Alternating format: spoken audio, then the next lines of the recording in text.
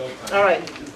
I don't know. Good evening, everyone. We're going to open up a public meeting for 813 Main Street for site plan approval. Whoever's going to present it, please step forward. Hi, how are you? Hi, Cliff Rover with Rover Survey. I'm here for the owner, Vin Chang. I believe you all have a copy of the Yes. plans. I have a large one here that if you want to put it up or have it in front of you. Basically, we're here because we have a change of use from an old mini mart to a restaurant use. We are actually looking to reduce the amount of pavement on the site by about 1,000 square feet. And we're making the entrance near the intersection a one-way entrance coming through and coming out, so the exit will be away from the traffic lights at the intersection. Therefore, we don't have people trying to pull out the near one into the traffic area, and I understand that's been a little problem. Yeah, Mr. Rober, if you don't mind, do you think you can clip that up there so that the TV can Sure, see it sure. and present it from up there? Normally you can sneak on. I know. Okay, I didn't want to do. That's kind of how we, yeah. Thank you. If you want to go over stand by. All right, Behind Mike. That thing wasn't moving to the size of All that right, thing. it's, yeah, There we go. Okay. yeah. So on the site, we are actually proposing 25 parking spaces, which there was parking down in here. We've produced a fairly large green area at the corner, which is pavement right now, with a snow storage area, smaller snow storage area. We've proposed also another landscape island here. We've taken out a parking space here, and put some landscaping.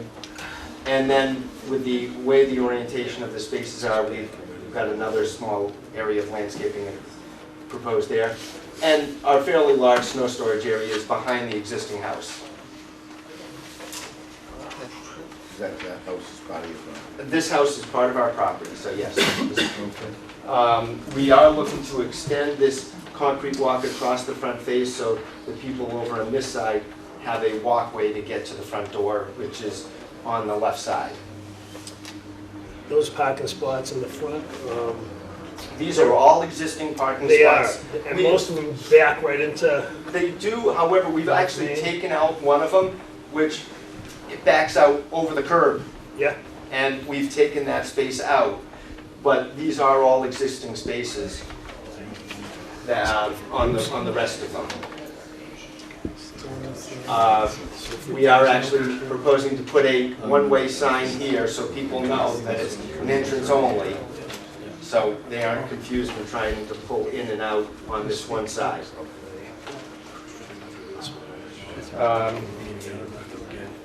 That's mostly what I wanted to talk about, and I wanted to entertain any questions that the board may have.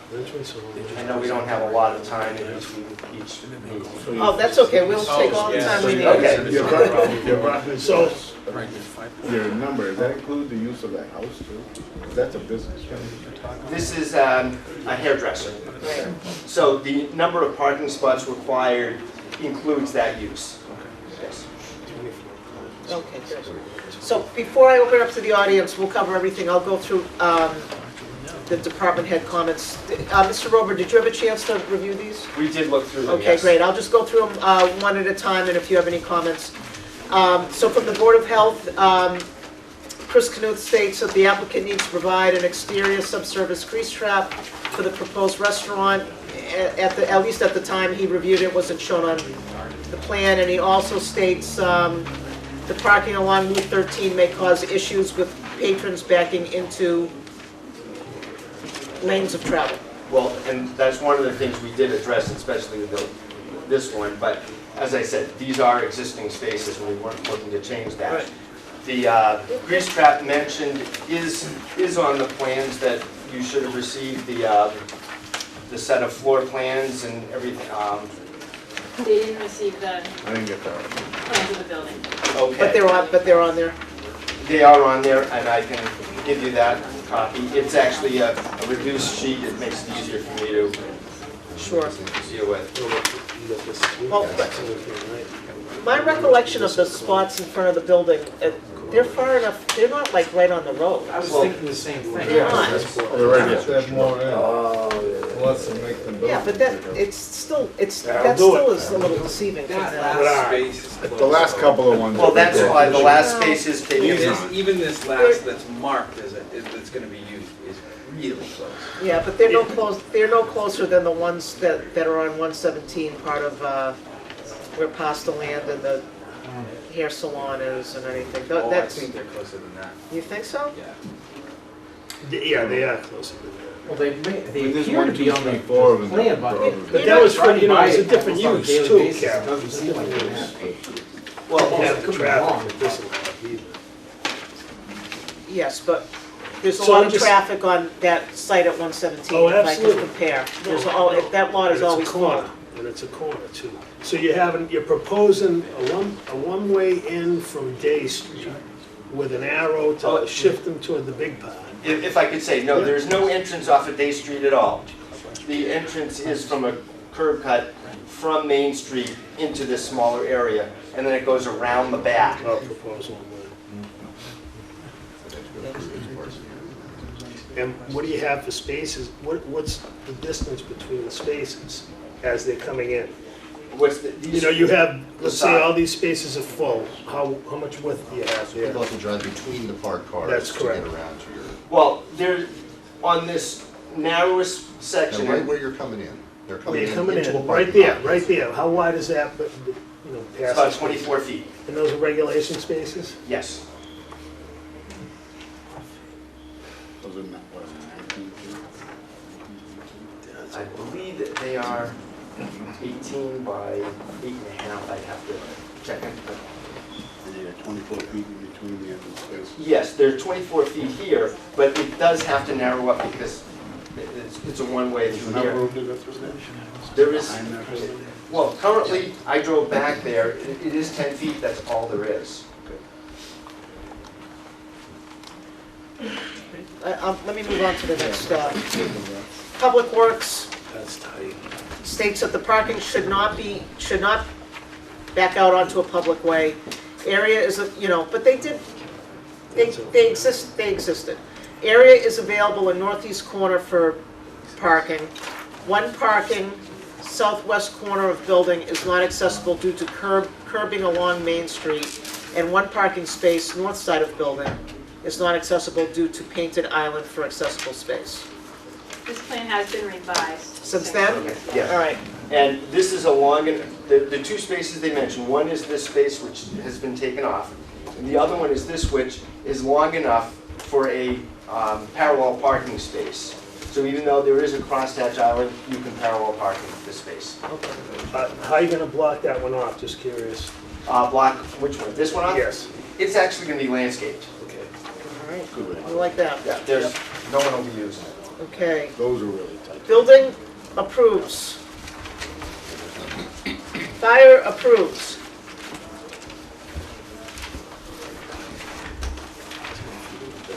Conservation, this approves. This project does not fall within the jurisdiction.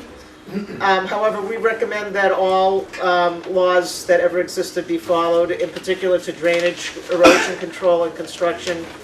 It does not have a recommendation with regard to zoning matters. And police, parking is acceptable, no further comment, it approves. And planning, from our group, it says show landscaping on plan, which, We obviously, Yeah. we're showing the different landscaping. what kind of landscaping are you proposing?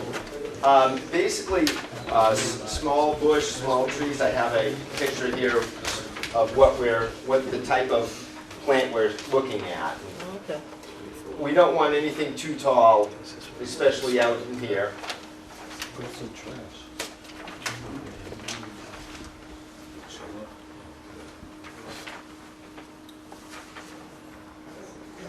So how many parking spots is? I think it's 25. It's 25, but that last one on the north side, northwest side, Up in here.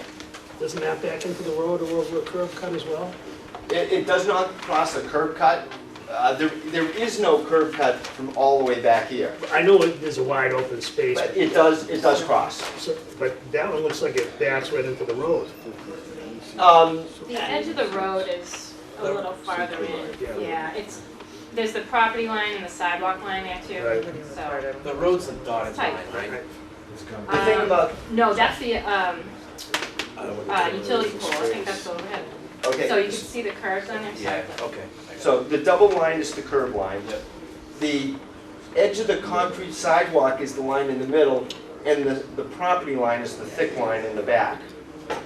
So there's a decent strip of bituminous pavement, which is between the sidewalk and the property.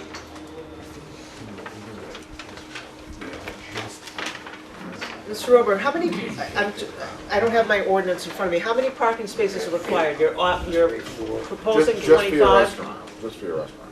Well, we went over this, and Yeah. I know she had the, depending on how it was looked at by the building inspector, there's one way which does it by the number of tables, which we have, but the other way defines it by use of the dining area. Yeah. And if we go by use of the dining area, we actually don't need 25. Yeah, there's a few different ways to categorize for parking. So there's a restaurant, a full-service restaurant. Then there's restaurant that would be considered fast food or takeout with customer service or dining area. We felt it fell into that. So the requirement is 1 per 100 square feet of customer service or dining area. It's only 11. That's correct. Yeah. Yeah. And how So many it does that? makes So the how number many do they change need for the greatly. house? Yeah.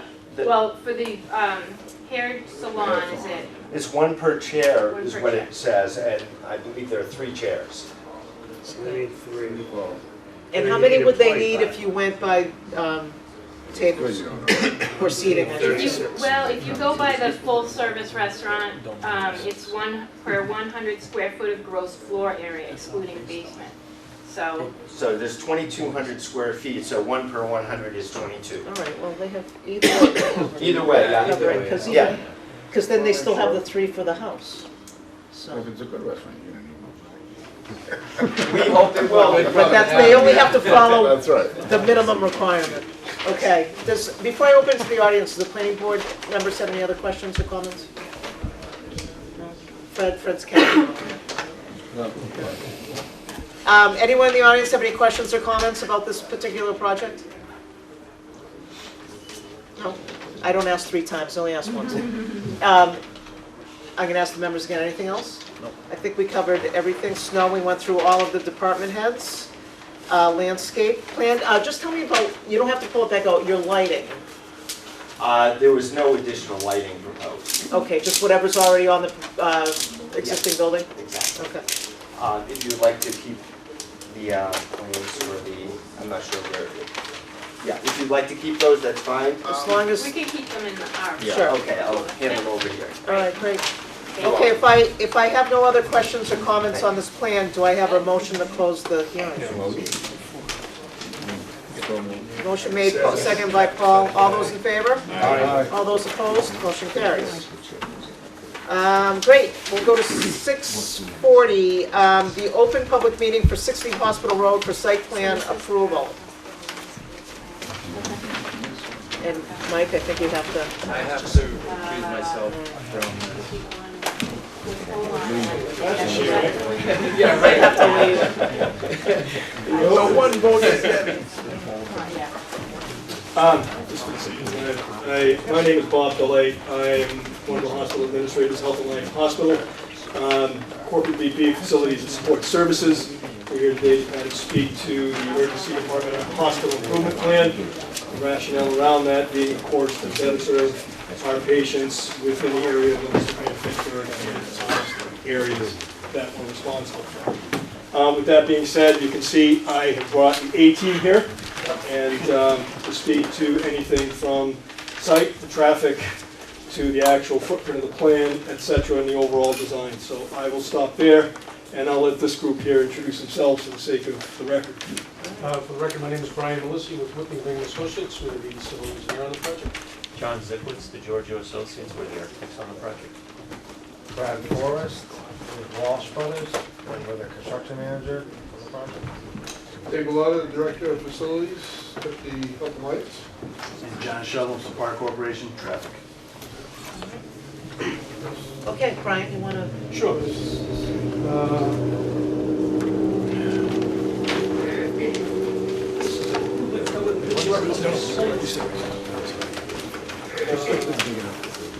Where in everybody, North Main Street's at the bottom of the page here.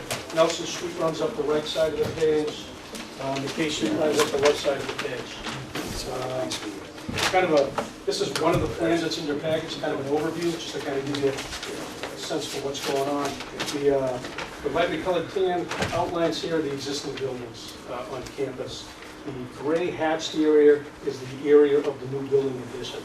The addition itself is about 11,000 square foot footprint. However, the project also includes almost 14,000 square feet of retrofit or upfit within the existing building itself.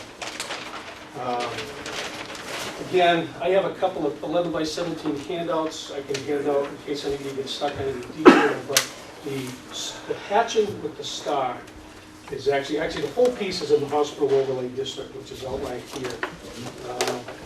The starred hatching within the hospital overlay district is what's referred to as the DE2, the Development Envelope 2. These areas were kind of negotiated back when the hospital overlay district was put in, and as you can see, the addition as well as all the existing buildings are well within the Development Envelope district. I believe we had a 15-foot offset to that. We're well within inside of that. As part of the project, this board may remember we were in front of you the last time you met, or who knows, probably in December, for a small parking lot off of McKay Street over here. It's 27-spot staff parking, we call it. We had that approval. As part of this plan, there's also another 60-space parking lot located in this area here. When we get into some of the phasing and whatnot, we can get a little bit more detail, but the idea here is to try to get the parking lots up and built to utilize them for staff parking and some overflow parking for patients while some of the disruption occurs during the construction itself. Part of the plans, the overall impact as far as impervious area goes is really we have a net decrease of impervious area of about 300 square feet. There's a landscape island going in here where the new emergency room drop-off would be located here. We are filling in a bit of the corner here. This is where the steep slope is. You can see from North Main Street or the Washington Street intersection. We're taking a small corner here, filling it in order to get some traffic flow in and around that area. We are going to relocate the ambulance entrance from this part of the building over here over to here. And what the hospital has met with the emergency services, both Leominster, Fitchburg, and what they're going to be asked to do is no longer enter through this lower parking lot, or lower driveway area off of McKay, but come up to the Allen Street area, come in, and back up and do the maneuvering here. There's a couple of spots, and again, I know this one's all kind of clouded over with all the overlays and whatnot, but there's a couple of parking spots that are going to be dedicated for ambulance parking. And any ambulance that will be parked in here will have the exhaust fans hooked up so that they don't connect to the building and whatnot. Traffic-wise, again, coming up to drop somebody off, you'd be able to come in either through here or the normal way to come through. We'll have an at-grade entrance here. You'll be able to drop people off, and you'll be able to continue on to the parking area.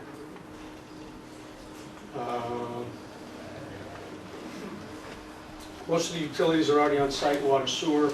The two parking lot areas that I spoke about before have their own standalone stormwater networks, some underground detention or stormwater recharge system associated with it. So there's really no impact to the stormwater system that's out there.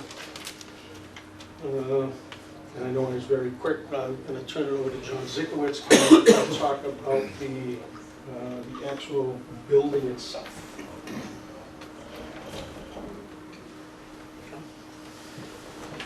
Yes.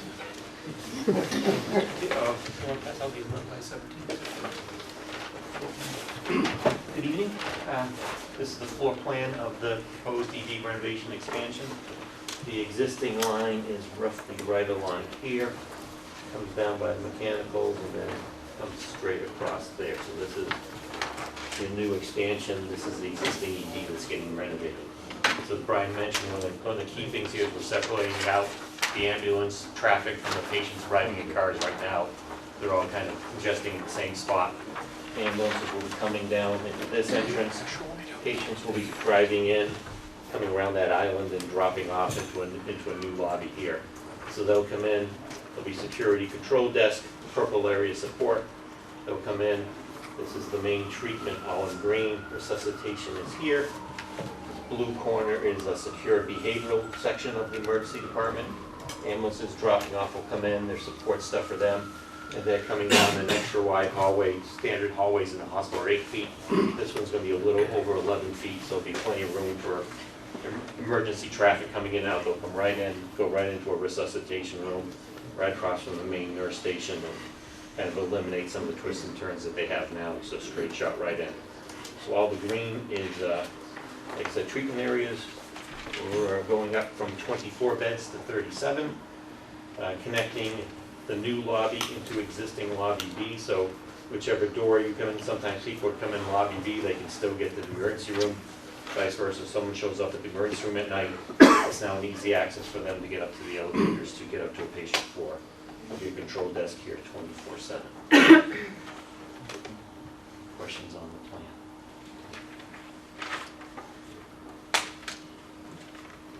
We'll go to the elevation. Sure.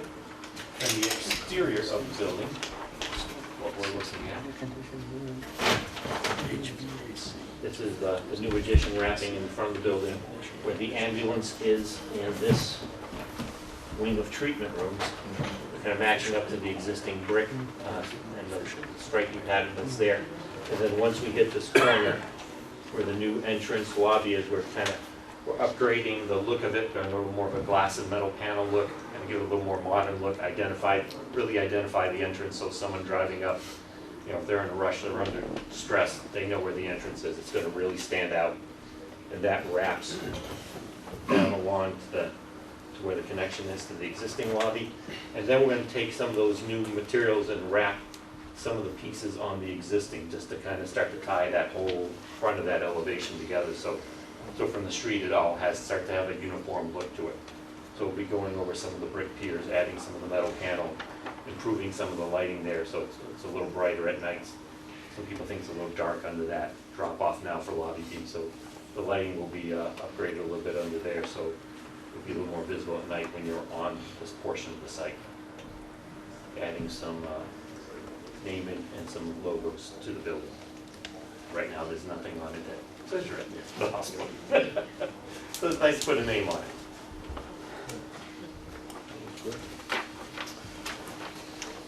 Carol, one more handout if I can. Yes, please. As they say, you can't make an omelet without breaking a few eggs during the construction.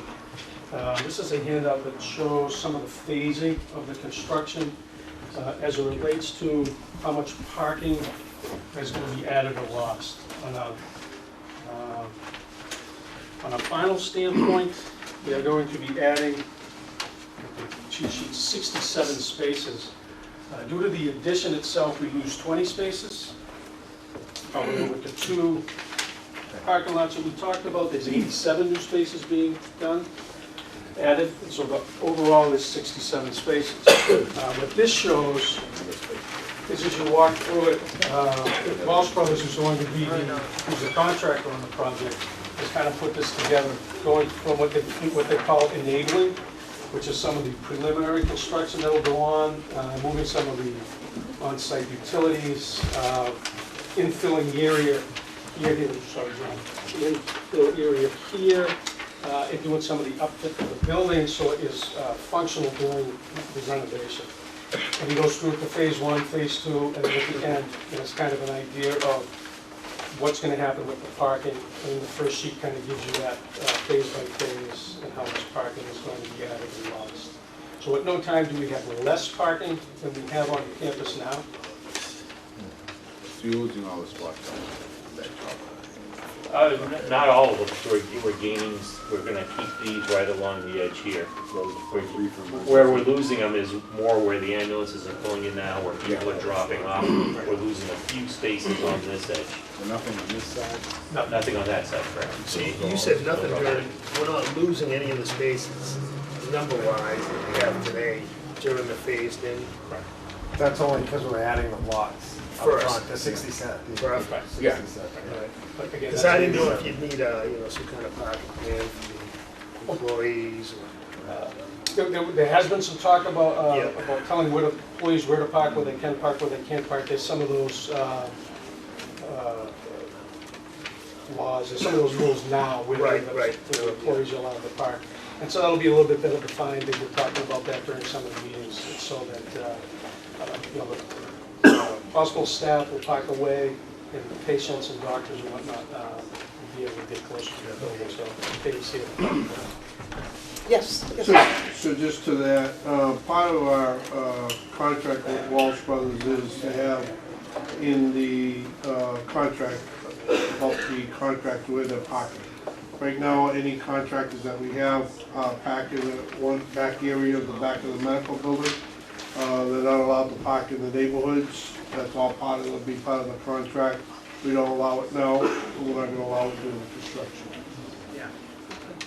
Any thought of any shuttle service, if I some can of the speak. is done prior to parking spaces being active?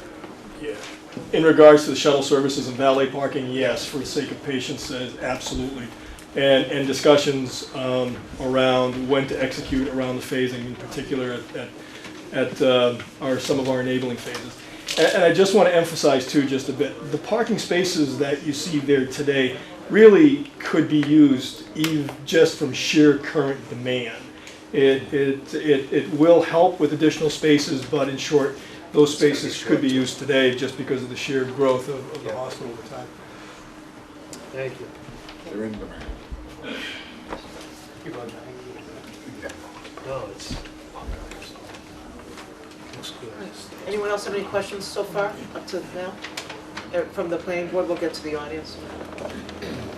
Anything else, Brian? I believe that's it. Yes, I'm gonna do that next. I'll go through the department review forms. Have you had you had a chance, Brian, to go through these? Okay. So the first one I have is from the wire department. They approved the site plan. Their comments are as follows: additional on-site traffic flow signage needed. Traffic study needed along corridors of the following: North Main and Hamilton, North Main and Nelson, North Main and Hospital, North Main and Washington Square. Number 3, traffic studies to be completed every 6 months during construction and up to 1 year after completion. And number 4, traffic study to include the following: traffic cameras, Opticon, North Main and Nelson, necessary controller upgrade. And the last one is safer travel through intersections. North Main, Hamilton, and North Main, Nelson are currently on the Massachusetts list of 100 worst intersections in the state. I don't mean to laugh, but I didn't know there was such a list. Do you have any comments for those, Brian? And we do have John Shevlin from Pear Corporation, who is our traffic engineer. We have performed a draft study that's been submitted to the planning department. And we did study all those intersections. I know I can sit here and tell you I'm the traffic engineer because I'll probably screw something up and get something thrown at me. If there's any direct questions, we can have John answer that. In a nutshell, the services that the expansion is going to provide will not increase traffic on site. It's not like we're going to have 300 more staff or whatever it may be. So the outline issue is that we're not putting any more traffic onto these intersections. However, we do agree that the accident data shows, and it starts with the Lindell-Hamilton intersection, which is kind of off locus here, the Nelson Street Watertower Plaza here, the Hospital Drive intersection here, as well as the Washington Street. We did study those. Within the report, we made some suggestions. That has been, we have met with the wire inspector on a couple of occasions, talked about some of those upgrades he was talking about. And we put together a kind of an order of magnitude on what some of those upfront improvements may cost. Further down the road, and I think he said that, is Mass DOT has just completed what they call the safety audit through this corridor, noting that it is one of the worst couple of intersections on that state list. The safety audit is a precursor to any design changes that may come down the pike, so to speak. They've recognized some of the challenges through these intersections, and the next step would be to have a report done on any changes that may be. And again, this is where I get a little bit weak, but the issue surrounding most of these intersections are the left-hand turns. If I'm sitting at Nelson Street, waiting to go left on the North Main to get out to Route 2, those lights change, it's every man for himself, which is where some of those accidents do happen. That happens at the Lindell Street as well. A very quick precursor or very quick fix would be, well, just throw in some left-hand turn only lanes and kind of be done with it. What happens there is, while I'm waiting to take my, while that left-hand phasing is on, backup continues through here, and now it screws up the level of service that those intersections currently have. So what it's going to require, more than likely, and John, this is where you're going to throw something at me, is it's going to take some curbing reconfigurations, some lane additions, some lane subtractions, especially in the Watertower Plaza area. We have a very wide expanse of pavement there, and everybody can go left, right, straight, and whatever they want to do. The reason for the diatribe was it's not a very easy fix along the corridor. Mass DOT is taking a look at it. Anything that we do to the intersections now may either be counterintuitive to what the DOT is going to do, or just exacerbate the issues. So bottom line is, we have done the study, it's out, people are taking a look at it. And we've looked at those improvements that the wire inspector has asked for. If we make these part of our conditions of approval, that would be acceptable to the applicant? What we would like to do is maybe have a conversation about the funding of those, and whether the hospital really is on the tab for 100% of those.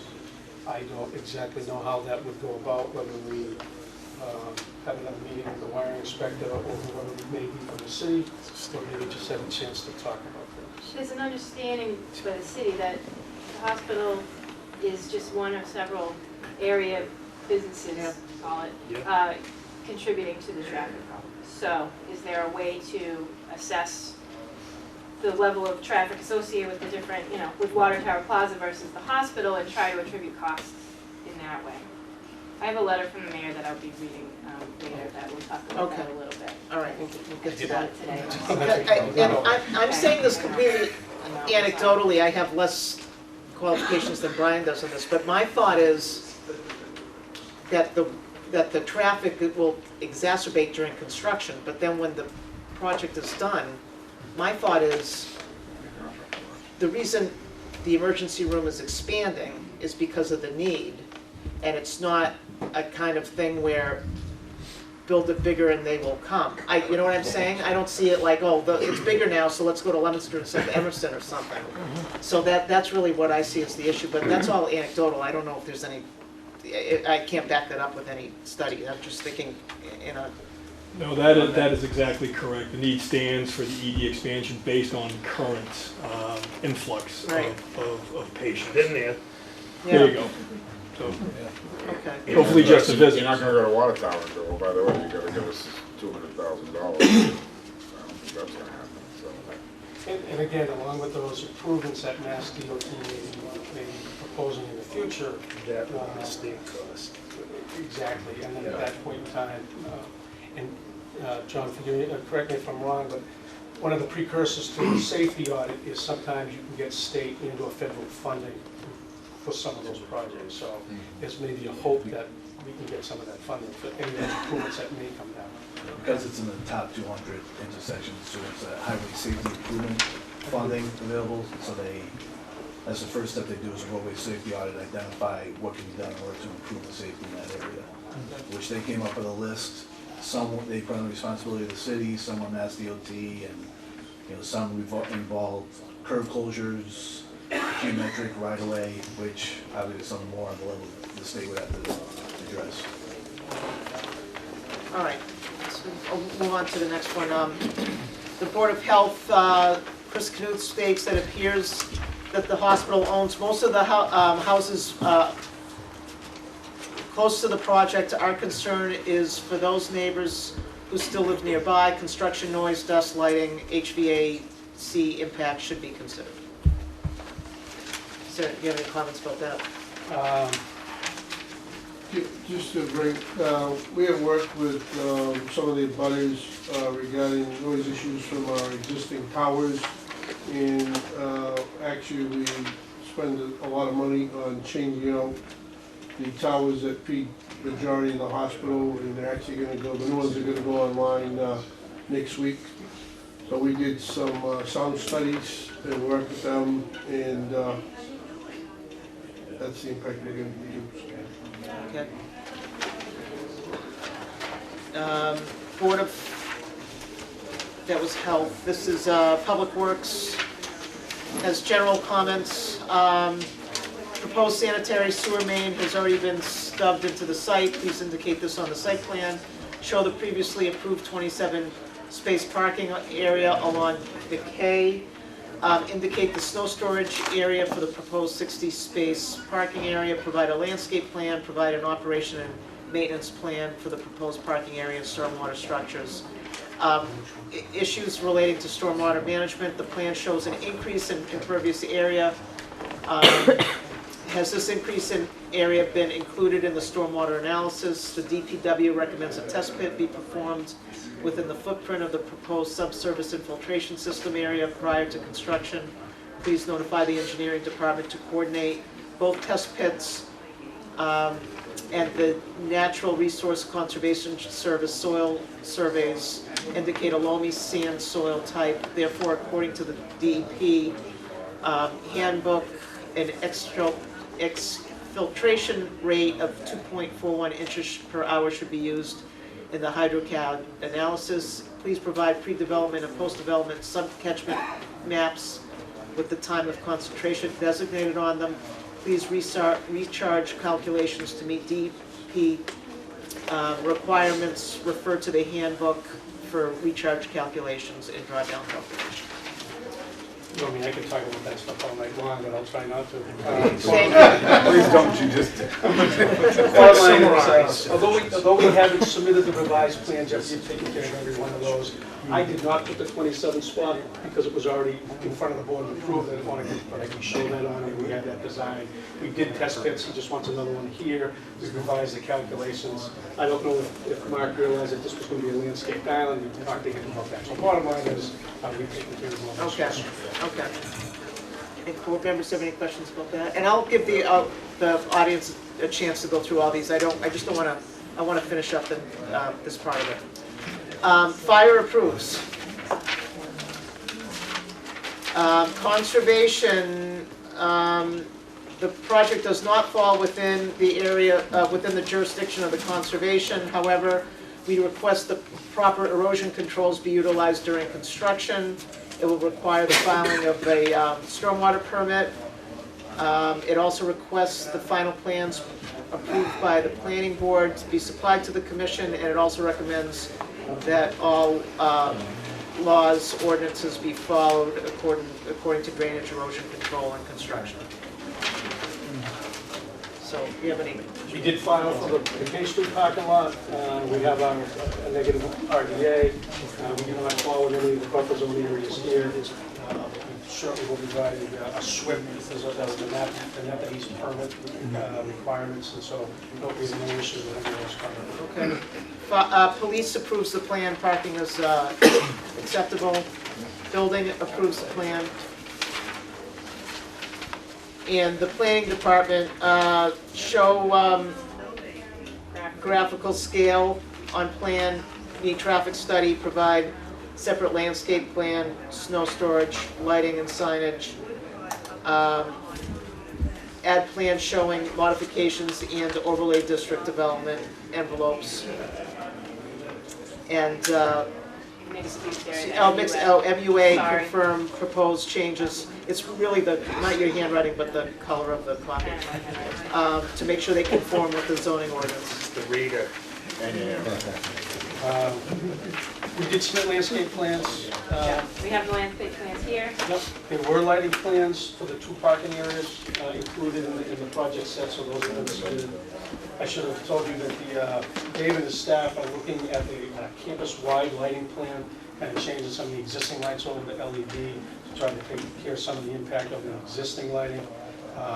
Dave, again, and his staff have been meeting with fire and police all through the project here to let them know about maybe some of the traffic changes, both during construction and post-construction. So they've been kind of well aware of what we're going on here. Traffic scales have been added. We did submit the traffic study. I went over very quickly about the hospital overlay district. In this area down here where the 60 parking lot space is gone, there used to be a buffer zone around a couple of the properties over here. And I do have the 11 by 17 copies of the recorded plan that went in there, the hospital overlay district went in. And basically what it says is there was a 100-foot buffer zone unless the hospital bought those properties, and then the buffer zone goes away. If they were sold to somebody else, the buffer zone stays. So the buffer zone, which I have highlighted in light gray, is now no longer there.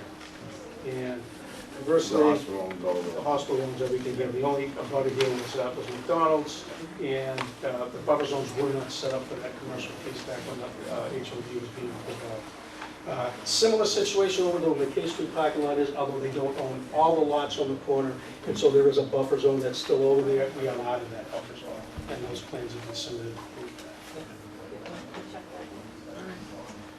Does the board have any other questions or comments? No, I'll open up to the audience. Does anyone have any questions or comments on this project at the emergency room at home? Yes, Mr. Latches. Hi, my name is Peter Latches, 22 Demarson Drive. I'm in a butter. I've been involved with the hospital and expansion since it began. I have to say I'm 100% in favor of these plans. I've met with Dave Bellotta maybe 5 times.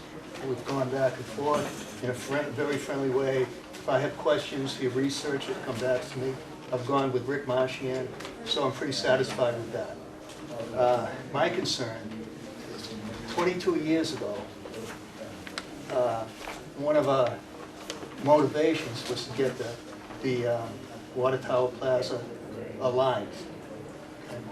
We met with Jane DeMar, who was Ward 5 at the time, Mayor Dean Mazzarella, and all the department heads.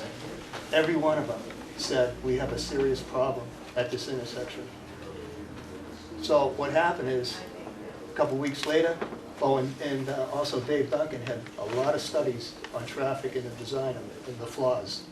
So what happened is everybody said, this is a serious problem. 2 weeks later, you never heard it talked again. 20 years later.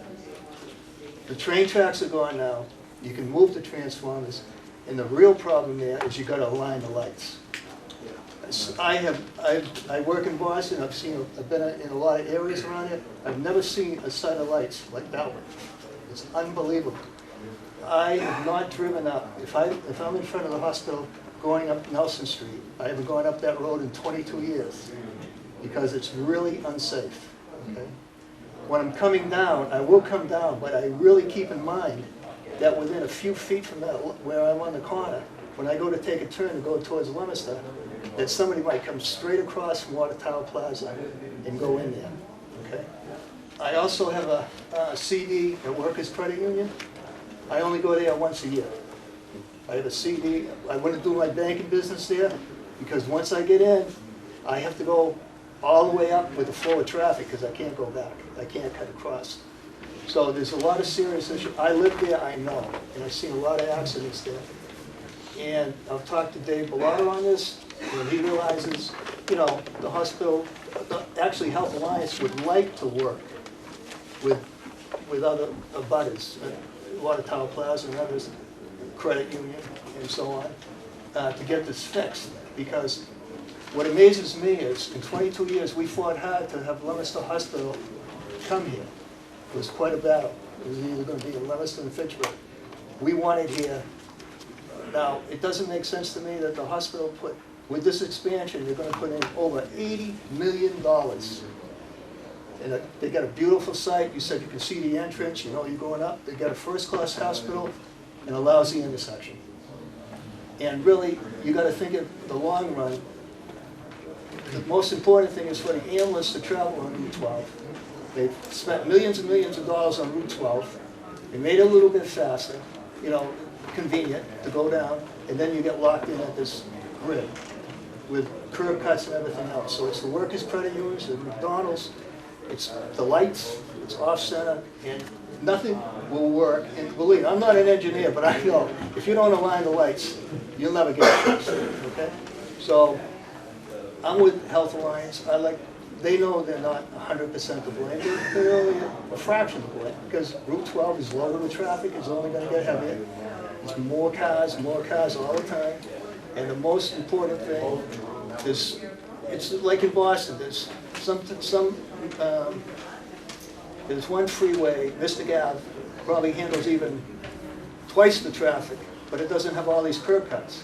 This is what's killing that area, the curb cuts and the alignment. So, as an abutter, I hope I don't have to wait another 20 years, but I would do it in a safe fashion of just using the hospital to go home and watching myself when they go down to these lights.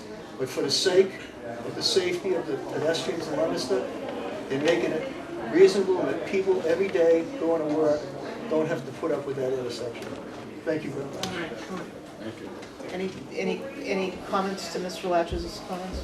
That is part of the road safety audit that Mass DOT is looking at. And I think that's one of the next steps that we talked about as far as our findings when we talked to Mass DOT to see what they would definitely be looking at going down. We identified some of the same things that they had, and I think a lot of these are going to be handled by the state. Excuse me, Pat, could you tell them to keep it down, please? So we can hear. Especially on that intersection with Nelson Street. So that is being looked at. All right. Yes. It's the hospital's intention to do their fair share with the improvements. That's up there, so. Anyone else have any comments? Yes, Mr. Latches. Just one quick thing. The credit union, I'm wondering if it's possible, if somebody could look at it, see if they could enter the mall and come from the other side to get on the parking and have their offices from inside. And McDonald's would have to be rearranged and be aligned. That's all. Thanks. Okay. Anyone else have any other comments? Yes, sir.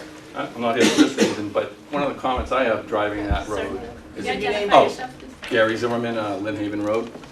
The only thing I see around Leominster, that, especially in that section, is the road isn't wide enough even for the 2 lanes. And why do we have sidewalks on both sides? And why not, if someone is going to do something, take one of the sidewalks out? Because you have it on one side of the road or other. It would be nice to widen that road just for traffic in general. But that's just a general comment that I see around Leominster on why we have 2 sidewalks on both sides when we could use our roads to be wider and maybe help the traffic. Good. Anyone else have any comments about the expansion of the hospital? Yes. If I may, thank you. Sure. Good evening, Madam Chair, members of the board and staff. My name is Rick Marsh. I'm the Ward 5 City Councilor. I live at 224 Marion Avenue, and I've been the Ward 5 Councilor for a little over 2 decades plus. I just want to share with you, a lot of folks that are in the room tonight were not here back in the early 90s when the overlay district was designed. It was an 18-month contentious process with the neighborhood. And to the point where we actually were suggested mediation, and the city was going to step up. So at the end of the 18 months, what happened was there was an agreement on how the overlay district was going to play out, being new to the community. And I have to tell you, there has been not one moment where the Health Alliance has breached any of the agreement. They've been awesome. I'm speaking on behalf of the neighborhood and dozens of houses that abut it, and the people that have lived there, over a period of the past for the past 20 plus years. They've been great to work with. At one time we were working directly with David Duncan, and now, we have Mr. Bellotta that stepped up, and he's been forthright. He's been very transparent on this project. I've had a chance to speak with him several times before coming this evening.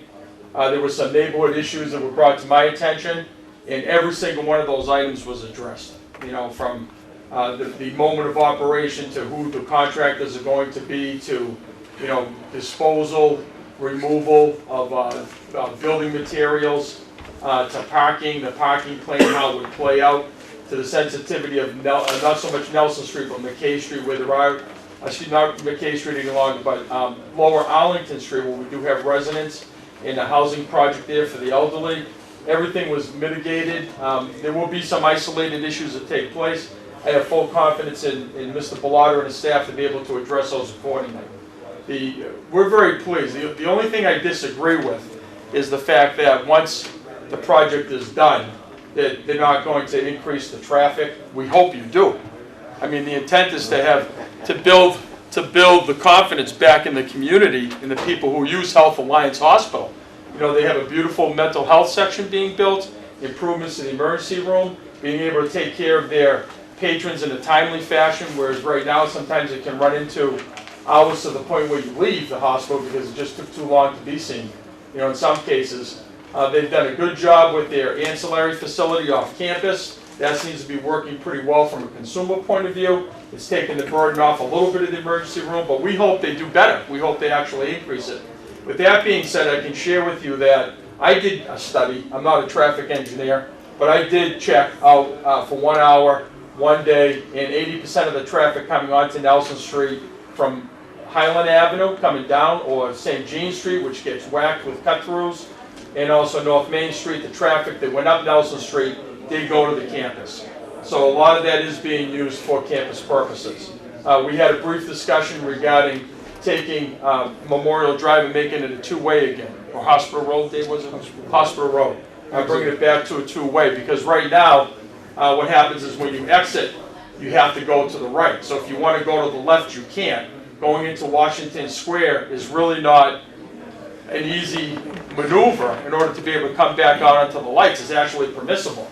You know, and with all due respect, a previous city official told me that it's not a big deal when you come out that road, just take a look, and if no one's coming, just bang left. You know, little civil disobedience is unacceptable. This is the top, one of the top 100 intersections. Health Alliance has never closed their eyes to North Main Street. We had a problem with Water Tower Plaza in the early days. There are new stakeholders that are now involved with Water Tower Plaza. And the realignment of that intersection, I think, is significant. Working with Workers Credit Union, as Mr. Latches indicated, just straightening out that intersection so you can see a straight shot right through, back and forth, and letting Workers Credit Union maybe, you know, do very well as a result of not having to worry about their patrons coming in off of North Main Street, coming into the plaza and coming across. The tracks are abandoned. We know that's going to be part of the rail trail, so that shouldn't be a big deal. There's only a couple of poles there. The utility box can be moved for a nominal amount of money compared to what the magnitude of that project is. McDonald's, when they came in, there was no CVS. There was a car dealership there, you know, and what happened was, at one point, that in the onset, that curb cut was not that significant, but the location of that curb cut within feet of that intersection now is pretty significant. So working with the McDonald's Corporation to maybe do something to mediate that. And you mentioned how they do have access up off of Nelson Street, and there is a side street past the exit of the McDonald's parking lot that maybe could be used also. So that there's some creativity that might be able to come in to resolve that issue right there. So we appreciate you looking into that. I'm excited, you know, as being the neighborhood kind of champion for Health Alliance for a long time. You know, really taking them to task on sometimes little tiny things that meant a lot to the neighborhood. And they've always stepped up. They've done a great job. We appreciate their professionalism. And the traffic, they don't own it, they're part of it, but I think it's something that has to take place, and hopefully the mayor will direct, you know, a cartel of groups that will come together and be able to mitigate that with the state. So thank you very much. Sure, thank you. Thank you, Councilor. Anyone else have any questions or comments? No? Yes, Kristen, Can I take please. this opportunity to read a letter from the Sure. mayor's office? Okay. Dear members of the planning board, before you tonight is the proposed $40 million expansion of Health Alliance Hospital. Excuse me, let me quiet him down.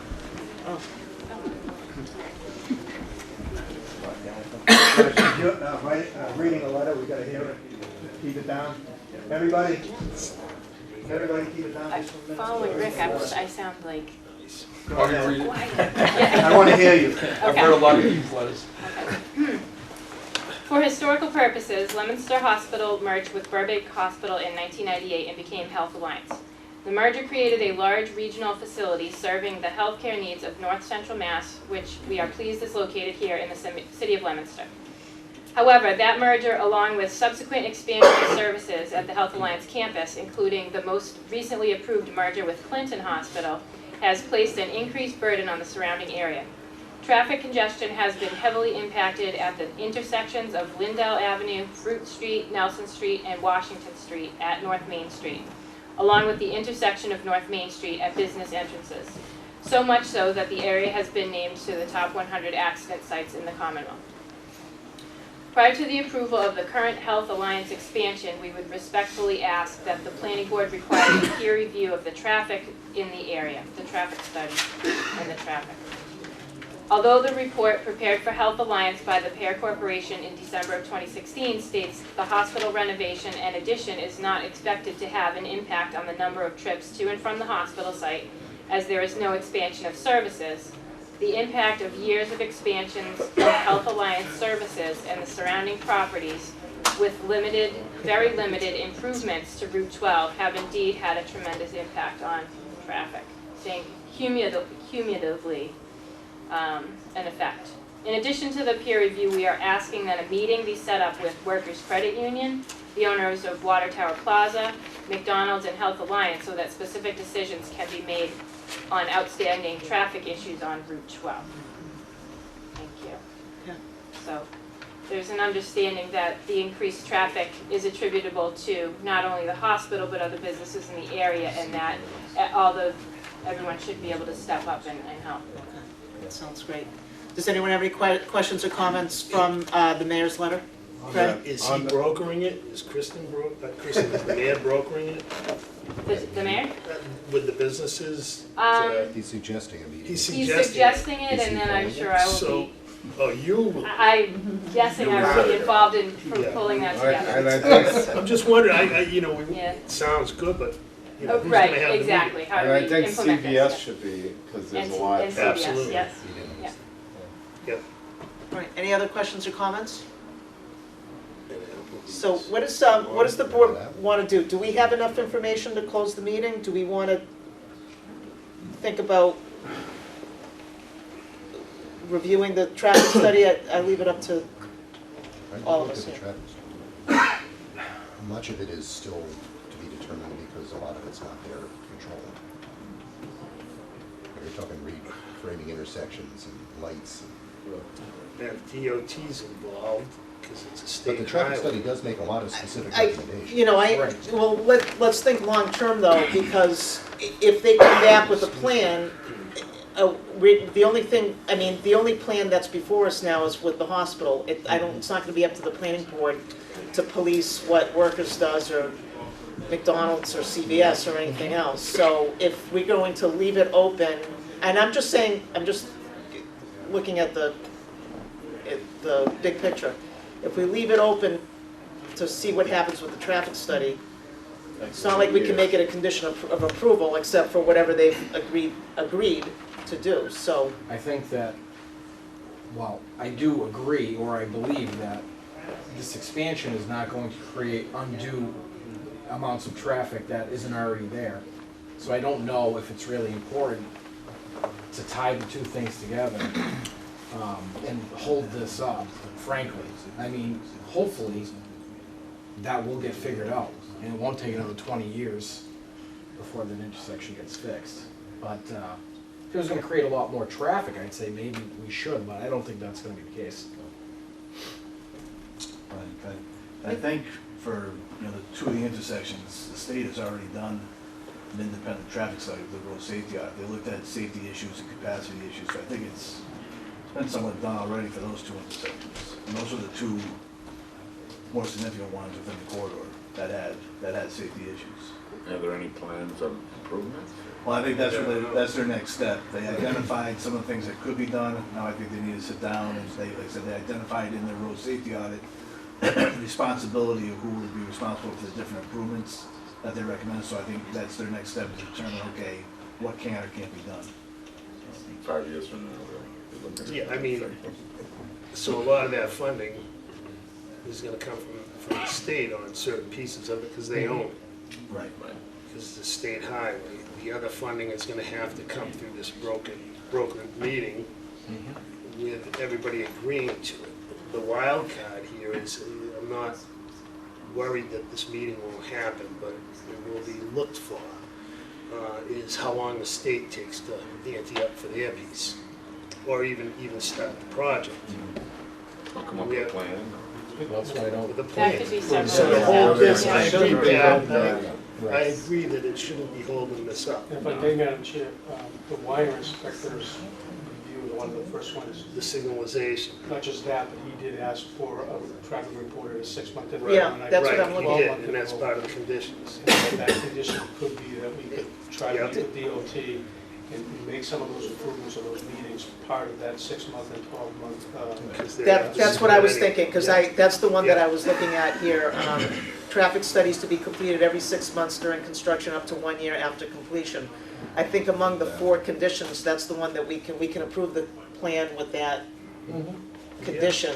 And that'll take care of, And then you just notify, or Kristen will keep tabs of, when the six-month date is from when you start constructing. What is the, I mean, on your parking, you do have a timeline here that I'm assuming is, are you hoping to be done in a year and a half? July I don't know when you're gonna start No, construction. it's late 2019, but the main addition that's impacting most of the parking out front, Okay. to redo the entrance, is about 14 or 15 months. Okay. That would start, proposed to start this summer. Okay, And this then summer. the future renovations inside go for another 16 months, Right. but it's very small. and you can control that construction traffic. Correct. So if you're gonna start this summer, you come back a year from now with an update on the traffic. Well, no, the year after that, right? Well, They'd have every to 6 come months Every from- 6 months, right, they'd have to come every 6 months. So if they're gonna start construction this Right. summer, They come say back July every- and January. Yeah. Okay? They come this summer. Yep, and then the following. Okay. It's not worrying about Health Alliance paying their share. It's about the other businesses emptying up and paying their share as well. So I that's, think everybody stands to gain from. yeah, everybody does stand to gain for it, but nobody cares because people are still forcing their ways in anywhere they want to go. I know. Story of life. So, all right, so what does the board like to do now that we've? One more. Yes, I please. didn't want to speak out of turn. No, no. but, we would try to facilitate that meeting with Chris and with some of the other business owners, and again, get that part of the traffic report update that we're going to bring to this board, to the planning department, or whoever else is interested. Okay. Okay, good. Motion to close the hearing. Motion made by Sal, second by Fred to close the hearing. Anyone else have any comments? Because once we're closed, that's it. Yes, Rick, why did I do that? I'm very proud. Listen, so I'm very proud that they actually witnessed the discussion you just had as a citizen of Leominster. It was very thoughtful, it was intellectual, and it was right on the money. Health Alliance is not closing their eyes to the problem. They are part of it, they recognize it, they're gonna step up to it. And we have a new owner of Water Tower Plaza, whereas years ago, there was great pushback. There was a lot of trouble trying to get any kind of lights in there to begin with. But, I with all due respect, I had to go to CVS at 10 minutes of 11 on February 15th, and I wasn't there for the 50% off candy, just to let you know. Yes, you I couldn't find a parking space. So Health Alliance, I'm sure going to park anywhere, because we've been driven through there at night. It's wide open campus outside the emergency room, once visitations are down. So it's not just their problem. It's just a geometrically, it's a disaster. It needs to be resolved.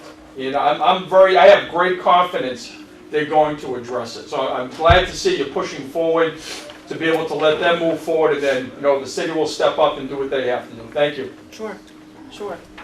Motion made and seconded. All those in favor? Aye. All those opposed? Motion carries. Thank you. Thank you guys. Great, sure, thank you.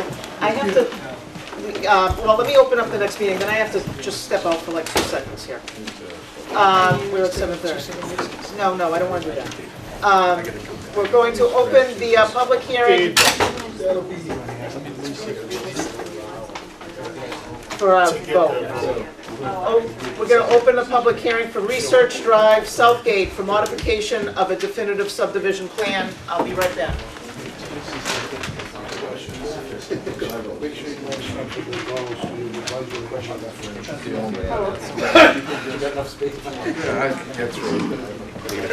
Recess? Yeah, that's fine. How are you?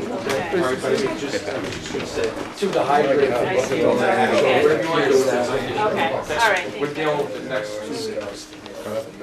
This coming Tuesday. Okay.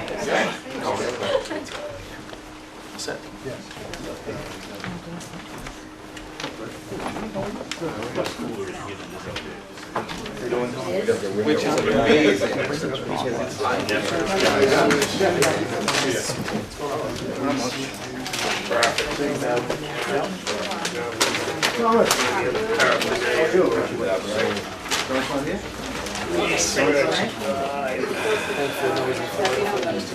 Florida. 3 months. How you doing? Hey, Sal. Hey, Jim, how you doing? Still here, huh? Yeah. Young kid, isn't it? Look at us. Remember how young we were when we started this crap? I still am. What happened to you? I know, but you took it after me. How many goatees are the same color? He has that dye. Yeah, he started covering his hair. Still not heightened, right? It's all good.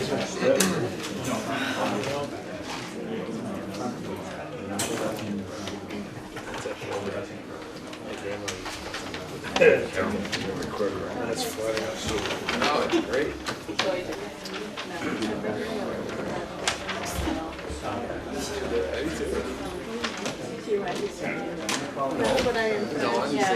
Candies reminds me of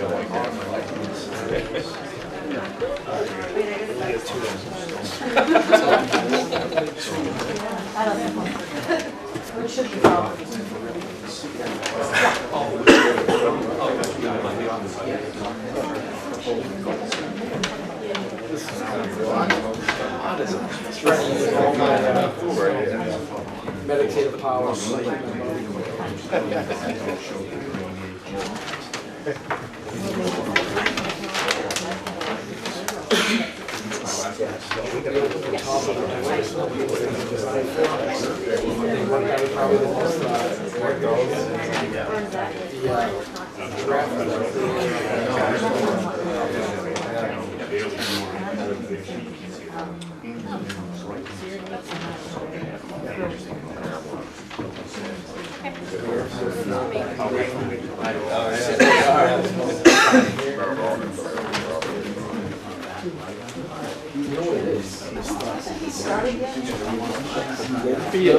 Doesn't have to wait for me, that's why I opened the meeting. You're the boss. You don't want to miss this. It's okay, you don't want to miss this. That's why I left the room when I did. Yeah. Carol Kennedy, I'd rather keep it separate because this is actually a public hearing. You have motion to public meeting. All right, fine, whatever, go ahead. For the record, Code Manager with Management Engineering, we're here for a proposed modification to the Research Drive subdivision of the Southgate Park. And basically what we're doing is the original cul-de-sac was in this area here, and we're basically pulling it back and offsetting it to allow more room for development on this lot and to reconfigure these other lots to be more development friendly. Basically, part of the reason we're doing it is the distance between the cul-de-sac and the easement becomes constrained. So putting a building in here with the offset requirements for setbacks made it difficult to do that. So that's the reason why we're making this change. Right now, the road has been accepted to this location right in here. That was done as part of the PWED grant program. So that portion has been accepted. So this portion that we're changing is part of the unaccepted portion, which would eventually fully construct and then seek acceptance of that portion of the roadway as well. The changes that were made to the Utility, we were pulling back the drainage and sewer on the project to fit have the last manholes in the new right-of-way, and we also have an easement that will extend up into about this location here for the extension of the sewer. So the sewer doesn't change between here and here. The drainage that was up in the cul-de-sac area gets pulled back down to the cul-de-sac area, and that's reflected on the plan as well. So those are basically the changes to the roadway, more on the layout. The grading doesn't change, the profile doesn't change, and just pulling back some utilities and the function of this layout is really all. So it's relatively a simple.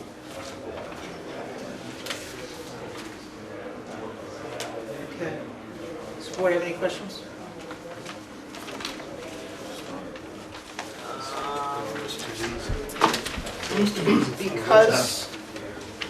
Because this was a modification, Kristen, did it go to department review? Yeah.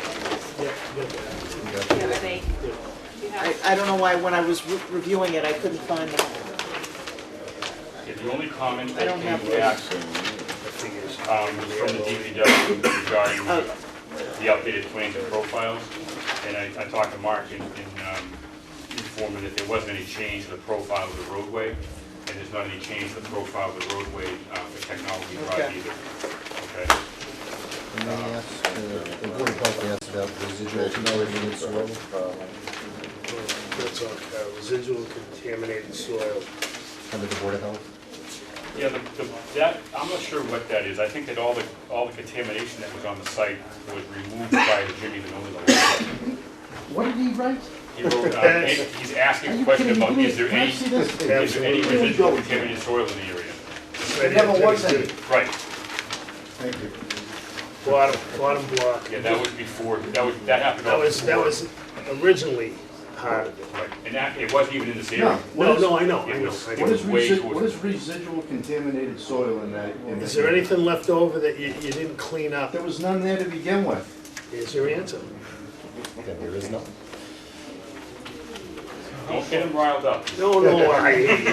It's nice to see him. I don't like to get him riled I up. could sit here and explain to everybody, it'd take about 3 days of stuff that went on down there that didn't have to Is go the on. board fine with it? I think I've heard of most of it in my 28 Well, if years. there's no issue, you don't mind if we make it a residual condition memory. of approval, right? I don't know why you would, it's not part of it. This is about. Can I see that? I don't have those in my packet. This is about 1,600 feet from here back to the 12. So this portion right is way at the end.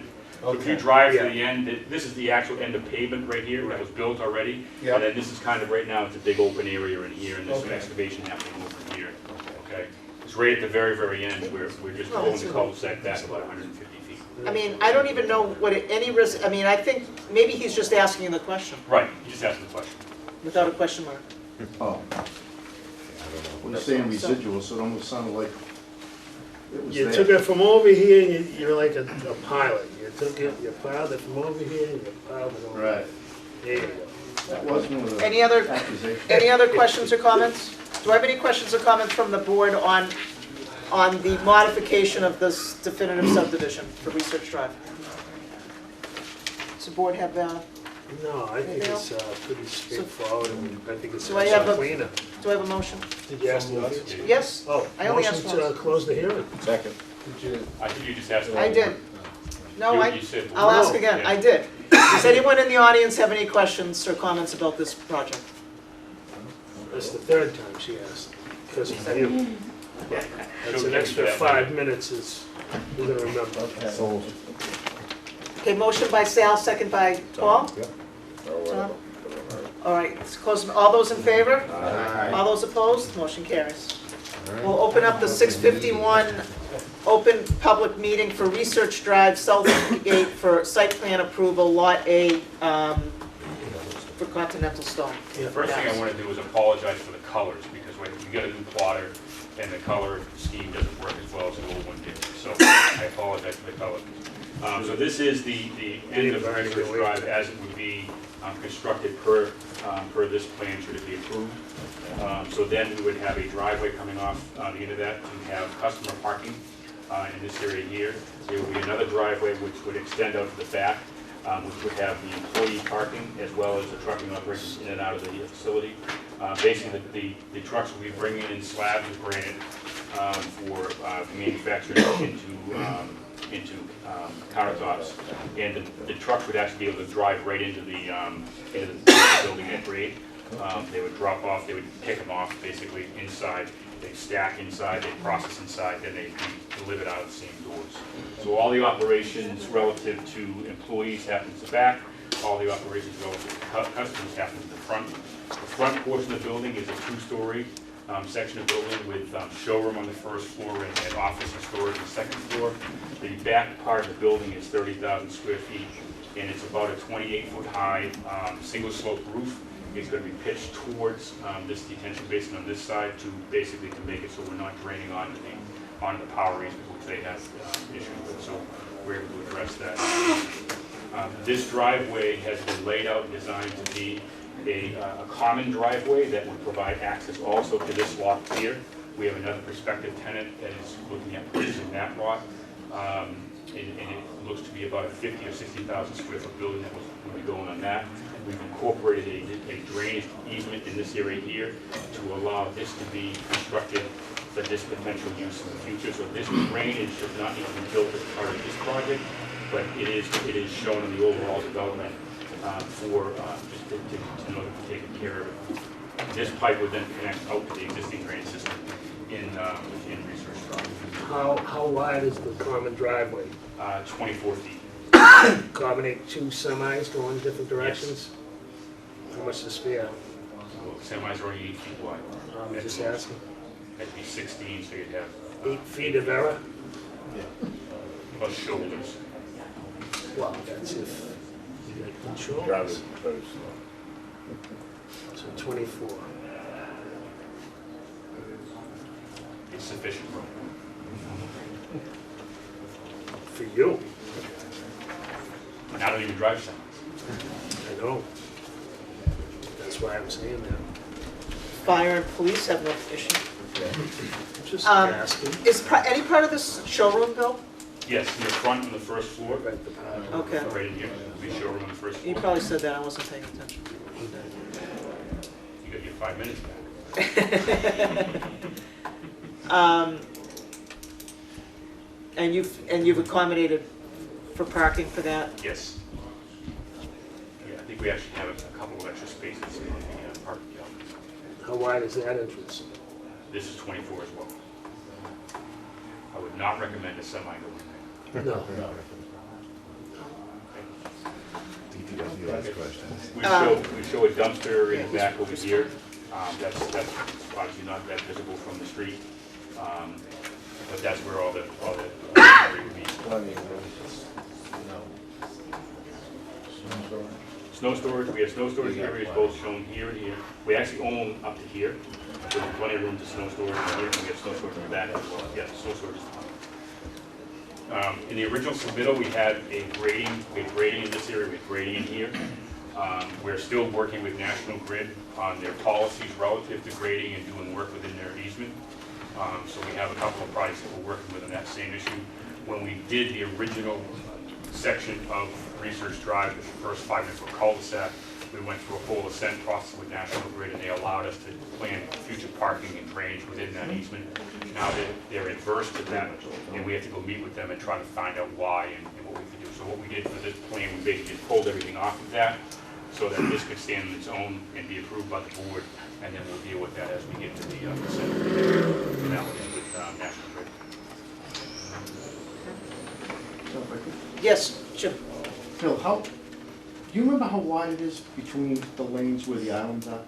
I just want to comment on something Sal brought up. Here? Yeah, further down. Remember we built, how wide did we build those? Do we have that on a plan?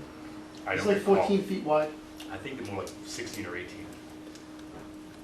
Just talking Where about they at, the yeah. truck traffic? Yeah. We put those islands in there to slow people down. We put an S curve, Yeah. a snake in that road all the way up. People still go in there because they missed getting to Tech Drive. Yeah. So they go up to the end there, they turn around. Yeah. I've watched trailer trucks go over 50 miles an hour up and down that road. and that's with center islands to narrow everything down. If anything, that driveway should be smaller, not bigger, because those guys, it's incredible the speed they get up to in there. Yeah. I can see There's it. gonna be more tractor trailers going there now. Yeah. Well, yeah, I'm just, We worried, you know, you get a. and we hope more. But I'm just saying, Almost on the everything spots, should be right. And I smaller, know, not I've been bigger. up, I've been up. I know When it what goes you to it, everything should be, everybody always thought, and even some of the residential subdivisions we built, that you gotta have more pavement, you gotta have more pavement. It's, should be just the opposite from the stuff that I've built and seen. You just took me 5 minutes back. It's okay. So, just what I've seen over the years, you know, right? We do have a lighting plan. That's one of the things that Kristen and I were talking about.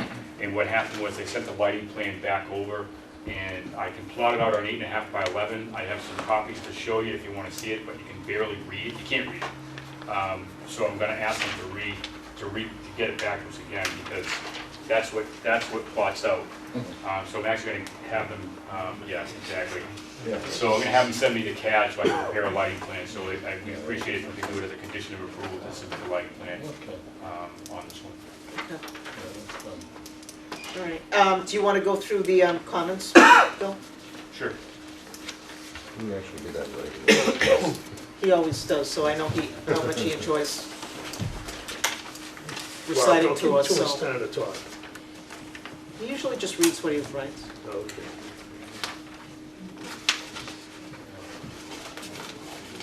Okay, the Board of Health had no comments, these are all departmental comments. DPW, there were no proposed trees for the Wesley parking area. We're adding trees in different locations along that parking lot over there.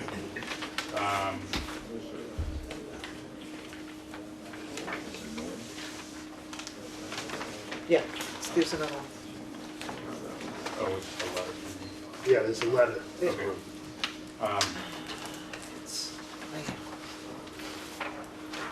The floor area Oh, table that's not it. has been updated to represent the parking. I'm not sure if it's on this sheet because this is only one. Yeah, the parking information is all shown right over here, so that's all the calculations shown relative to the floor area of the building.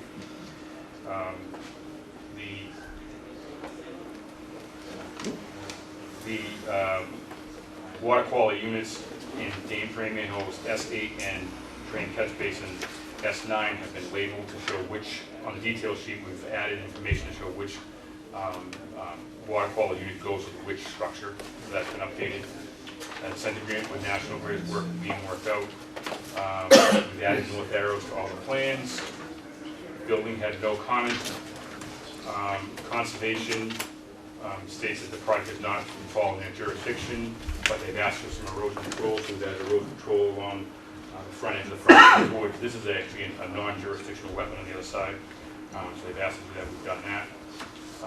A stormwater permit has been filed with DPW and is currently under review, and we will be filing a deputy permit for this under the EPA requirements.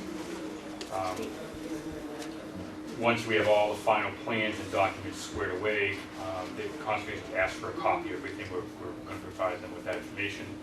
And then they have a comment, this is their standard comment, that all state and federal local laws and ordinances be followed. Fire department had no comments, police department had no comments as well. And the planning director asked for signage detail. And the signage information has not been finalized as yet because it's actually going to be changing the logo of the company.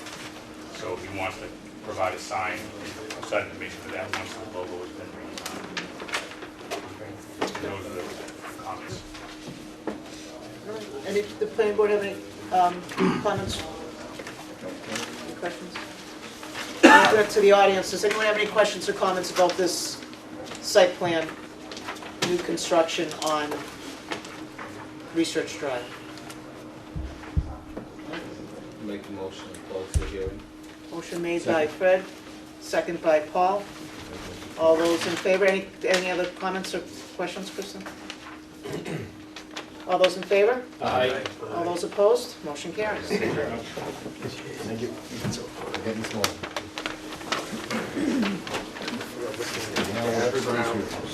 Don't forget about, well, we're gonna have lighting and signage. When? Already. We started putting steel up, so that's probably,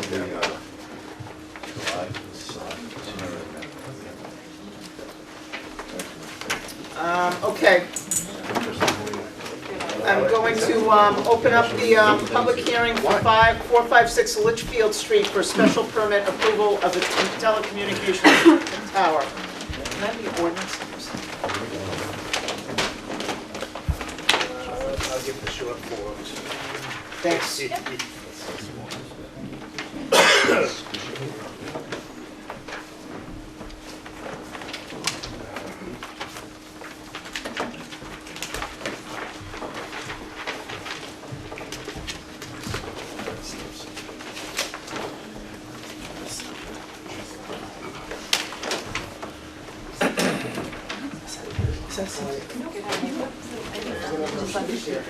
Oh, we needed to earlier, you gotta wedge yourself in there, though. You can use that one.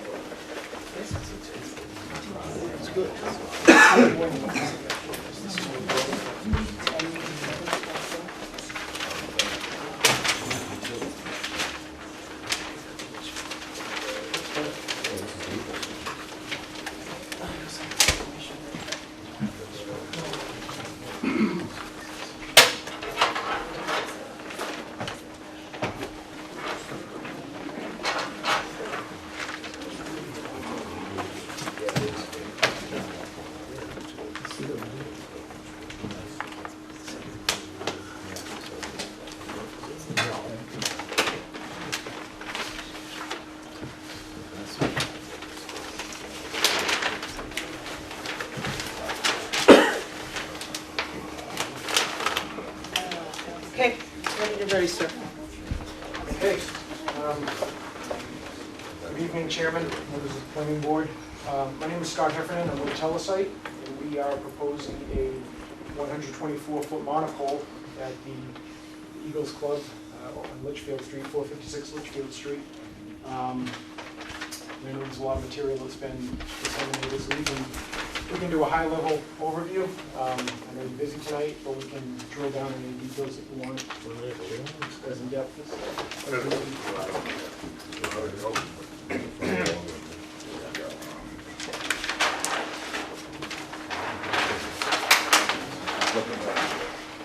Yeah, and what? Space here.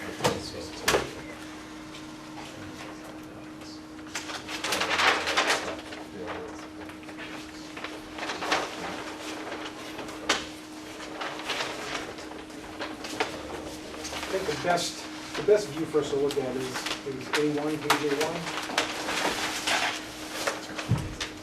This is a plan of the property. Right now, Telesite is proposing to put up a 124-foot monopole. That monopole will be structurally sound enough to handle floor carriers, commercial carriers. Currently, we do have Verizon Wireless, at least to locate antennas if we were given the permit for the site.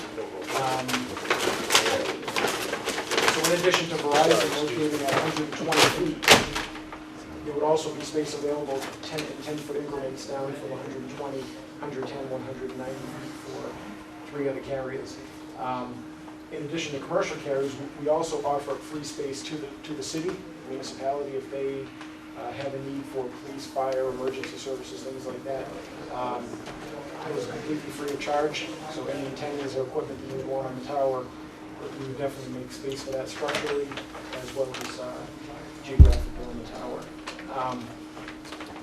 The project itself is located on the eastern edge of the property at 456 Litchfield Street.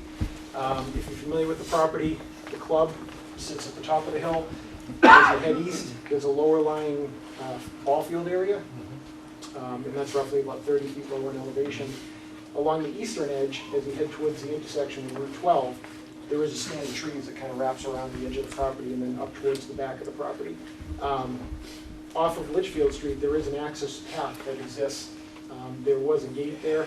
The post from the gate is still existent, as well as the access path that wraps along the edge of the tree line and heads up towards the back of the property. What Telesite is proposing is on the back edge of the property to put a 50 by 50 telecommunications compound, which would be a 50 by 50 square area that would contain the radio equipment as well as the tower itself. The equipment area would be contained inside of a chain link fence. We don't get into great detail about the fence only because we like to leave that up to the board. Different boards like to have different types of fences, whether it be stockade, chain link fence, and we're willing to put up any type of fence that you would like for screening. The reason for the tower to be located over here, it was done for a couple different reasons. First, it kept the tower out of the usable space for the club. The club has a lot of functions, weddings, sporting events that really make use of that open field. Up around the club, there's a lot of parking areas, again, areas that they use for functions. Not a lot of space to try to shoehorn a site over there. Down along the eastern edge in the tree line, we do have enough space that we can comply with the town's or the city's bylaw regarding the fall zone radius. Under the wireless bylaw, we require that any wireless facility be located a minimum of 1 times the tower height from the property boundaries. So at the proposed location, we are meeting that setback from all property boundaries, as well as we're able to nest that in about 25 feet into the wood line. So while we still maintain the setback boundaries, we are able to use the existing foliage and trees to act as a visual buffer. Now, a lot of those trees are anywhere from 65 to 80 feet in height. There's a lot of variance in there. So anytime that we can use that and try to blend it into the surroundings, we can try to do that. So to access the compound itself, we're not looking to put in a complete access road. So we're not carving a new path into a wood line somewhere. What we would be doing is improving the existing access path up to the point where the compound would be recessed into the wood line. From there would be minimal clearing just in the 50 by 50 area, where we would then fence in the compound area for the telecommunications radio equipment and the tower itself.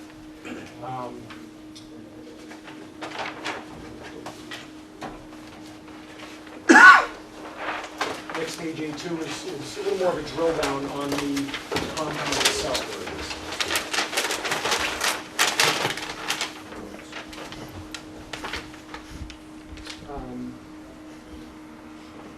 On the drawings, it does show the existing tree line as well as the existing gravel path.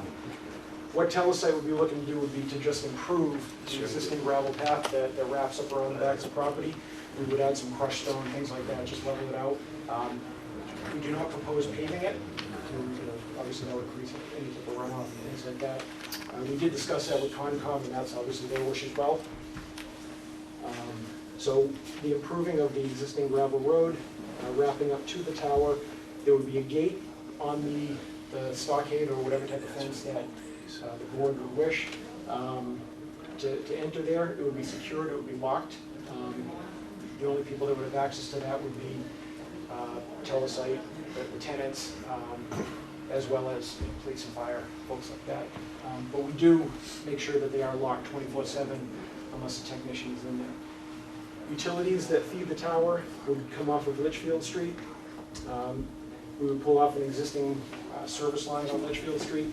The goal is to come in with 2 to 3 poles overhead. Again, we don't dictate that. The electric company would have to come in and they would. There are many times that we think we have the plan figured out and they can say, well, no, we're doing it this way. So our goal is to get underground as soon as possible and run utilities along the existing as well as proposed access way up to the tower itself. And that would be for electric and commercial telephone service, fiber optics up to the site itself in the backhaul. I don't know if there are any questions regarding the compound area. Go ahead.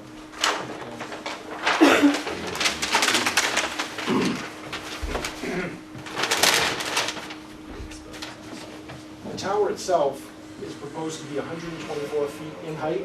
The reason for the 124-foot mark, Verizon has deemed 120 feet as the minimum height they need for their design requirements to fill in the coverage gap that they have in the area.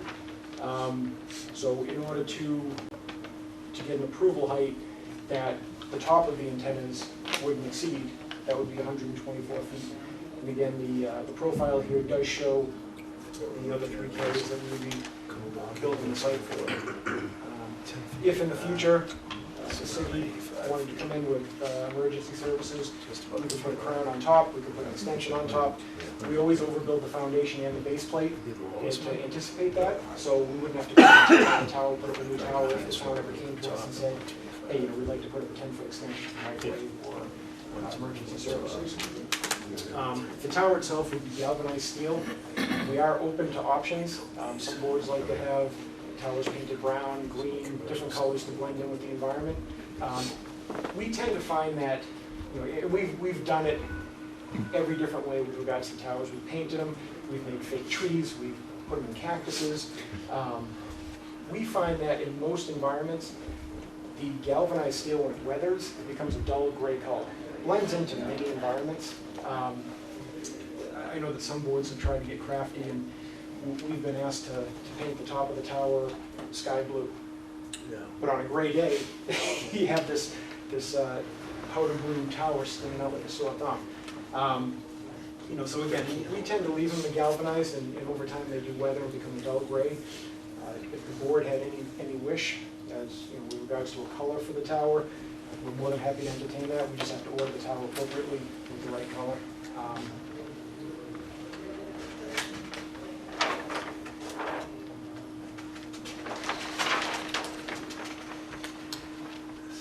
Now, within the compound, as of right now, Verizon Wireless is the only operator that we do have a lease with, but they are a federally licensed carrier, and they do have existing sites within the area. They have existing sites in Leominster. This is definitely a site that they require for capacity on the adjacent sites for initial coverage. I know that a lot of the residential areas up there, the cell coverage is pretty horrible. And I live just over the line in Sterling. I lived in Leominster for several years, so I'm very familiar with the area, where there's good coverage, where there isn't. So this has been a target for us for several years. It's just really come to fruition with Verizon coming on board, T-Mobile showing interest now. And we did put it in with the RF group at AT&T. So we're hoping to get everybody looking to locate at one location. The carriers these days don't want to build towers, so if we were to get an approval, this would be a very attractive spot for the folks at T-Mobile, AT&T, Sprint. But with regards to what would go in the compound itself, Verizon is proposing equipment cabinets. On some of their sites, they have the large prefab concrete shelters, typically around 10 by 20, 10 by 26. At this site, they're not looking to put in the large prefab structure. They're looking to put in smaller equipment cabinets, size of small refrigerators, on poured concrete slab. So you wouldn't have, right out of the gate, you wouldn't have that a large building in there. They are looking to have a backup generator, a propane-fed backup generator. And that generator is approximately 5 feet tall by 5 feet long by 3 feet wide. Again, it would be propane-fed. They're looking to get approval for a 500-gallon propane tank, which would be kept within the compound and secured in the compound. And Verizon does this at just about all of their sites. And that's contained as well. Exactly. Yep. Everything would be contained in the compound, locked. In fact, I do have an attorney, Victor Manugian, from Verizon Wireless here. And Victor, that would be in a shelter itself, the generator? No, it's standalone now. So there's usually 2 equipment cabinets and a standalone generator, and some other ground equipment, but it's a standalone generator. Okay, and the standalone generators they're in their own weather-tight cabinet. It just comes as part of the unit. Yeah, I'm just wondering about sound, because there is a condominium, a townhouse area behind you. We did look at the sound, the acoustics coming off of these. They are rated at 65 dB at 7 meters from the generator. And if you're familiar with the dBA scale, as you get down to about 60 decibels, that's the level of just normal human conversation. So once you're at the edge of the compound, you're going to be at or below typical human conversation level. One note about the generators are there only as emergency backup. They don't function as the primary source of power. The radio equipment here is fed by commercial power. It does have a battery backup. The generators are there really as that last ditch effort. If there was a catastrophic event and power was going to be out for a couple days, the generators would fire up. And obviously, those really aren't the times where we're really thinking about, how loud is it. However, that being said, they are very quiet. I've heard some of the new ones are extremely quiet. Even if you've heard some of the commercial ones you might have in your house, some of the new ones are very, very quiet. If it did turn out that there was ever a complaint about it, there are ways to baffle the sound. You can put enclosures around it. There are sound baffling blankets that you can put on the inside of the compound fences. There are many ways that we've dealt with that in the past. We don't see it to be an issue, but again, if it ever was an issue, we'd be more than happy to address it. Now, I guess looking at what is required that we have to prove for the board to be able to give us a special permit. Under the wireless bylaw, it's almost like the zoning requirements go out the window, but you have to look at every single site under a microscope and say, okay, does Verizon have a coverage gap here? Is there a need for the site? And we've proven that. I think we can go over the coverage plots if everybody has a need for that. The coverage plots do show a very large, significant gap in coverage below what Verizon Wireless deems to be even fringe coverage, let alone reliable coverage.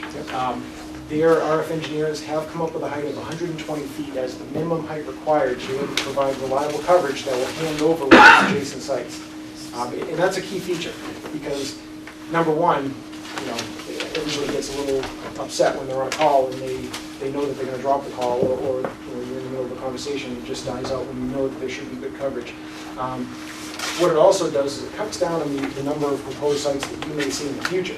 So if you leave a small hole somewhere, that may be a significant hole in their system because that may be an area where there's an inordinate number of drop calls. And as a design engineer, I've had to go back for carriers to design small sites just to fill in small handover areas where one larger site didn't hand to the other. So I think that we've added enough information. Again, I'm happy to answer any questions regarding those coverage maps. I think Verizon has shown beyond a reasonable doubt that there is a coverage gap. And also that the site does comply with federal requirements regarding electromagnetic emissions. For this site, we outsourced to a third party to have a radio frequency engineering study done. When we do this study, it's not the same as going out to an active site where you go out with an RF power meter and take power density readings to an active site. We actually take the maximum potential power that you can get out of a site, figuring that the radios have the maximum number of channels, the maximum number of power transmitting 24/7. So the values that we get in our analysis are typically in the order of about 10 times more than you're going to see at an active site. What we did find in this worst case analysis is that for the maximum Verizon loading on this site, the max area anywhere surrounding the site would be, and it's approximately 3.2%. And a copy of that emission study is in the application as well.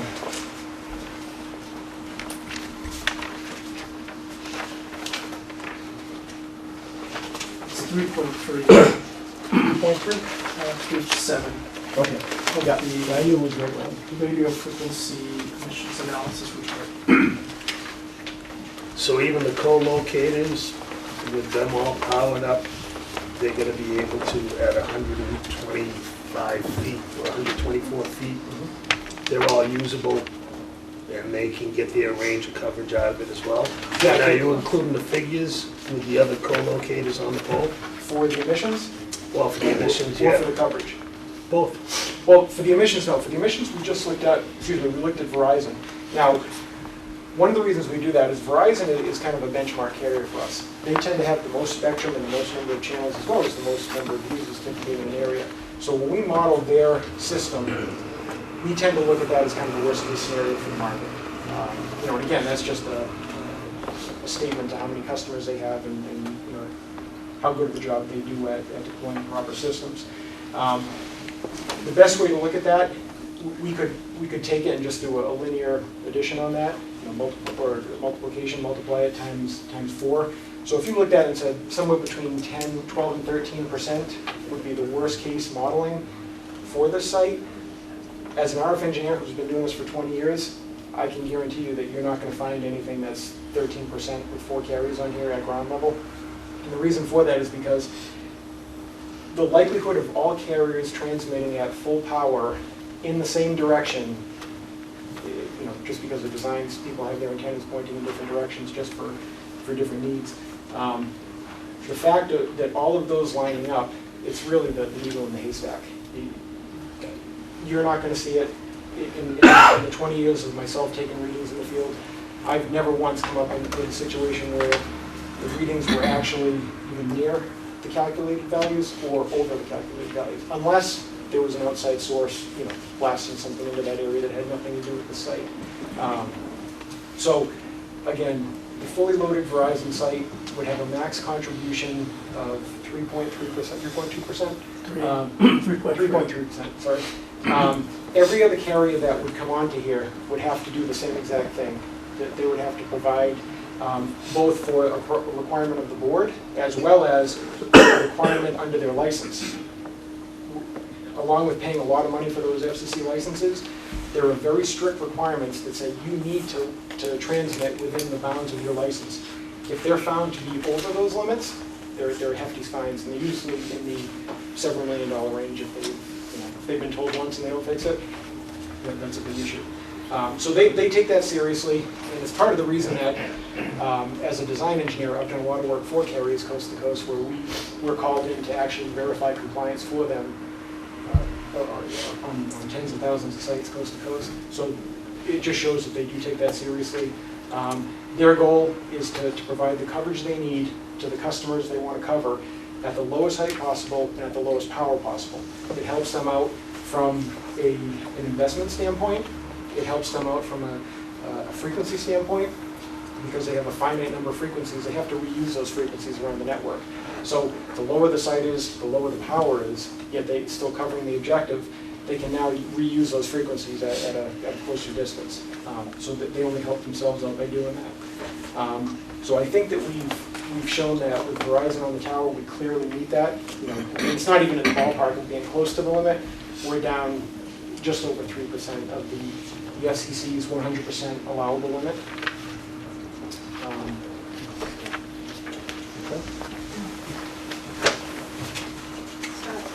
You want to show the coverage map? I don't know. Okay. I don't have this in their packet. I know. Yeah. There's a lot of materials to the application. They include everything in the packet. If anyone needs a copy, I do have extras.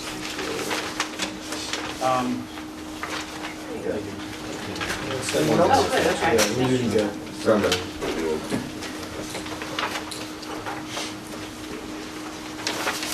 You ever done?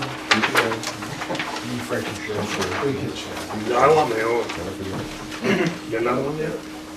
Those were in the application. They were, okay. No, you're right. I just want to make sure I Oh, can it get is? it. Yeah, we have some, it's in the file. That's okay. All right. What you're looking at there are coverage maps produced by Verizon. When you look at the first plot, what you're seeing are the roadways that travel across Leominster. And on that road map, and just to orient yourself, over to the left, you see some thick red lines. heading north and south, and then over to the east. That's the junction of 190 and Route 2 up on Mechanic Street. Verizon does have existing on-air sites up in the northern part of Leominster, and then heading down towards the Sterling line. Looking at the symbols that show on there, that there were black sector symbols as well as cell names and cell IDs associated with those. Those are the actual sector orientations of those facilities. So those are the directions that the antennas are facing on those surrounding sites. So in an area like this, because there is such a good existing footprint in the area, the coverage area that Verizon as well as the other carriers indicated is clearly defined. As you head up Route 12 from the Sterling border, and as you come down by the Paul's rental area heading towards the area of the proposed facility, if you look at the shading around the sectors themselves, you'll notice that there's green shading, and then it heads over to more of an orange color shading, and then yellow. Those right there are different concentrations of coverage.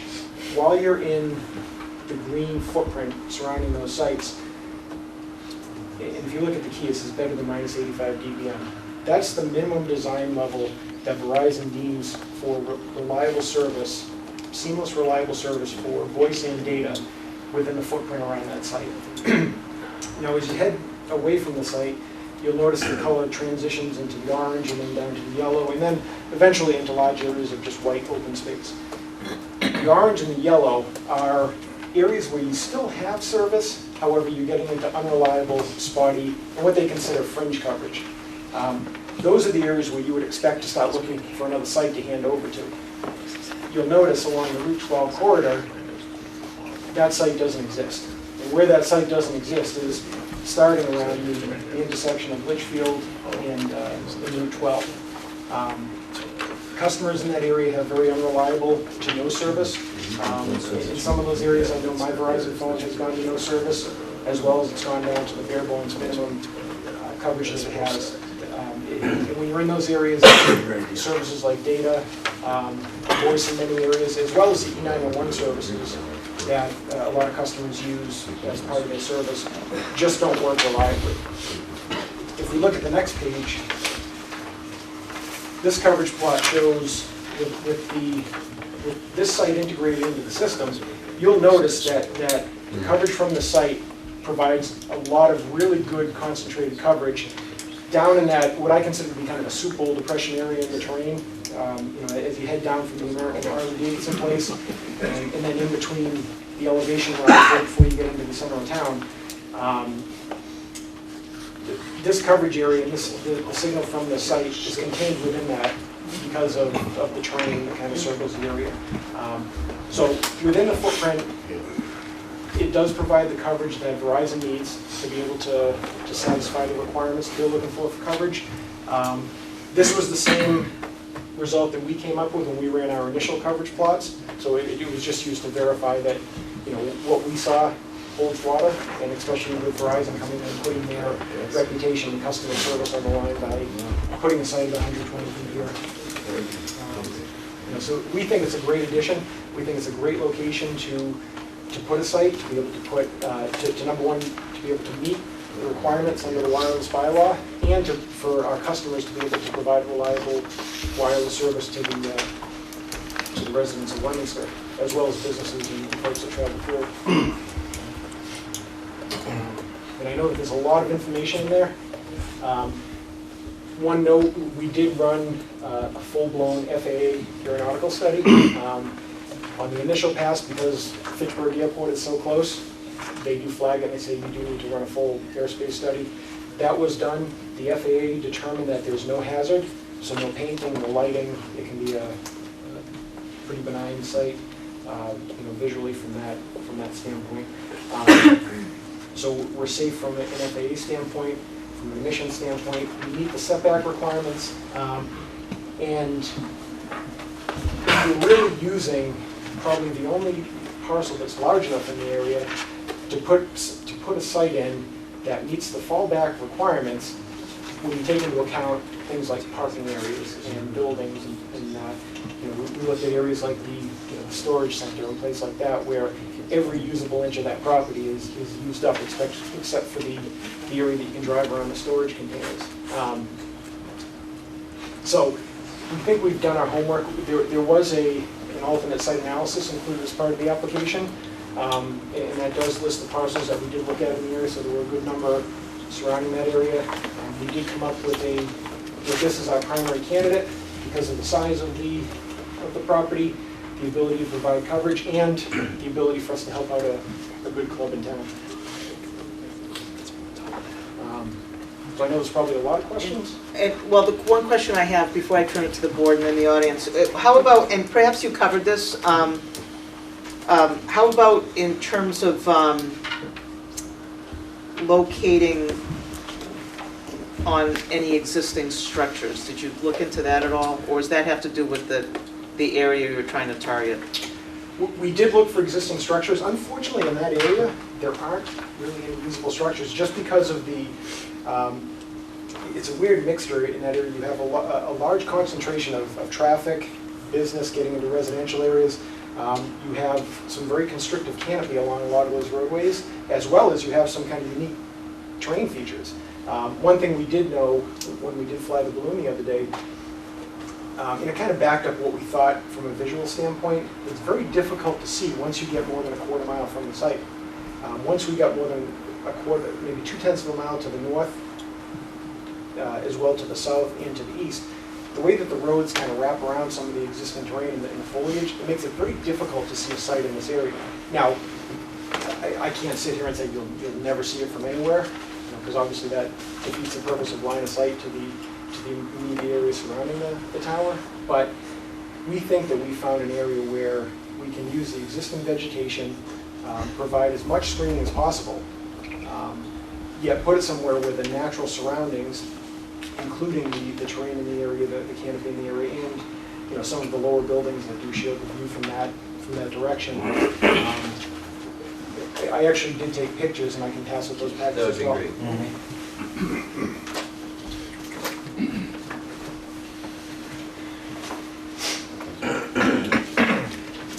And I'm not sure how many folks were able to make it out there. It was kind of a challenging day. We had to sit and wait in a lot of locations. The wind was taking the balloon for the majority of the day. So we had to sit and wait in a lot of these locations for the balloon to be able to come back up. Because of the wind, we did add 15 feet onto the string itself, just to make up for some of the distance of the balloon, to the side. So the first page just shows an aerial photo of the area, the red pin in the middle, the proposed facility. Out of the 30+ sites that we looked at, I believe there were only 4 within, and they all fall within that quarter-mile radius, where the balloon was actually visible.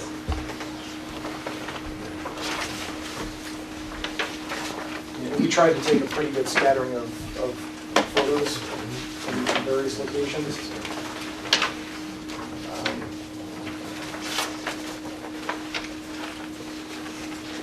The ones where it is visible, I did try to mark them. How big was the balloon? It was a 4-foot balloon. Yeah, we custom order 4-foot red balloons for. And that's comparable to the size of the structure? Well, the tower itself, the top will be less than 4 feet. But then you get the arrays, well, right? the antenna arrays will stick off that. Yeah. The solid surface area that you would be looking at from the side does taper down to less than, it's about a couple feet at the top of the tower.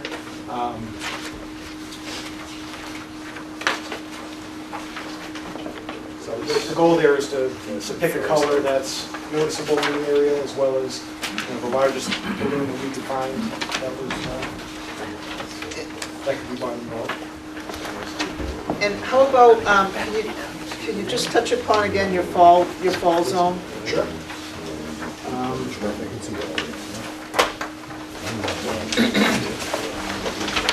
Where we did locate the tower, we made sure that all directions out to every property boundary does meet the requirement. So if we look at page C1, this is more of a pulled back view. The closest property line is 128 feet to the north, 146 feet to the east, and 1,036 feet to the nearest, with a jagged, heading to the west. And obviously along the Litchfield, it's going to gain in length as you move away from that. So the closest point on the Litchfield border is 245 feet. So this was a location where we were able to meet the fall zone requirements in every direction. We were able to use the existing vegetation as a natural buffer, visibility-wise. So we think that's the optimal location. If the board said we would prefer it to be moved an inch this way, or based on certain facts, we're definitely willing to work with that. This is just something that we work with our civil engineers pretty well with to try to find that balance between aesthetics and meeting the town's bylaws.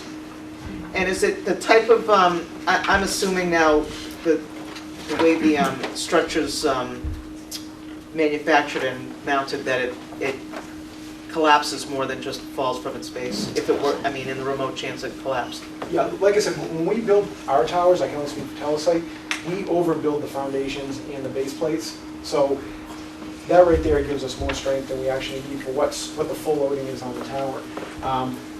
Typically, if there is and I don't like to use the word failure because it paints a picture of the tower just snapping. If there was ever a fault in the tower, it would be from somewhat of a sustained gust. Maybe it was some radial ice on the tower. If the tower was completely covered in ice and it had the surface area to catch that wind, obviously it would be a catastrophic wind that would be coming through there, and you'd have a lot of disheveled houses. But if something were to happen, the word failure doesn't mean the tower ripping in half. What it means is that you would see maybe a ½ degree kink in the tower, and then the gust would go away. That's what we would consider to be a failure. We've never had one of these just fold over on itself. But one thing that we can engineer into the tower, if it's the board's wish, is an over-engineering of the majority of the tower and a 100% design at a yield point. So basically, if there was ever a catastrophic event where you had a wind, now mind you, this is a wind that would level all houses in the area, but if it got a hold of that tower and it had to yield or fail, is lack of a better term, it would happen at a controlled point. So that's used in areas where tower developers are putting sites closer than the fall zone measurement to a close property boundary. So say they could only make 50% of the fall zone. They could put a yield point in to ensure that everything attached to the tower and on the tower itself would stay within that 50% fallback radius. Here, though, we do meet the requirements. But again, we're willing to design a tower where the board wishes. Does anyone else from the board have any questions at this point? I'm sorry, Scott, did you have any comments? No, I was just going to point out that part of the application we obviously did have to file with the Conservation Commission. We do have an open application with them. We're looking to close that hearing on Tuesday the 28th. We do have a set meeting for that night. There was a question as to whether or not a stream that exists on the property was perennial or intermittent. Some of the data that has just come in this past week through Marco, the Conservation Commission, said that it looks like the last known decision on the stream that was here was that it was flagged intermittent, which means we do not fall into the riverfront area, so we wouldn't have to file for a notice of intent, as well as the list of requirements under that. So we're looking to get that decision reapplied to the site.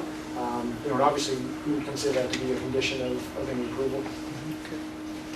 All right, and thank you for reminding me. The department review forms indicate from fire, they approve the plan, building approves, police approves, health states, I'm sorry, I'm reading the wrong ones. Building approves, police approves, stating that they would recommend a gate at the road edge. If there is not a gate placed at the road edge, experience with similar sites in the city show you will have a problem with illegal dumping. As you indicated from Public Works, state that a stream is shown on the map as well, this says is a perennial stream, according to Public Works. I love it how these departments like to encroach upon other jurisdictions. This would require investigation by the applicant to prove intermittent status, and they recommend the filing of from the Conservation Commission. Fire approves. Conservation states that the project falls within an area of jurisdiction of the Conservation Commission. They do approve, and obviously they have their boilerplate that recommends that all state, federal, local laws be followed. Health states noise, light, and potential fall danger should be considered. Will the generator noise be discernible at the condominiums? And planning asked to add, suggests they add conditions, they add snow storage to the plan, add or clarify landscaping, or will existing vegetation remain along the road edge, add a gate, keys to be provided to public safety for emergencies, and then the balloon test, which has been conducted.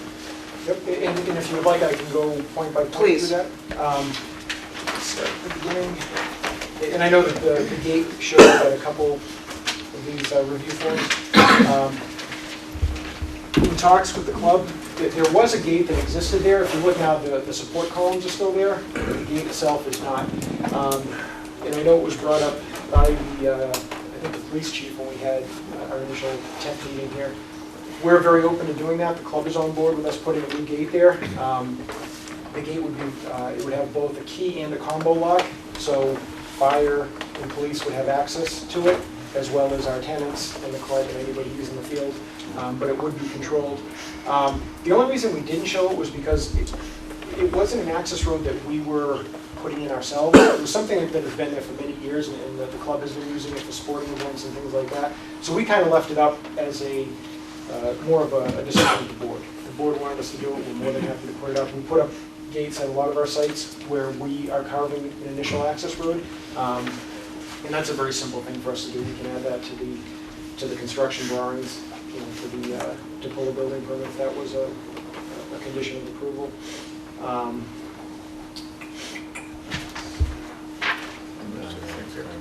Snow storage. Obviously, we do plan to have the road plowed for technicians to get in. This is an unmanned facility, so it's not like an AM station where they would have a control engineer on site or somebody broadcasting on site.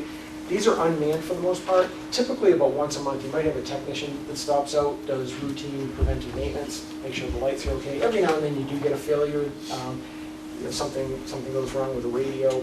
And if a technician has to come out, every piece of equipment is alarmed back to a knock center. And that's a national kind of a call center where they monitor alarms 24/7 on every site. So if for some reason one of the radios went bad, some water got in the antenna line, a technician would be paged to come out here. But again, in a typical year, there might be 10 to 12 trips by a technician to go out there and just, you know, usually it's just making sure the lights are green, blowing the dust off some things, making sure that you know, the area is kept clean, any trash that's in there, any weeds that have grown in, that they just take care of that. So with regards to the snow storage, what we have leased from the club to build is a 75 by 75 square area, and I know that we've been talking 50 by 50 this whole time. The reason for that is we lease a 75 by 75 area for, number one, for ease of construction, so that we're not pinned right up against the edge of what we're putting in, but it also allows for future expansion. If for some reason, you know, the carrier came in, if the city came to us and said, look, we need to put a generator and a radio shelter out there, we could take one of the fences and bump it out 10 feet, bump it out 5 feet, knowing that we have that extra space leased in there. But like the carriers, we tend to only build what we need, and we find that 50 by 50 for a 4-carrier site provides enough room to put in the foundation we do any type of work with the concrete pads and the equipment cabinets that we need. Within the existing space on the 75 by 75, as the access road wraps in, there is a turnaround area. So we would propose to have the snow put into that area, as well as what's pushed along the edge of the road, obviously in typical plowing fashion. But for snow storage itself, it would be at the end of the roadway up by the compound. But can you mark it on the plan? Yep. That's what we're asking for, is to show us where you're gonna put it and have it on the plan. Yep, the snow storage on Plan A1, Yep. right up where the roadway wraps around the compound itself, it would be right at the very end of that, however, still. 37-27? No. A1. A1, right? Yep. I'm on A1. Yep, and then where it shows the compound itself. Yes. And then the access road wraps around the bottom of it and up around the side. Where we would propose would be just off that turnaround area where the access road would be. Can you point to it? Yep. That would be right here. And obviously on the updated drawings that we would Yeah, that's what we're looking- submit, yeah. we would call out a snow storage Yes. area. Yeah, that's what we're looking for. Yep. So that tree line that's there, that whole 75 by 75 is inside the tree line. That is inside the tree line, yes. So why would you put a gateway out here? Doesn't this access that property? Well, there are two Well, gates. I mean, One, they wanted you can here drive for up the access just grass. for security, so people didn't drive in there unauthorized off. But they used to play soccer there, there's a drive, is that the same driveway Yeah. that Yeah. everybody Yeah. uses? yeah, but nobody What? really uses it. For sure they do. They do. Yes, they do. Yeah. They're I'm actually- thinking just put the There's gate 2 soccer fields at going on the per tree weekend. line, so it's Oh, not no, bothering put it anybody. in it. Huh? realize anybody drove Yeah. up there. Why, it's Oh, just no, use that no. all the time. Why about Yeah, it's not been on the all side All of right, the can we hills have one themselves, discussion, right? please? Because it's 1:09, we have a lot going on. Let's keep it, let's talk about the gate. There actually will be 2 gates. To your point, there will be one on the fenced-in area around the compound itself. So only technicians with keys, as well as fire and police will be able to get in there. The reason we left it off here was, to your point, it's an existing access road that has been used for multiple purposes. We didn't think that, number one, that the club or, for ambulances or things like that, that it would be wanted. We're very open to that. When it was brought up by the police chief, I believe, You wanted a gate? it was brought up in some of the comments, why isn't there a gate here, we see them in other sites. It was for that reason. And because we weren't introducing that road, it was an existing access road, we were just gonna improve it. But we have the club's blessing, and obviously from our standpoint, To put a gate? that's easy for us to put a gate in. Yeah. Very simple. And it'll focus onto the other one. The club wants to use it, they got the combination. Right? With regards to landscaping, this is something that we tend to throw out as a blanket statement. We're open to any ideas for landscaping. And the reason we're not doing that to try to skirt a design. Anytime that we thought that we knew what a board might like, we left with a completely different design than what we went in with. We came in with a different type of shrub, and they wanted arborvitaes, and then some didn't want any, so they made us clear out our design. So we leave vegetation, any additional vegetation plantings that the board might want, up to the board itself. We do put out there that we're very willing to work on a landscape plan. This is a good design scenario only because it's tucked into the wood line. So it's not like we're putting a site in the middle of an open field, and now we have to create some type of natural vegetated buffer for visual screening around there. We think that where it is now, it's in a great area that if we put up whatever type of fence that the board wants, and again, that can be stockades, painted brown. You won't even see it though. Yeah, exactly. During summer months. And the club owns the tree line. They do, and they own far beyond it. They own, to the east, they own 146 feet further. To the north, they own 128 feet, and to the south, they own 245 feet. There's going to be no cutting there at all. Well, there will be cutting within the 50 by 50 square. Right. We would have to But- remove any trees that we had to make that usable. Anyway, you gotta put a 24-foot cut going into it. Right, but, that would be, that is, right, it would open up to the length of the tower. However, because the tower is it's not facing the tree line square, you're gonna come in there, and I believe that is 20 foot. Yeah, so the 20-foot access road does come in there, and then it does turn, so it would be a little bit bigger than that. How many feet is this back into the tree line? It's approximately 25 feet to the center of the pole. Now, the compound itself will come up closer to the tree line. Thank you. So you may have to move some. Yeah, and we're very willing to do that. At the site that was approved up off Willard Street, although that's tucked back in the woods. I've done work for a couple different carriers on there. And even though it's in the woods, there were still arborvitaes that were planted around the chain link fence itself. So we're more than happy to do that. If that adds that extra level of screen.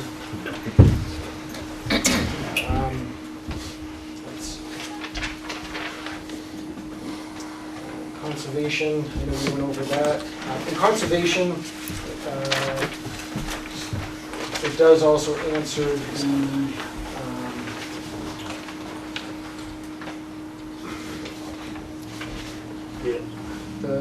the public works comments, and I know that was put out, and rightly so, on some of the older maps. It does show as a perennial stream, so at first glance it would come out like that. There was a subsequent ruling by DEP that tagged that because of the reduction in water flow through that area. That at the last decision it was an intermittent stream. So Marco and his group, they're looking to have that decision ride over into this project as well. And because of the stay of the decisions that the state put through those, the decision should legally still be applicable to this property. But that's the one document we're waiting for to get the approval on Tuesday. So obviously we expect that to be a pretty big condition. And I think unless I missed anything.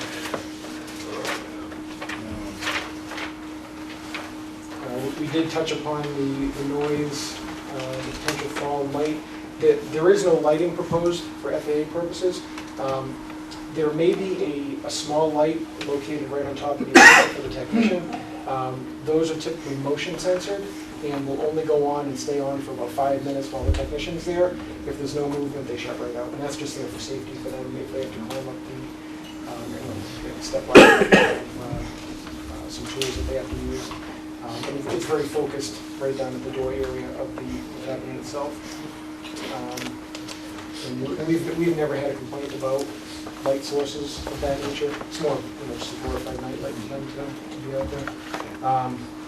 Potential fall dangers. I'm assuming that's the potential of the tower falling in the fall zone. Okay. The generator, we did discuss that. So unless I've accidentally missed something. I think that's good. Let's see what everybody else has to say. Yeah, I'm getting there. I want to make sure he gets everything and maybe might answer some questions. Okay, let's open it up to the audience. Can someone, yes, please identify yourself. Okay, Linda Norman, I live at 213 Chapman Place, which is directly adjacent to this. We have 197 units, right, Gary? And I'm concerned on two levels. First, I'd like to know from this gentleman about electromagnetic fields that would be involved here. But second, from a health viewpoint, now there are a lot of hyperbole out there. I've done research all week. I went to the office and looked at the contour maps. And the American Cancer Society, which I think is a fairly reputable organization, has 3 of what they call expert cancer-causing exposure. They're groups, and they have fancy names. But the International Agency for Research on Cancer has classified RF fields, which will surround this device, as possibly carcinogenic to humans. It hasn't been proven. There are studies out there. There's lots of information out there.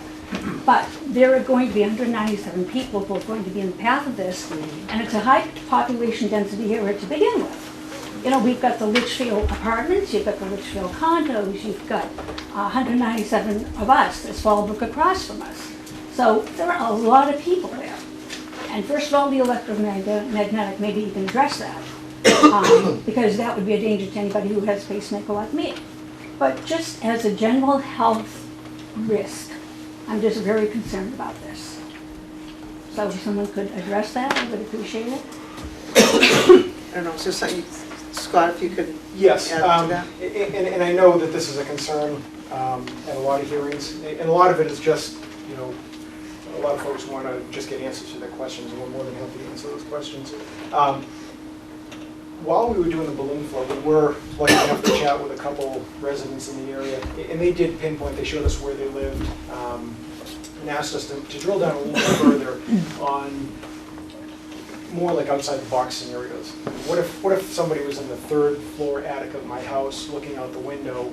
Where would that be in reference to the antennas, and what would the potential emissions, you know, even though we did do the worst case study, it showed the 3.2%. So I apologize, I don't know copies for everybody, but I think we can just show, we just ran some quick calculations on exact locations on certain radials heading from that site. One thing to keep in mind is that the antennas that are proposed for this site are highly directional antennas. They're not omnidirectional antennas that have a very large vertical beam, meaning something that almost broadcasts in a complete circle, 360 around there. The way that these antennas work is they take a very low amount of energy, and a great analogy is a flashlight. A flashlight takes a very small amount of energy and can put a really focused dot on the wall. So if you turn it out a little bit, it gets a little bit foggy. But if you look at where most of that energy is focused, you have a bright dot on the wall. But underneath it, if you were trying to find something on the floor and I had that dot up at 6 feet, you're not going to find it. That's the way that these directional antennas work. And they work that way for a specific purpose. That's how they take a small amount of energy and create a larger footprint. So it's almost like taking a balloon, a round balloon, squeezing it really narrow, and that balloon gets really long. You haven't induced any extra energy into the equation. You haven't created anything extra. You've taken the small amount of usable air that's in that balloon and you've focused it in a very specific direction. Much like the flashlight, that's exactly what these antennas do. So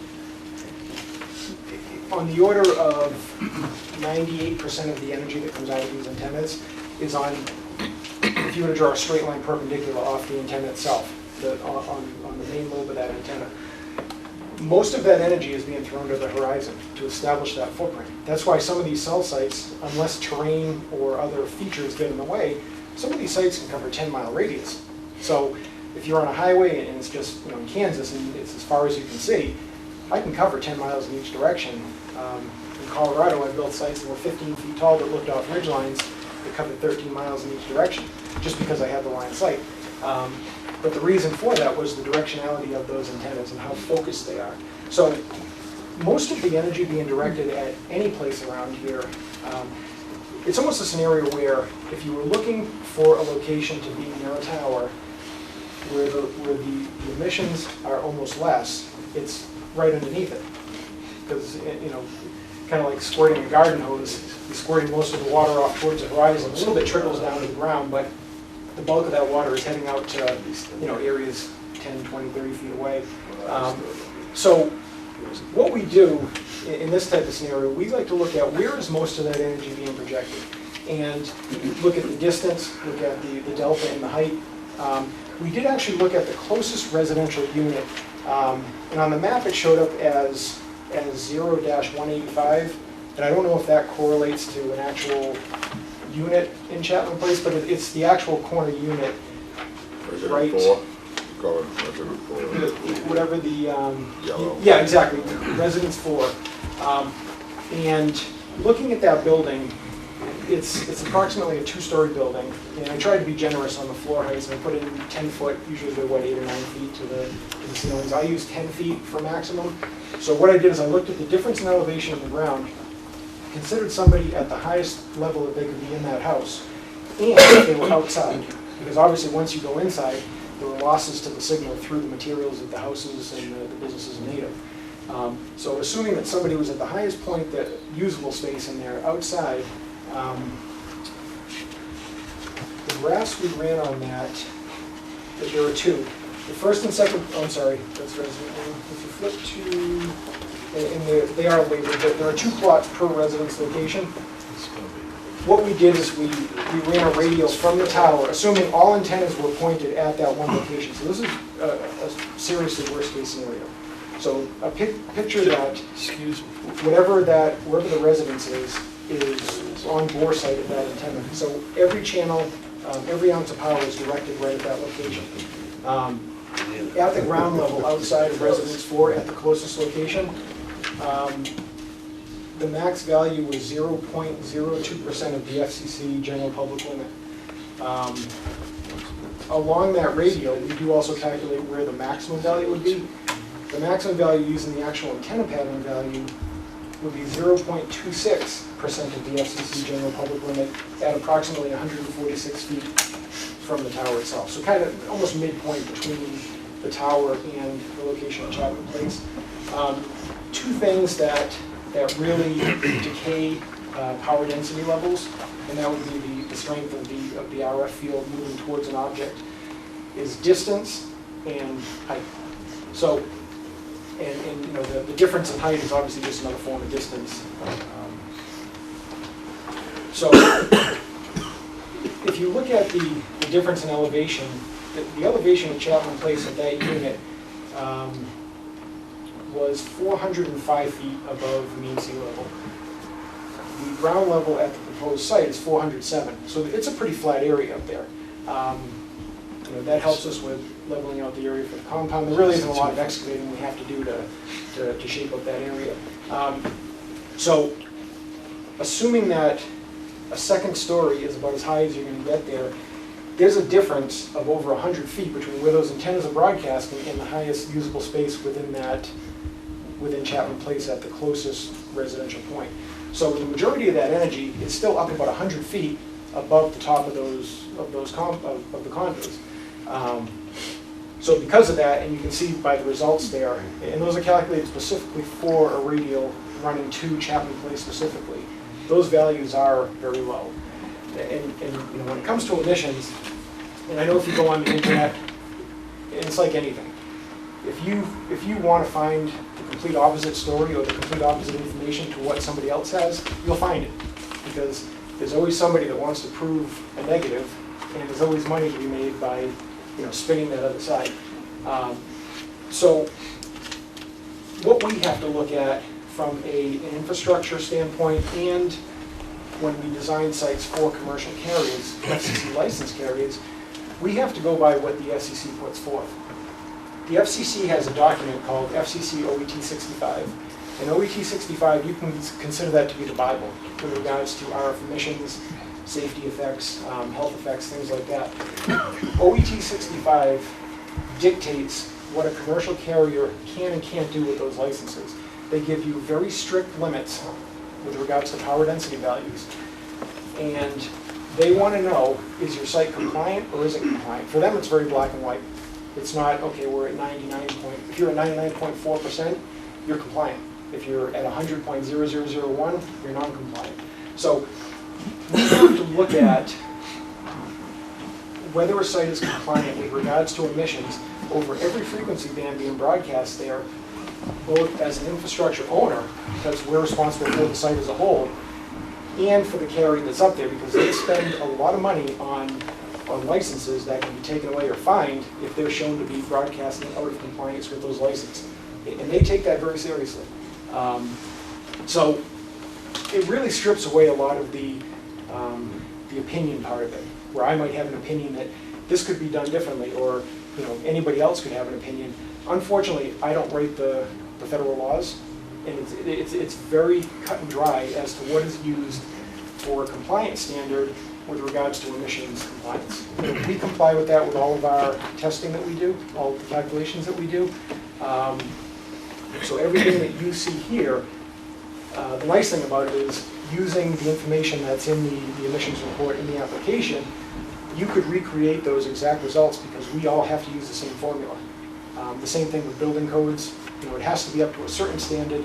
They take it one step further and they say, here's the math equation that you're going to use. It's not even up to my interpretation.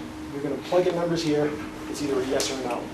In this case, based upon the numbers being used, in these specific customized cases, they were well below 1%. the maximum worst case scenario that we found using the most pessimistic model was 3.2%. So 3.3. Just a little over 3%. So as you can see, whether it's 3.2 or 3.3%, the limit is 100%. So we are so far below that FCC limit that the FCC would look at this. In fact, many years ago, the Mass Department of Public Health used to require us as a federally licensed carrier to submit every site the emissions to them. Eventually, they got sick of writing out the letters saying, you're fine, you're fine, you're fine, and they just said, you don't need to do that anymore. All of these sites are exempt unless you're putting antennas on a rooftop that's under 10 meters in height. So anything under 10 meters, if you're putting something up at about 30 feet on a rooftop, you now have to really look at it with regards to emissions. Or if somebody can get within 10 meters of an antenna, say the antennas are at 80 feet, but the rooftop puts them 2 feet below the center line of the antenna. In those areas, you do have to do an extended study because you're basically in the near field or the reactive area around that antenna. Anything above the 10-meter rule, they consider it to be exempt. So it's basically saying, look, we're tired of writing these letters because they're all exempt. They're all compliant. So they stopped requiring that from us and they turned it back over to the FCC as the governing body, and they just say, look, under your federal licenses, you had better adhere to what those boundaries are. And that's really what that compliance report in the application So is. what the planning board's jurisdiction is to be certain in order to issue a special permit, is that it meets certain meets its purpose of the ordinance of the wireless communication ordinance, its use restrictions, the location of it, the design standards of it, the lighting,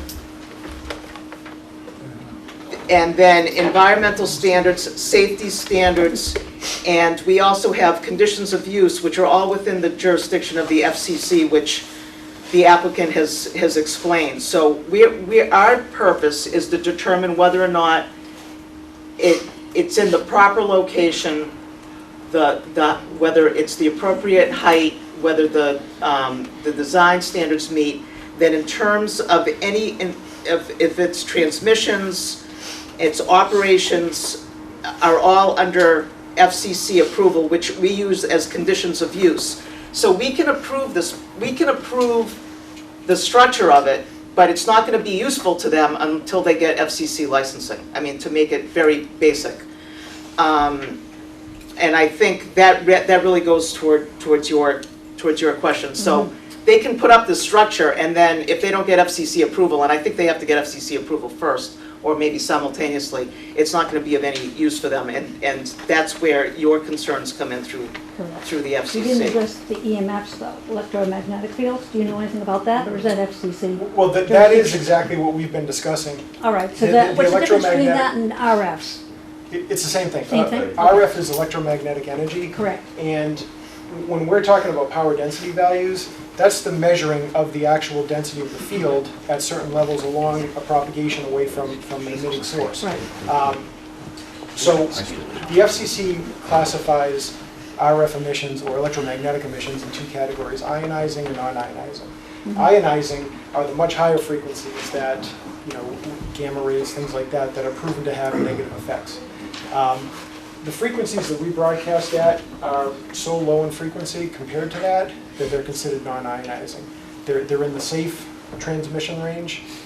They don't have the ability to change molecular structure in your body. So just be very careful when you're doing research and you're reading something, that you're not reading information regarding a 30 gigahertz microwave No, link. the only thing I want to know is if this involves magnetism in any regard, people like me with pacemakers can't be anywhere near it. I can't even be near some of those TENS devices that you use for your back now, because there's a magnet involved. So any kind of magnetism, then come out of there. Well, Doesn't have to be a high level. unfortunately, electromagnetism is around us everywhere. That's correct. Right, so whether it's a cordless baby monitor in your house, whether it's a computer monitor, whether it's the power line that's feeding your house. What we have to follow is we have to look at, because it's not so much the magnetic field, right? Typically that you would be looking at your standard 60 cycle home electrical service. Those are a little more, those have more significant magnetic fields that study goes off in a different direction when you start looking at things at that low of a frequency range. Right, so you're saying that those would not affect someone with a pacemaker? No, these here, number one, an FCC licensed carrier has to comply with the bounds of its license. So if it's with regards to magnetic effects on items, or whether it's regards to electromagnetic interference, interference on other communication systems, the commercial carriers probably do the best job out of everybody on filtering their systems, because they don't want to get fined. They will pay $10,000 extra on filtering to prevent $1 million fine for transmitting out of their licensed frequency band. Each carrier, they pay for a very small chunk of spectrum, and they have to transmit within that very small frequency band. So whatever's coming out of here, it is, unless there's something that goes wrong at the site and a piece of equipment fails, because like in anything that we, a car, anything that we own, the time between failure points on this equipment is very large. It's years, right? So unless something like that were to happen, these are typically the cleanest systems that you will find out there. When you start comparing them to amateur radio setups, or even folks that are broadcasting Wi-Fi or phone services on unlicensed spectrum. So these systems are very clean from that standpoint, but they also can't interfere with medical devices or other licensed entities in the area. So, they are bound by the FCC to follow that, to comply with that.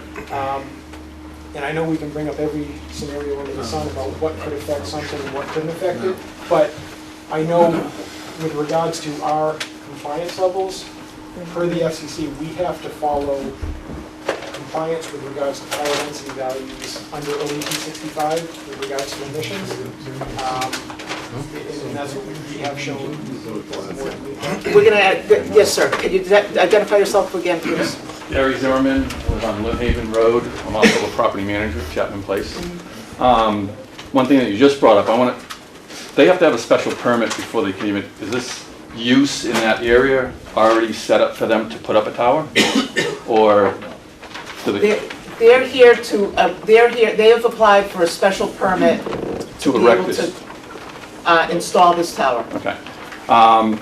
So from my standpoint, I'd have to drive out and look at this thing every time I come out of my road. So I'm asking you to turn it down.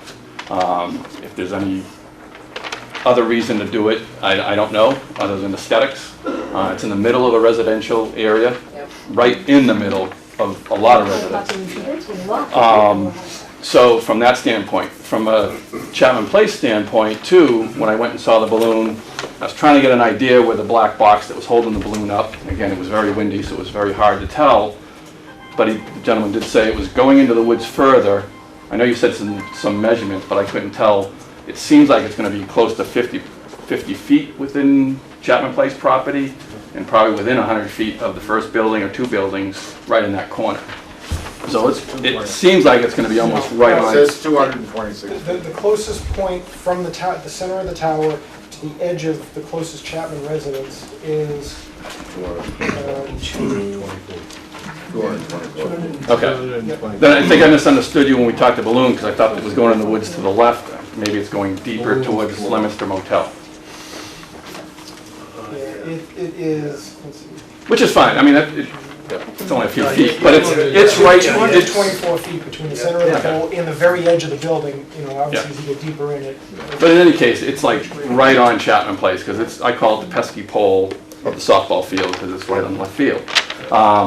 So that's one, is that I'm going to have to stare at it every day. It's residential area. It's not going to look pretty from my standpoint.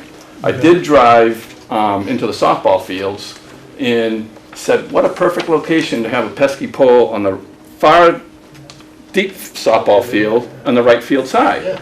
So again, I don't know, they talked about another proposal. I don't know if you had other proposals. I know there's money involved for the Eagles. They want it there.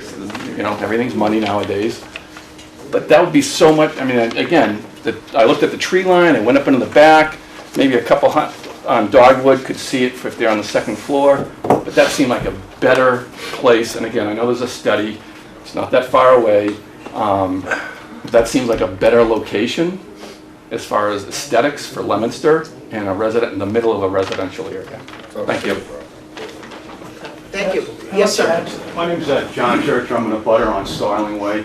A couple of comments. I've worked in this industry for a few years.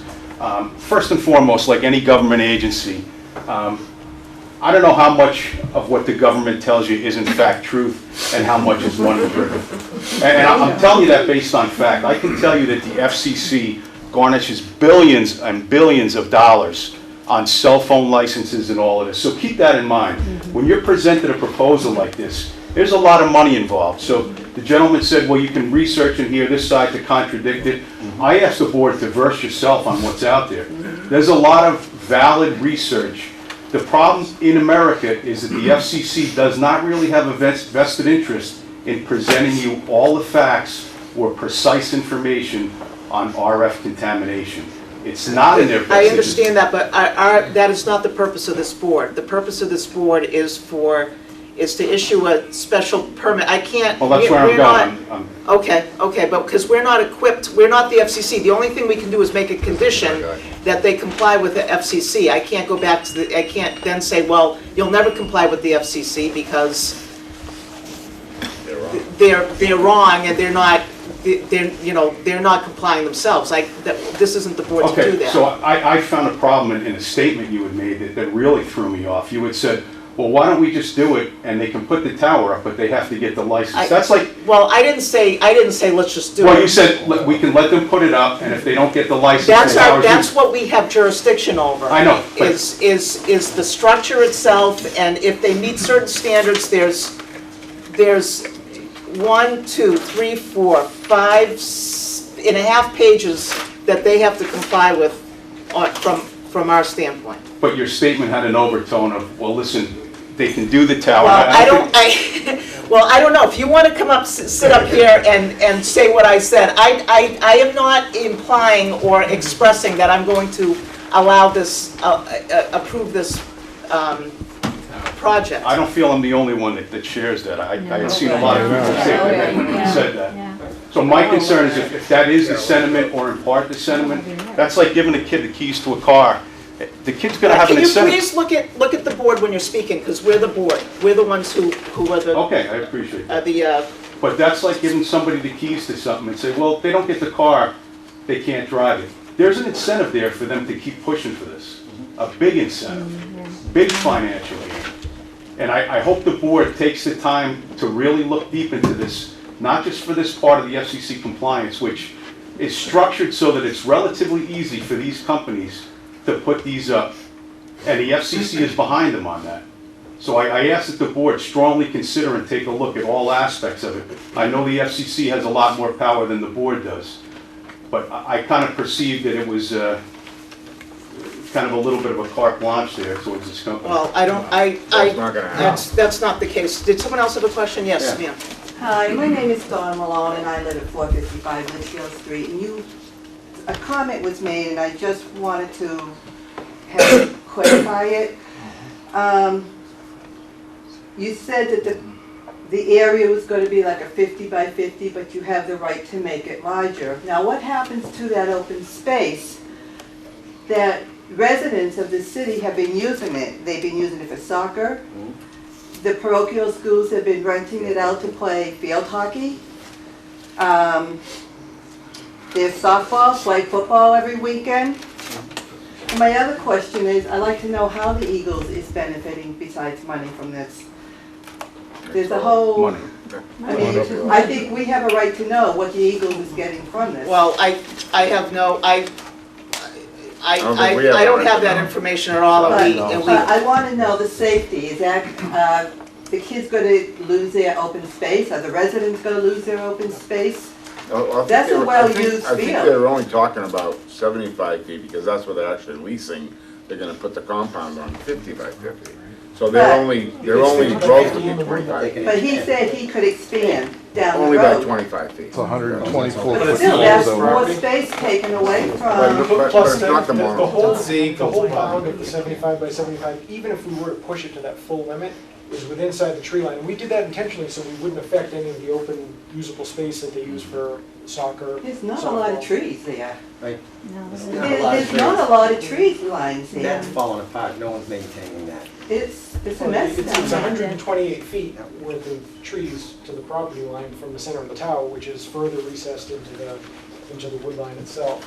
So, you know, there has to be at least 150 feet of And you're not encroaching on any of the ball field, soccer, because my No, kids play in soccer fact, too. the reason that we chose this location, like I said at the beginning, was because of the existing vegetation in that area to be used as a natural screening buffer, as well as the existing access road that already wraps up there. It probably would have helped if you would show me Oh, yeah, we can. tree line. Yeah, you know, Yeah, I'm sorry, it actually does show it on the drill down. There you go. You're way ahead of us.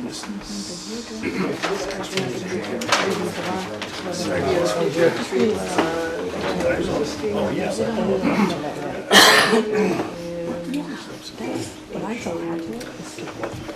The FCC ratings are There is 5,000. Well, there's plenty of other people who have questions, so I guess, I mean, if the property, if the All I'm asking property, is that you check into. if the property is owned by, I mean, that's confidential information, we're not privy to whatever the agreement is between the applicant and the property owner. But if the property owner owns the property, and they have a right to lease whatever area of, if they have exclusive use and ownership of the property, they have the right to lease it out to whomever they're going to lease it to. So, yes. Hi, my name is Tina Kong. I'm at 5 Lynn Haven. I have T-Mobile and I have good reception in our neighborhood.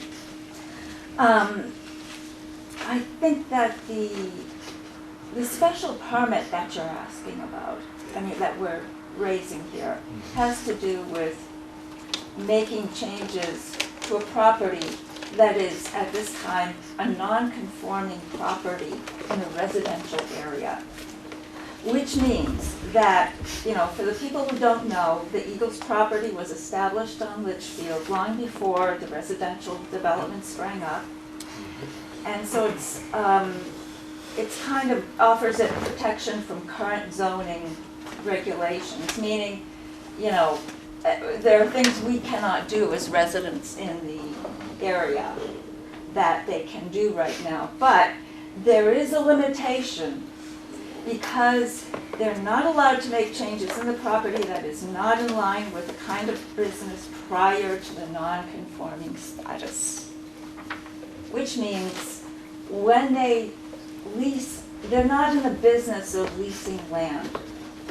Right now, and I think that, I don't know if the owner of the Eagles is present, he can defend this, but. It's a club, I don't think there's a. Well, in any case, their mission is well, they are in our neighborhood a venue for civic events. It's a place to go polling, fundraising that promotes community engagement. And now they want to be a cell tower landlord. And if you think that isn't going to affect us, think again. My concern is how it will affect our ability to sell our homes. And that's different from raising or lowering property taxes or property values. Because property values are determined mostly by what's contained within the property boundaries. But, and that benefits the city because they use that as the basis for taxing us. But to the homeowner, the value of our property is rendered meaningless if we cannot sell our property. And I think that the cell tower makes it less appealing to a potential buyer selling a home has as much to do with the psychology as it is, you know, the facts about, you know, acreage and is there a shed or swimming pool. So, so I wanted to kind of test it out really quick this afternoon. I went online on the Leominsterites Unite Facebook page, and I put up a poll, and I'll read what the question was. I said, "Hi Leominsterites, I'm doing an informal survey and would like to ask a quick question. Would you purchase a nice home in a good neighborhood that is within 400 feet of a 124-foot high cell phone tower?" Thank you. And their options for answers are no, yes, or I expect a reduction in price because of the cell tower. Now I posted this sometime before 2 p.m. today. At 6 p.m. I took a last look at it. The results at that time were 44 responses, okay? 32 of them said no. 7 of the respondents expect a reduction in price because of the cell tower. And 5 said, yeah, yes, they would consider buying it. Now what happens when one of us gets a job, they need to leave, they need to sell their house? Who's going to buy it? It doesn't matter what it's worth if you can't get a penny, if you can't get a buyer to consider it. And by the way, I could not find a picture from the corner of Lynnhaven and Litchfield Street, where I live, in here. And I did look at the balloon myself from my house. I could see it clearly. I could see that it is above the tree line quite a bit, but not enough. I'll tell you, because I have that psychological impact, like, wow, am I being irradiated here? Okay, and that's what a buyer might think. And I'm not saying that this follows the facts that you've been presenting or any facts from any source. They just have a creepy feeling about it. And they may opt not to buy our homes because of it. Now that's 100% loss. It's not just a property value reduction. For the most part, 32 out of the 44 respondents said no. And only 7 wanted a reduction in price. So that's my case. And I guess, you know, yeah, I'm a little distressed by, you know, I see a lot of the data that I've seen that's positive is something that's sourced from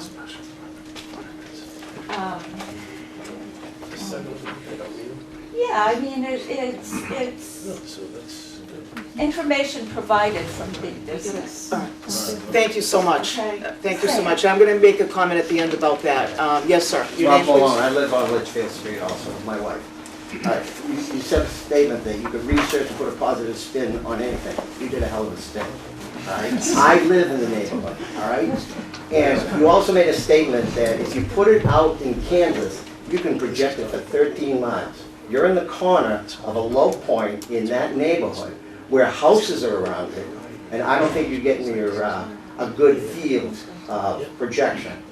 There are better places, higher places that are not in residential areas, and you can hear everybody worried about that. Yeah. Absolutely. Yes, we'll start in the back row and move in the front. Everyone seems to be wearing purple tonight. Yes, ma'am, right there. I want to speak to the, Your name, that was very please. good what you did. Susan Levy, and I live at Chapman Place. And I have been a homeowner in Leominster for over almost 35 years. I bought at Chapman Place, and I didn't realize when I bought why I bought. And this is important in reference to what she said about aesthetics. In Chapman Place, when they built, this is quite a few years ago, the intent was to present a pristine area above the ground. There are no wires visible anywhere in Chapman Place. If Mr. Heffernan would like to take a drive around there, I'd invite him to do that. Now, what he's proposing is all those people, those 197 plus people, which I figure out is probably close to 500 residents of Leominster, are going to have their thing, which, by the way, Verizon went in a couple of years ago and put in all stuff underground, so it would be really nice. Nothing would show. And now they're going to be the purchasers of something that goes up in the air that, as Mr. Zimmerman said, we get to look at every single day, and it will reduce our property values. I don't know about making it zero, but it's going to reduce property values. And to me, I have a cell phone. I have friends, many friends with cell phones. They have good reception. I don't know where this thing comes from about the poor reception. I guess I'd have to look at the literature, but I just wanted to get that out there. No, sure. Thank you. Yes, sir. I'm going to move from back to front so everyone gets Todd Raspier, I live at 405 Litchfield, straight across from the tower. I look at it right outside my front window. The aesthetic value is definitely going to drop. I see the price of I just made a bunch of improvements to the house, just simple things, and I might as well write them off with that. Safety-wise, I am concerned about the safety on that. This is a monopole tower. Does it have guy wires? No, it does not have guy wires, okay? So if it does get a full ice load on all of the arrays that are on there, at a high wind condition, which we have had in Leominster multiple times, it could fail. And I don't mean fail by bending a little. And the problem with failure in that case, it's sitting over a 500-pound liquid propane tank. That's not a good condition. I'm 300 feet away from this. To me, that's a huge safety factor. There's been many studies. I know the health part's not going to come into this, but living within 200 to 400 feet of a cell tower is proven to cause health problems. Yeah, it is. It's Multiple studies on that. One at a time, please. Okay. And also the FCC rating level is 5,000 times higher than what's in Canada, France, Russia, and multiple other major countries. So whether it's being pushed by the telecommunications agency or not, I don't know. But apparently the rest of the world seems to know what the problem is, but the U.S. doesn't. So just expressing that opinion. Okay, thank you. Yes, sir, again. I'd like to add one more point if I could. A gentleman made a poignant statement. He had mentioned that this area is going to be set up for potential future growth. We're here at a meeting to establish a possible permit, and he already mentioned the antenna already has other people looking at getting on it. So we're not even at a build point or a permit point. And this antenna is going to be at capacity probably in no time. And then to know that other poles or other structures could be added to that particular pad, that doesn't take into consideration any of these studies you've done now. That's just based on one pole. So I ask the board to keep that in consideration as well. Okay, thank you. Yes, sir. Did you have something to say, sir? And then I'll get back to you. Go ahead, why don't you go first? Okay. I was a little hard to introduce myself. I live at Chapman Place. I don't feel as if my concern with the possible carcinogens was addressed. I use the American Cancer Society.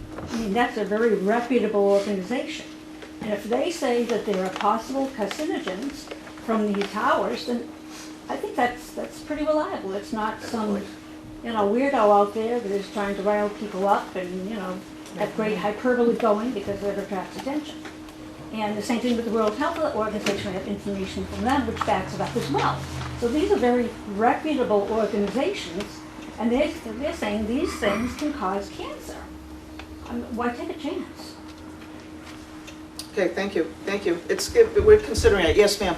Your name, just please. add something about the health of it. Sure, your name, please. I'm sorry. My name is Alexis Sturgis. I'm currently a senior at Worcester Polytechnic Institute. I'm studying engineering, so I look at facts. Go ahead. Go WPI. Not online tools or thank you. Regarding carcinogens and what you were talking about before, the carcinogens are formed from everything: cars, trucks, telephone. That's just one more source.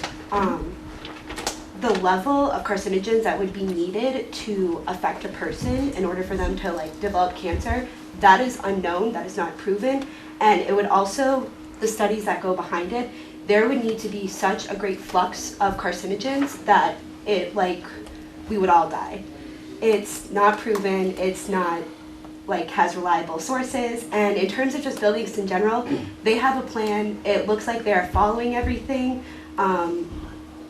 it's just a telecommunications tower, and I know that like everyone has property value, but there will be people that want to buy and sell houses and want to live somewhere. I know that in the future I would, and I know this isn't the best, but this is to test, to show you guys that they, like, where it will be visible, and yes, it is visible, but that's everything.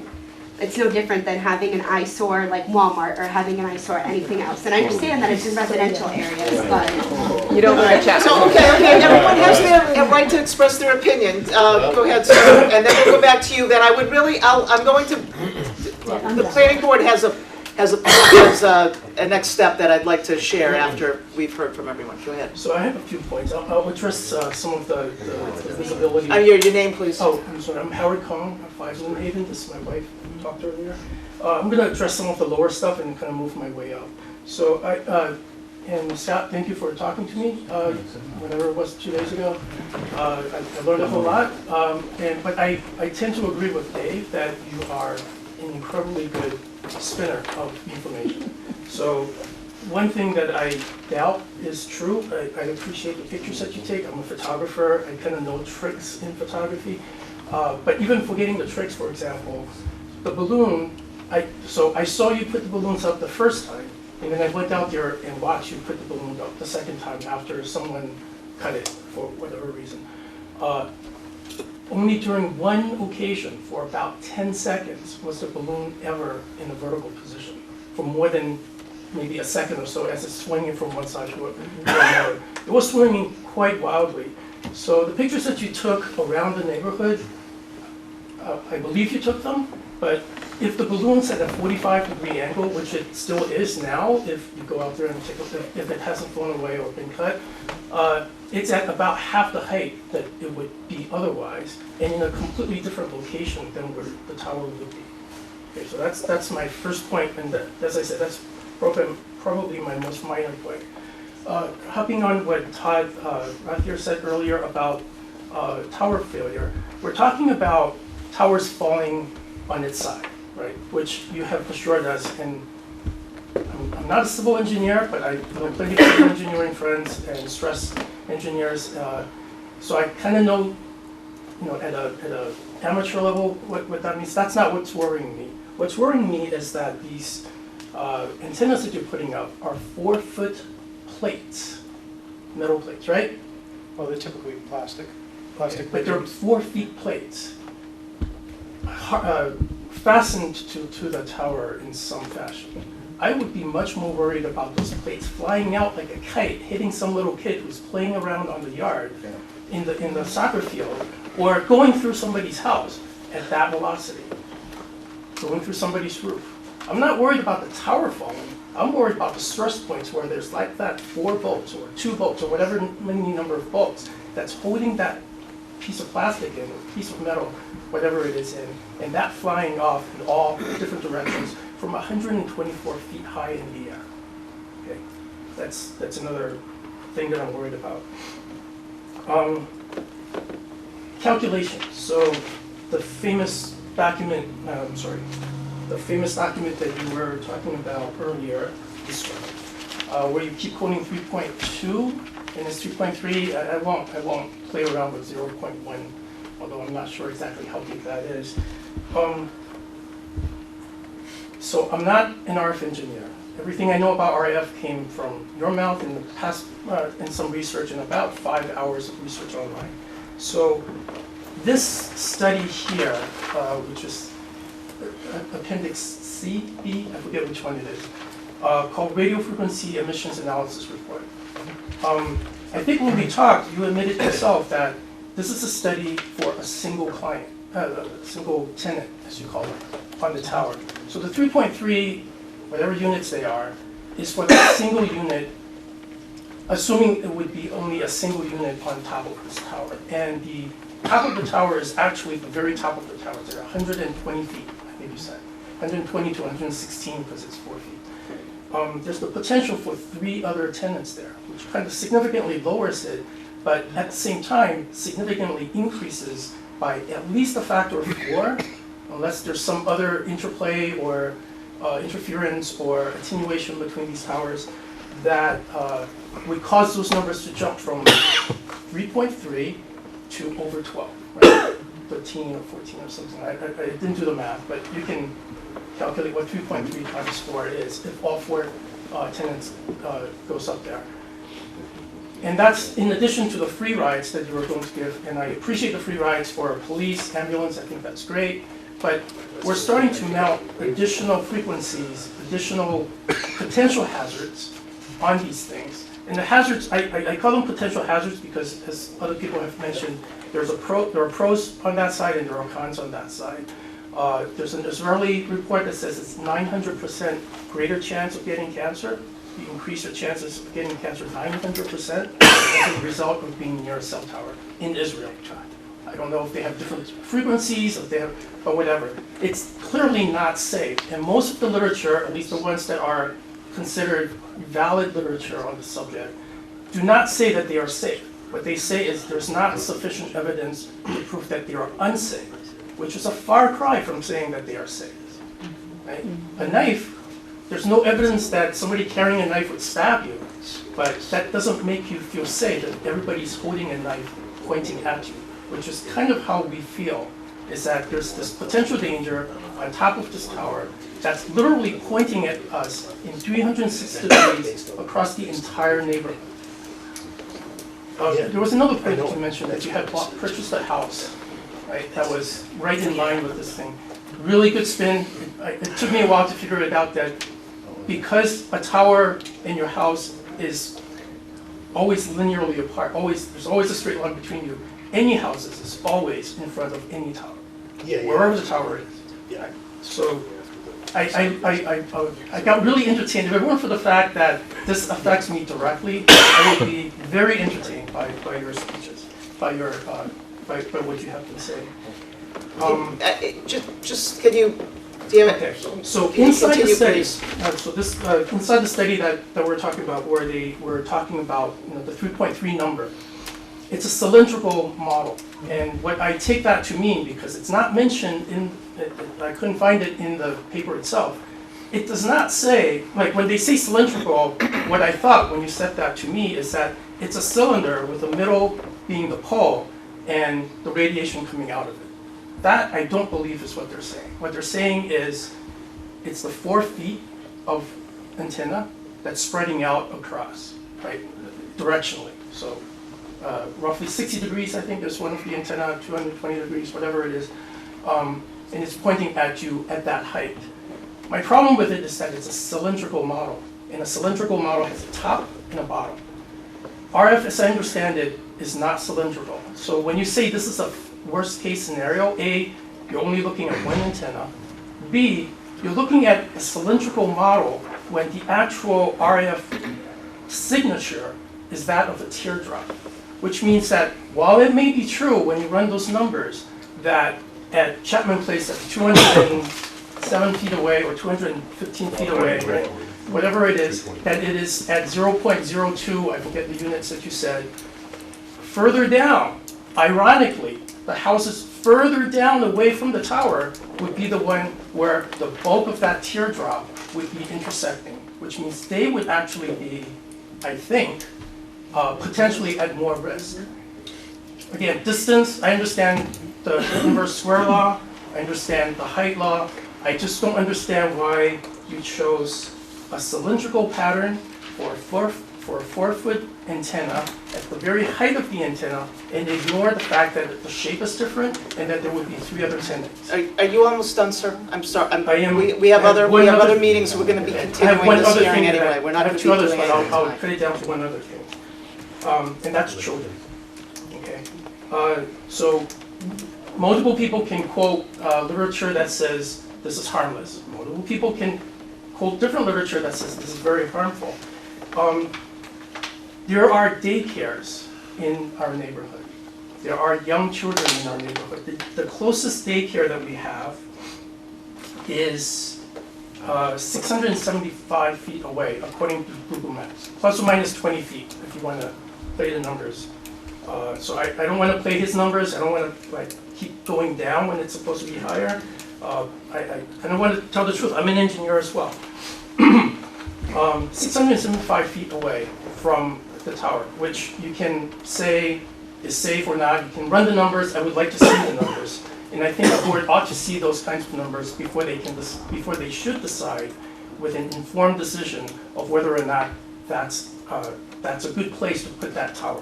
Which is the only thing I'm talking about. I'm not actually talking about the safety of the EMF. I'm talking about, is this the best location for it? It is 225 feet away from the nearest resident. It is 675 feet roughly from the nearest daycare, and we have enough daycares in the area to constitute what would amount to a classroom of children. And that's not even taking into account the young kids who are in the neighborhood. In other jurisdictions, okay, in Greenwich, Connecticut, for example, there's a minimum 750 feet from any cell tower to any locations where children are, where there's a concentration of children. Okay.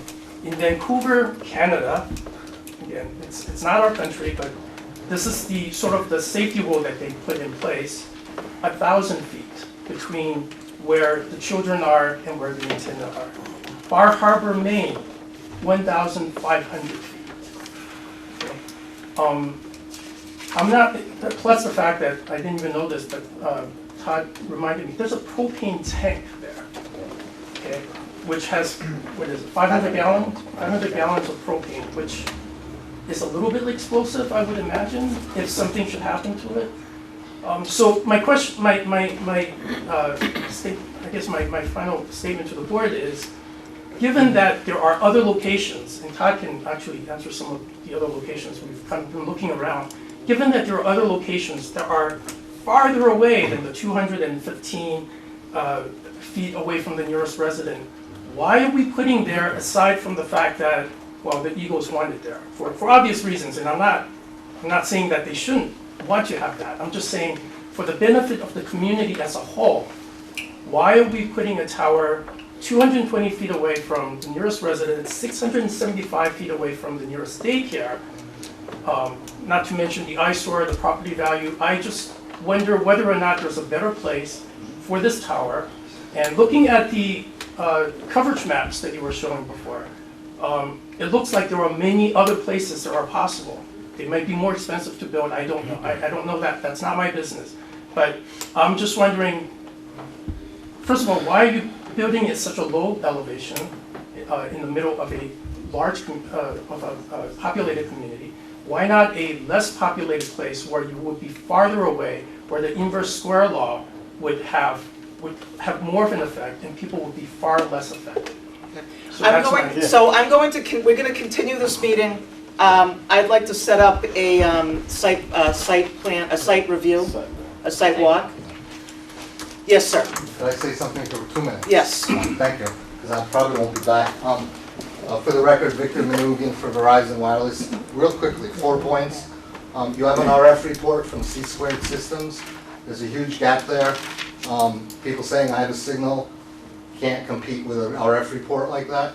Verizon doesn't spend money and put antennas where it's not needed. Secondly, as the board knows, and the chair has done a great job saying this about the health studies, we have to comply with the FCC regs and their emission standards, or we don't get our permits down the road. We're in America, we have to go by those rules. There's studies everywhere, but once we comply with the emission standards set by the FCC, that's off the table. This board can deny it for a bunch of reasons, but not that one. And they know what happens if they deny it just for that. Real estate values, you're not going to believe me, but we've hired real estate appraisers in Massachusetts on all sites I've been involved in, and the studies all show that there's no decrease in real estate values because of the proximity to a cell tower. Will people live there? Maybe not. Some people might not want to live there. Some people might not want to live near transmission towers. And lastly, the tank. The 500-gallon liquid propane tank is double hulled, and an antenna falling off, ice falling off, hitting that will not cause an explosion. And if this board wants, we would gladly put a second layer of protection by way of an ice bridge, which ice bridges exist on a cell site to run the wires from the equipment to the tower. We could put another ice bridge over the propane tank if the board has concerns. I just wanted to get those out there. Okay, for your I appreciate it. Thank you. consideration. Thank you. So what we're going to do is have, we're going to continue this meeting. We're going to have, I'd like to schedule a site visit, a site walk for the board and for anybody who wants to attend that. I'll get to your question, sure, but it's the last It question. was just, my question was never answered on the alternate site that you mentioned earlier. Well, if that's you all. look for, Go if you ahead. listen to this gentleman, why would you want him near the ball field when things could fly down on kids playing at the ball field? Well, So that's, you know, Okay. there's a All right, lot of but questions. but we're not gonna have discussing a, I'd like to have a site walk. We're gonna schedule that right now, so people will know, and if you can make it, you can, if you can't, you can't. We usually try to do it early in the morning before people go to work. And then, we'll continue it, and we'll get another date right now as well. We'll do both of those things right now. The last thing I'd like to say is, you all seem like you'd like to do research, so, not that this meeting is gonna be long the next time, but I think it's our duty as the planning board to let you know that the ordinance is online, right? If you go to the City of Leominster website, you look under the telecommunications section, that's what we have to follow. However, there's another section we have to follow. They're not just getting, they need a special permit. They don't get site plan approval, they don't get subdivision approval, it's a special permit. And there's criteria they have to meet for special permit that are not specifically under the telecommunications section of the ordinance. It's in another section of the ordinance, and it's like, I can't remember which page, page 21 of the ordinance, if it corresponds with the book. So I'm just letting you know that's what we follow as the planning board. So when I made my statement earlier, if it came across as a fait accompli, that was not my point. My point was, I can't deny something, as the attorney for Verizon said, because it may or may not comply with FCC, or FCC may not even be doing the right thing. But there's other reasons we can either approve or deny this plan that's within the jurisdiction of the planning board. That was my point. Yes, quickly. Okay, but the fact that it's going to be put on the grandfathered property and it does not comply with the same business that Well, then, so under the table of uses, I know exactly what you're saying. Under the table of uses, a wireless communication facility, I'm gonna use the word is allowed under each zoning area within the city, but only if they receive site plan approval from the planning board. So, special permit approval from the planning board. But then there's certain criteria that the applicant has to meet, to be able to be granted that special permit. And they're all listed. And emotional things that come up with all of us. So I'm just setting that forth to you, to take a look at the zoning ordinance, don't read the entire thing, read the wireless communication, and I'm only saying this to a group of people who like to do their, This is from the Massachusetts State Department of Housing and Community. well, you have to go by the Leominster zoning ordinance. Non-conforming structures and ordinances. You have to go by the Leominster zone, you have to go by our ordinance. It'll spell out what all the things that are needed, that they Two have to sections, meet page to get a 21, special. if I'm right, page special 21, and then the section towards the end for telecommunications. When do we want to do a site visit? Will the balloon be up for the site visit? I have no It's idea. in the tree. Caught in the tree right It is now. in the tree, yeah. And shrunk. You have special permit. We can get pictures. I can get you pictures, John. Oh, but if we're going out, I'd like to see it if we're going out. Tuesday morning?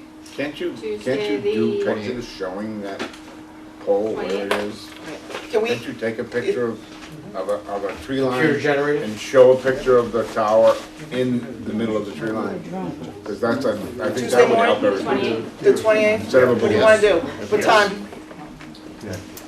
Or in lieu of what you suggested, 7:30? simulation He said he has in the past. We'll send an invite, yeah.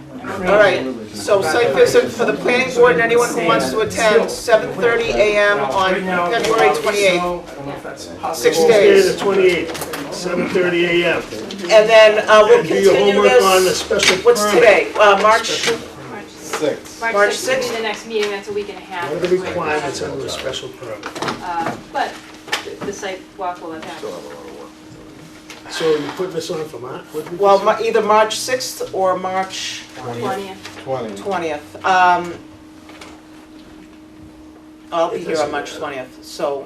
Be here on the 6th. You won't be here on the 6th, this is It's a gotta be special March permit. 20th, so you gotta be here, you can't I'll vote. be here on the 6th.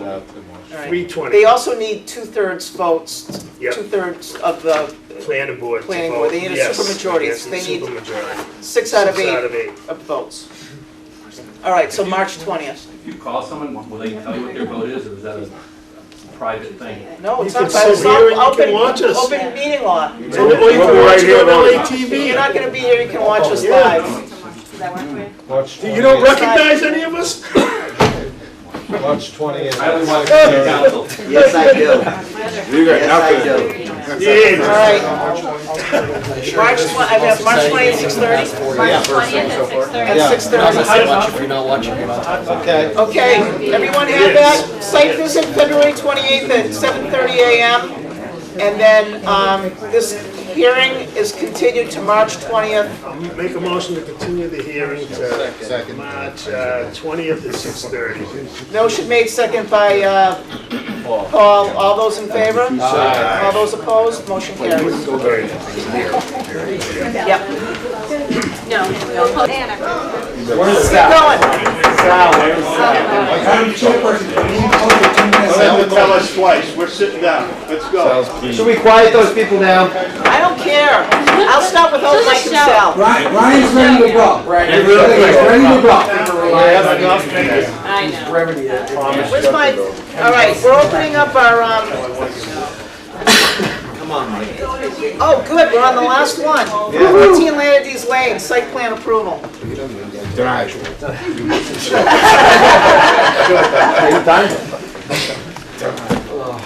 All right.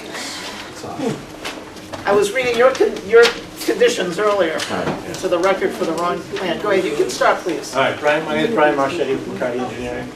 A little brief history on this project. We were here this summer and got a special permit for a contractor yard in MU1 zone.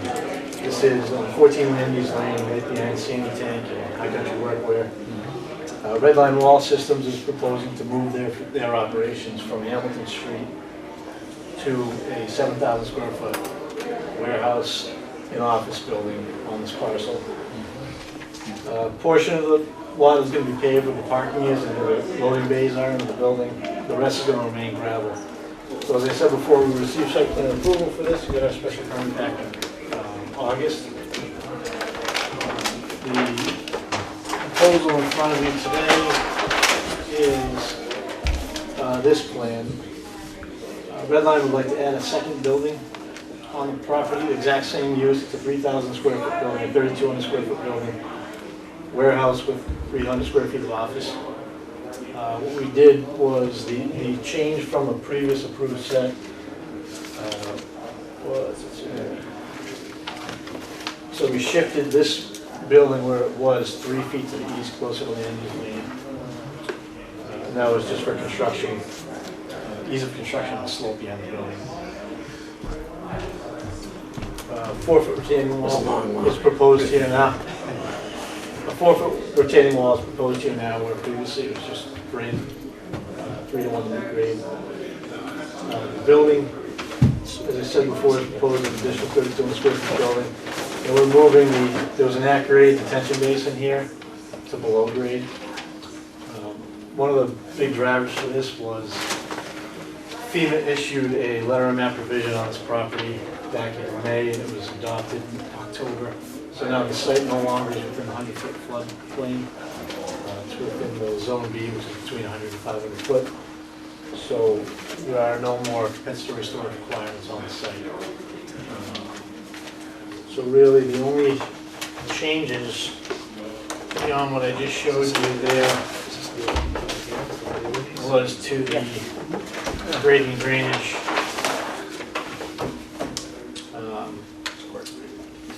Curbing was added up here with a catch basin, so the runoff from the above parking lot wasn't running through the retaining wall. And catch basins were added throughout the site here, directed to an underground infiltration basin.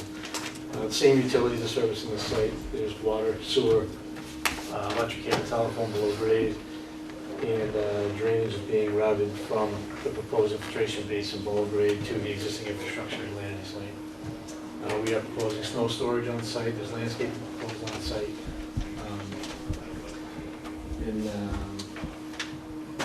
They are maintaining this loading bay, which is a drive-in dock, a drop-under dock, so it's 4 feet below the finished floor elevation in this location, which was proposed in the previous application as well. And that is the extent of what has been changed. So we'd like to hopefully, instead of just an amendment, I guess it was more because we're adding a building, we couldn't just come before you for a minor modification. We're asking for site plan approval and special permit to add this second building. Any questions? You guys have any questions? All the town departments reviewed it. Yep. Only comment really came back from Conservation, Marco. Because we're no longer in the floodplain, we don't need our stormwater permit from him, so we've already filed for our certificate of compliance that was issued last week. Okay, and Board of Health says the proposed, he's just complimenting you really. The proposed use is consistent with the uses of existing companies on this road.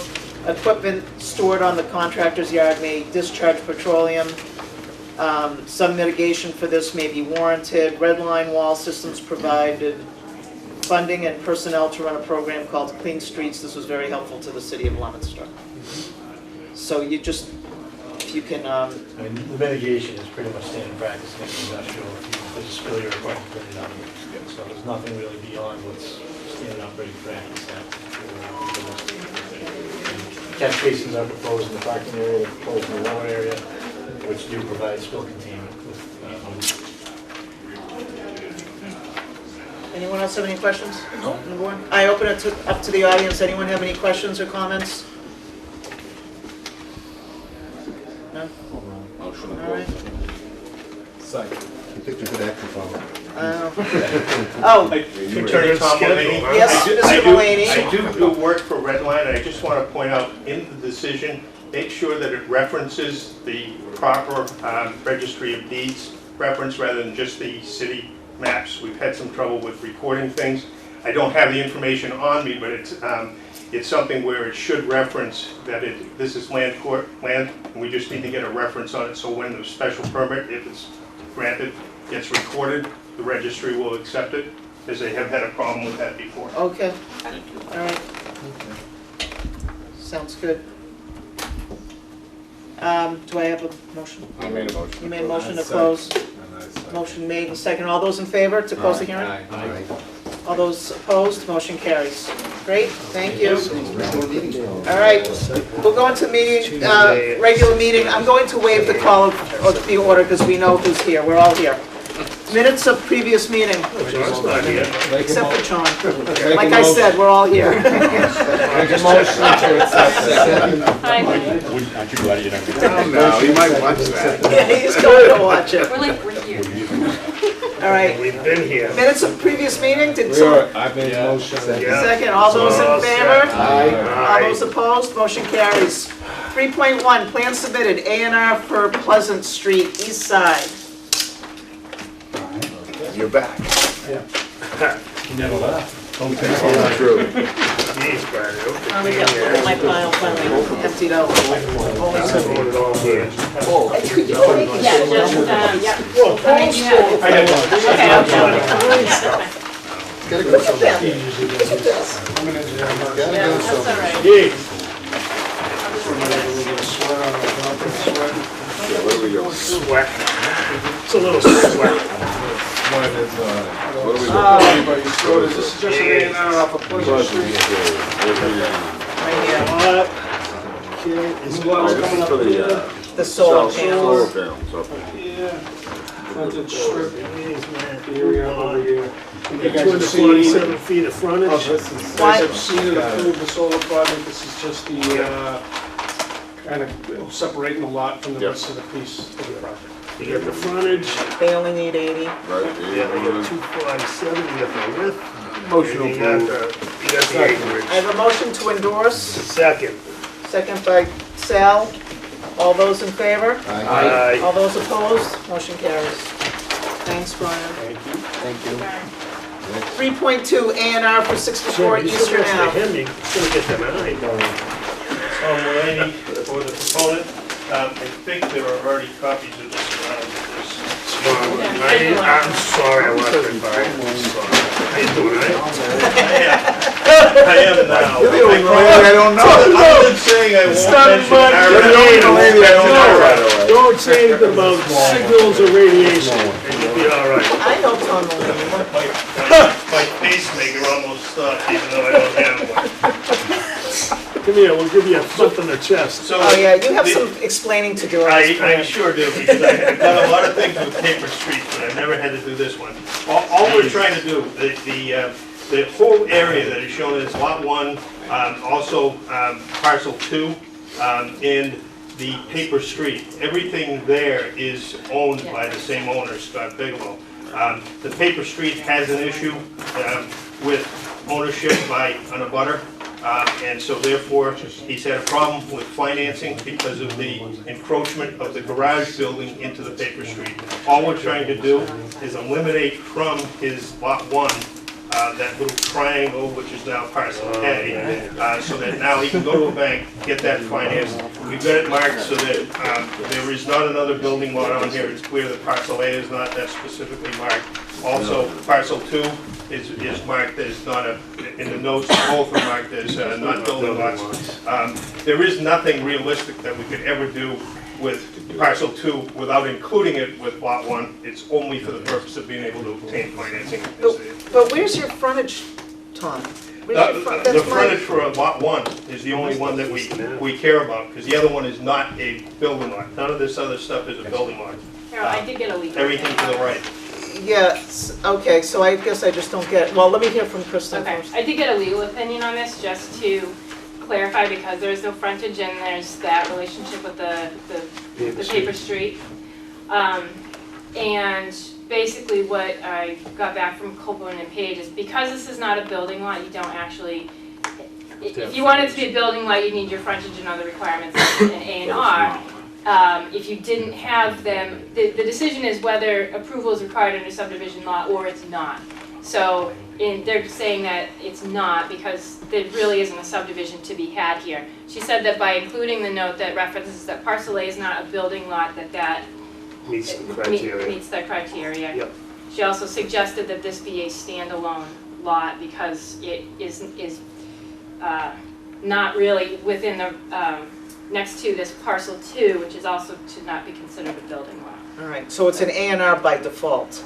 Basically. Yeah, for lack of a So better it's like, term. it's like a backwards A&R. It doesn't, right, it's not a subdivision. Yeah, we're trying to clean up a mess on one part of it is what it amounts to. So he'll have one piece that's clean enough to finance.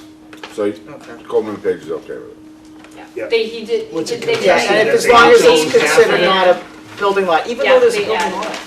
Yes. I make a motion to approve. It's not any more building. It's only a shed. But were they contesting halfway to the middle of the paper street? They already own, they always do by law, own to the middle. Each side. Yeah, and Each side. there is an issue. It's been in use by this property owner and his predecessor. Yeah. The paper street has been treated as part of this lot forever. That's why this issue didn't even arise. I think it was about 30 years that the prior owners owned it until Scott bought it last year. And so that issue never arose because he just had the garage where he had it and mowed the lawn around it, and it was treated as part of his yard. So it wasn't even recognized until the transfer. Well, sometimes we have to be practical rather than. Motion to We have endorse. a motion and a second. Okay, motion made and second to endorse the A&R. Yep. Okay, good. All those in favor? Aye. All those opposed, motion carries. Now that I won, all right. Thank you, Mr. Tony. Now you didn't radiate us, you can leave. Very nice to done. It took a little long though. You could have done it nicer. Let's schedule next one.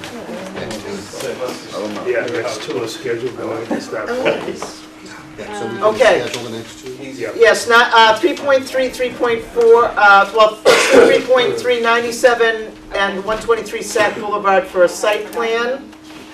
We actually, On Yes, the 6th? Kristen? we actually went ahead, because of the lack of enough meetings. Sure. but We scheduled them for the March 6th meeting, Excellent. for 6:30 for Site plan. the site plan, Yep. and we could do 6:35 for. Yeah. Sounds good. Nice. Excellent. I'm sorry, let me take that back. The 6:30 around. for the special permit, because we had to Yes. advertise it, which is why we had to. Yeah, Tom said he's not gonna be there, or we're gonna have enough people. All right, well, we need 6 out of 8, and then the applicant has to make sure he or she feels okay with a unanimous vote. Can we have March I'll be 6th? here. I will be here. You won't? I'll be here, Let me just look and make sure. but you know, things happen. So then we'd have to site plan at 6:35. Maybe, yeah, but I don't think so. The company back a minute? I'll be back. Take that day.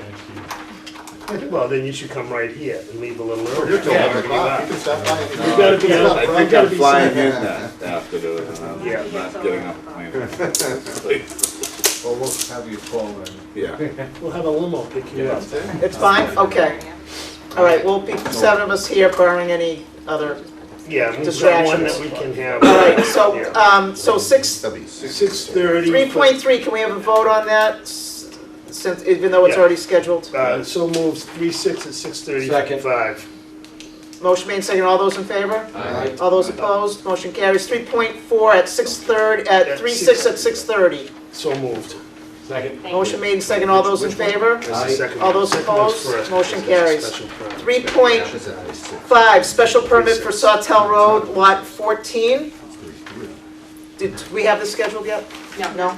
Do we want to do it the This same, one is March scheduled. 6th? We can't, we'll have to do Oh, that's right, you advertising, so need, the all right. 20th works better. March 20th Oh, both the at 3/6, 6:45, Yeah, we have cell tower at right? 6:30. 3/6? 7 o'clock, It's all 8:30. Do you have the 7 o'clock. 7 o'clock? I don't know what to do with the, I So that have would 4 be- copies of this that I copied. and I Right. copied the wrong So one. March 20th And then I don't know what to at do 7 with the o'clock, one they gave Mo- us. do I have a motion? So moved. Go, second. I saw Fred first, you second. All those in favor? Aye. Motion carries. Special permit for Sawtell Road, lot 18 at 7:01? 7:05? 7, I don't know, are they, I'm sure they're gonna be. all right, taking them 7, together, so- 7:05. 7:05. Do I have a motion? Yeah. Second. Motion second, all those in favor? All those opposed, motion carries. And for lot 52, Move 7:10. 7:10. 10. Motion made and second, all those in favor? All those opposed, motion carries. Old business, none. New business, 813 Main Street site plan approval. I don't even remember what it was. The restaurant. The restaurant. No, In the triangle. the Yeah. restaurant. Okay. Right before Johnny Appleseed. Are they gonna paint it a different color? Yeah, that's what I'm saying. Yeah. Used to be a convenience store. They are going to be painting it a different color, more or less a white or neutral color. Excellent. All right. Do we have any special conditions other than the department review? Oh, wait a minute. I'm looking for It's just the discussion about the parking. Concerned Yeah. with parking. No, there was, I think, lighting, no, was that something else? The lighting It is was just gonna stay. parking. I mean, And that was not- it's gonna be a vast improvement to what it was. I don't know how much complaining we should do about Just a parking. concern about pulling out on the streets, You know, that's but all. it is what it is. Yeah, I agree with Paul. I mean, I don't, It's not a big deal. I think they should have a curb cut on Day Street, so Yeah. people can go out Yeah, there. but it goes like this. Yeah, You but can't. It's a, Yeah. It's a straight shot. Yeah, okay, you can. It's just a very I always, I thought there was one there. parcel. I just think it's the wrong use, but what do I know? it's been empty for I 10 know, years. but it was What a else are you convenience gonna store. put there? Well, put a gas I station. drove by it, I'm driving by. Nothing is. Why, one pump? Put a Cumberland farm with an old. I mean, golf I club think, on I it. think for the type of restaurant it is, it's a good use. Yeah, I mean, like a lot of Mary Ann's people, Donuts or something. a lot of people like to eat their Chinese food at home. I know. I don't know why, I mean, I have nothing against the restaurant, but that's what people do.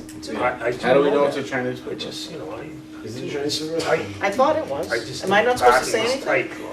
I thought it was. I will say it is not supposed to be a Chinese restaurant, it's a hibachi, subs, things like that. Oh, so even better. Yes. But you still have all those tables inside. I mean, I'm just concerned with the parking, that's my issue with it. No, because that's what I was, Because you're back right on to. I thought that's what I was told. 13.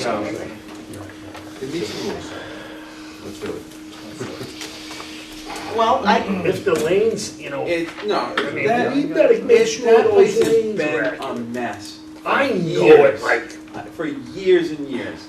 I hear what you're saying. I would be concerned about the parking, particularly if that fifth spot in front were not converted. But I think the vast improvement, just directionally, this is a better way to go. This is where I concur. Gotta be But good they've been signage. backing out of those spots for the last 50 years. They looked closer to the street than they actually are in real life. Yeah, this- if you got a You can long back truck, out of those. they're not that, I don't You- think, But you they're could that pull up close to to the that, street. you could pull up to that store and go in the Oh, I front know. door and back out in the driveway. I go by it. That's a lot, right. Like just Michael, to look, I feel good about see which this. way they're facing, you know? Absolutely. do I have a motion? I make a motion to I'm approve. not getting involved. Second, both second. Motion made and second, Somebody, either one. That's with the conditions of any and all department review comments. All those in favor? Wait, wait, What? Wait, what? What? color has to be changed. Get Get rid of the green, okay? Aye. All those in favor? Aye. All those opposed? Aye. Okay. Nay. You lose. That's Because of okay the- to lose. because of the parking? It's okay to lose. You know what's gonna be funny about this? I'm gonna be right. They're gonna have your favorite sandwich. I know. You're gonna be late coming to meetings, I was Sandwiches at my mother's house. All right, 5.2, 60 Hospital Road, site plan approval. Good luck, thank you. Sorry to keep you waiting. 60 Hospital Road, site plan approval. One more time for the record, I'm a board member at Health Alliance Hospital, I cannot vote on this. Okay. I'll tell you, I really enjoy seeing the expansion. I would I move like that we the approve plan. that with the department head recommendations. Yep. I'd like to point out that Wait a no minute. butter was objecting to it. I don't think No, I know, Mr. There was a butters. There was? Yeah, Oh, yeah, you know, it's just Everyone in the back. speaks, And not he spoke words for of it. Chris, his- Well, that's- he's come a long way in you gotta 22 be years. careful watching that they get together and figure out Well, who's, I, you know, I wanna add can you that make to sure the. that's a condition yeah. or something, so Yeah. I'm happy to, enforce it, but getting everyone together, making sure we receive the traffic Yep. studies and the concerned parties get together Yeah. would be. Well, I think the only Have to condition be we can make is conditional. on the applicant, that they will No, but cooperate. we want Kristen to follow this because they're gonna stick her with putting these meetings together. And we want knowledge of what, no, I think that, I understand all that, and I understand there's a big chunk that's owned by the state because it's a state highway. But, I wanna see them talking and I wanna see it facilitated and it's not gonna hold me back from yes on the project, but. Can you make a condition In that fact, they there's come more back, traffic coming out so of you our had town. mentioned it like With 6 December. months and a year. 6 months. Yes, Can you make 6 that in the months. and then that meeting Yes. should have occurred by then? Okay. Yes. And then we can talk about that. That's right, exactly, and that's, it's every 6 months, and then Yes. it's end of construction, Yes. it's a year later. Yes, That's one of the department head comments, so that'll address that, okay, yeah, thank you, Chris. all Okay, right. motion to approve. All right, so it's all the department head comments plus. Yep. That at that first 6-month meeting. Oh, no, it's in there. This meeting should have been convened. Oh, Yeah, but yes. let's make it Okay. Yes, So let's, specific. That's the one Yeah. addition. Yes, okay. Is that your motion to that approve? is my motion. Your second? Motion made and second with all department review comments, including the condition of a traffic review 6 months after the start of construction, and every 6 months thereafter, and then 1 year after completion of construction. Correct, And that this And- meeting of interested parties And take the- place the by the meeting- first 6 months. that's correct, within the Okay. first 6 and months. then you want them to come back to the planning Yes. board at Yes. some point? Okay. Present to us. Okay, We really, all right. an effort's made, I mean, we can't force. No, but another you party. know, but we can be nasty otherwise. Well, you can schedule a meeting, you can't make everybody come, but we Right. can schedule a Yep, meeting. I like Okay. Motion made and seconded with those conditions. All of those in favor? Aye. All those opposed? Motion carries. So you're not gonna- 5.3, Research Drive Southgate for modification of definitive subdivision.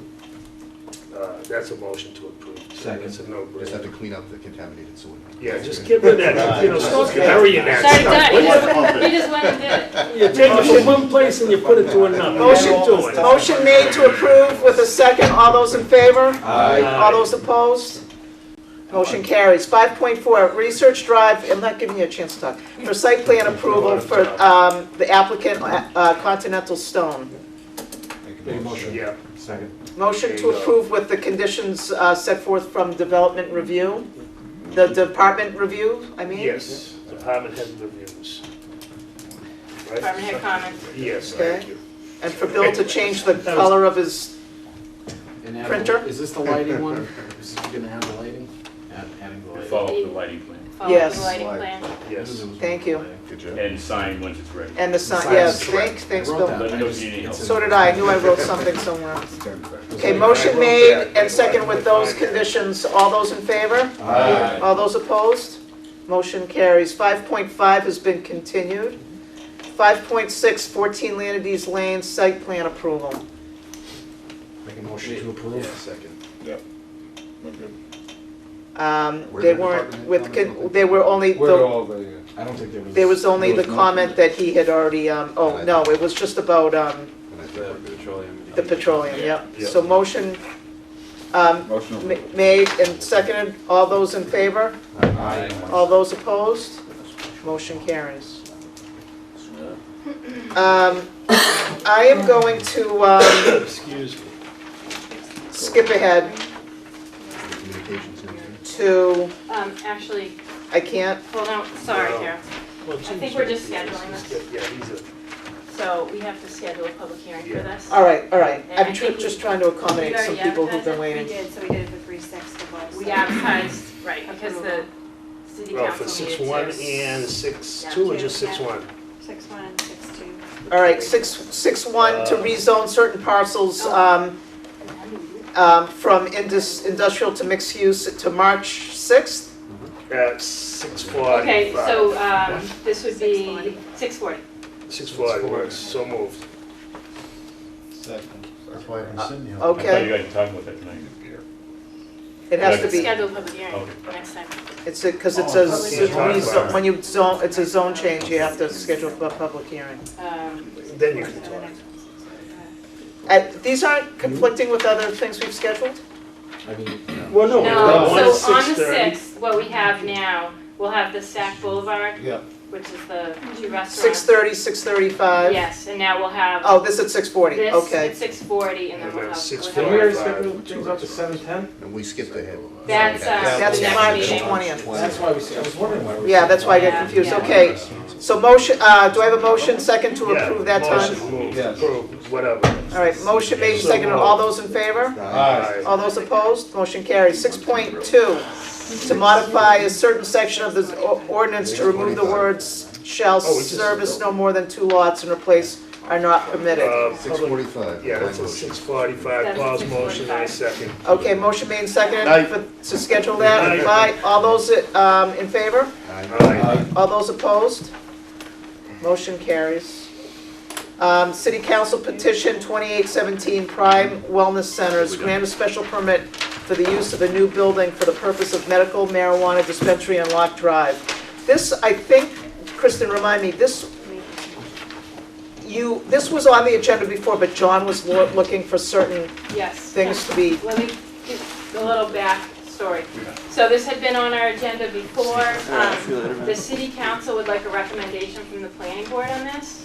And when they first came before us, this was months ago, we determined that we didn't have enough information to whether they had completed their application. John wanted to see more, including the layout of the building, because that would be part of the application. That's signage. So the layout of the building and things like security cameras and whatnot are sort of sensitive information. So we talked about being able to review the plans with the police chief, and if the police chief was comfortable with it, that the board would take that into consideration. Okay, We met with police and fire. okay, Yes, I was the president with Yeah. the fire chief, so yeah. yep. So, okay, so can I just, I'm gonna go through this list, Pat, with you, and you can see if you can, so, to grant a special permit, the proposal has to be suitably located in a neighborhood in which it is proposed and deemed appropriate by the special permit granting authority. So where is it located? 1775 Block Drive. It says 1770, it's actually 1775. They changed the address like 3 times. All right. At the end of Block Drive, at the end of the cul-de-sac, in the industrial zone there, which is required by the city council's special permit that's in the industrial zone. Okay. Well, and what's the what other industries or businesses are located by there? Horizon across the street, they do wire and cable. I mean, Block Drive is Heroes on the end with marine monitor, and then it's empty. Okay. Pretty, yeah. Used to be good over All there. right, Used to have a so lot it's of business. it's compatible with, we can say it's compatible with existing uses and other uses permitted by right in the same district. You could say that.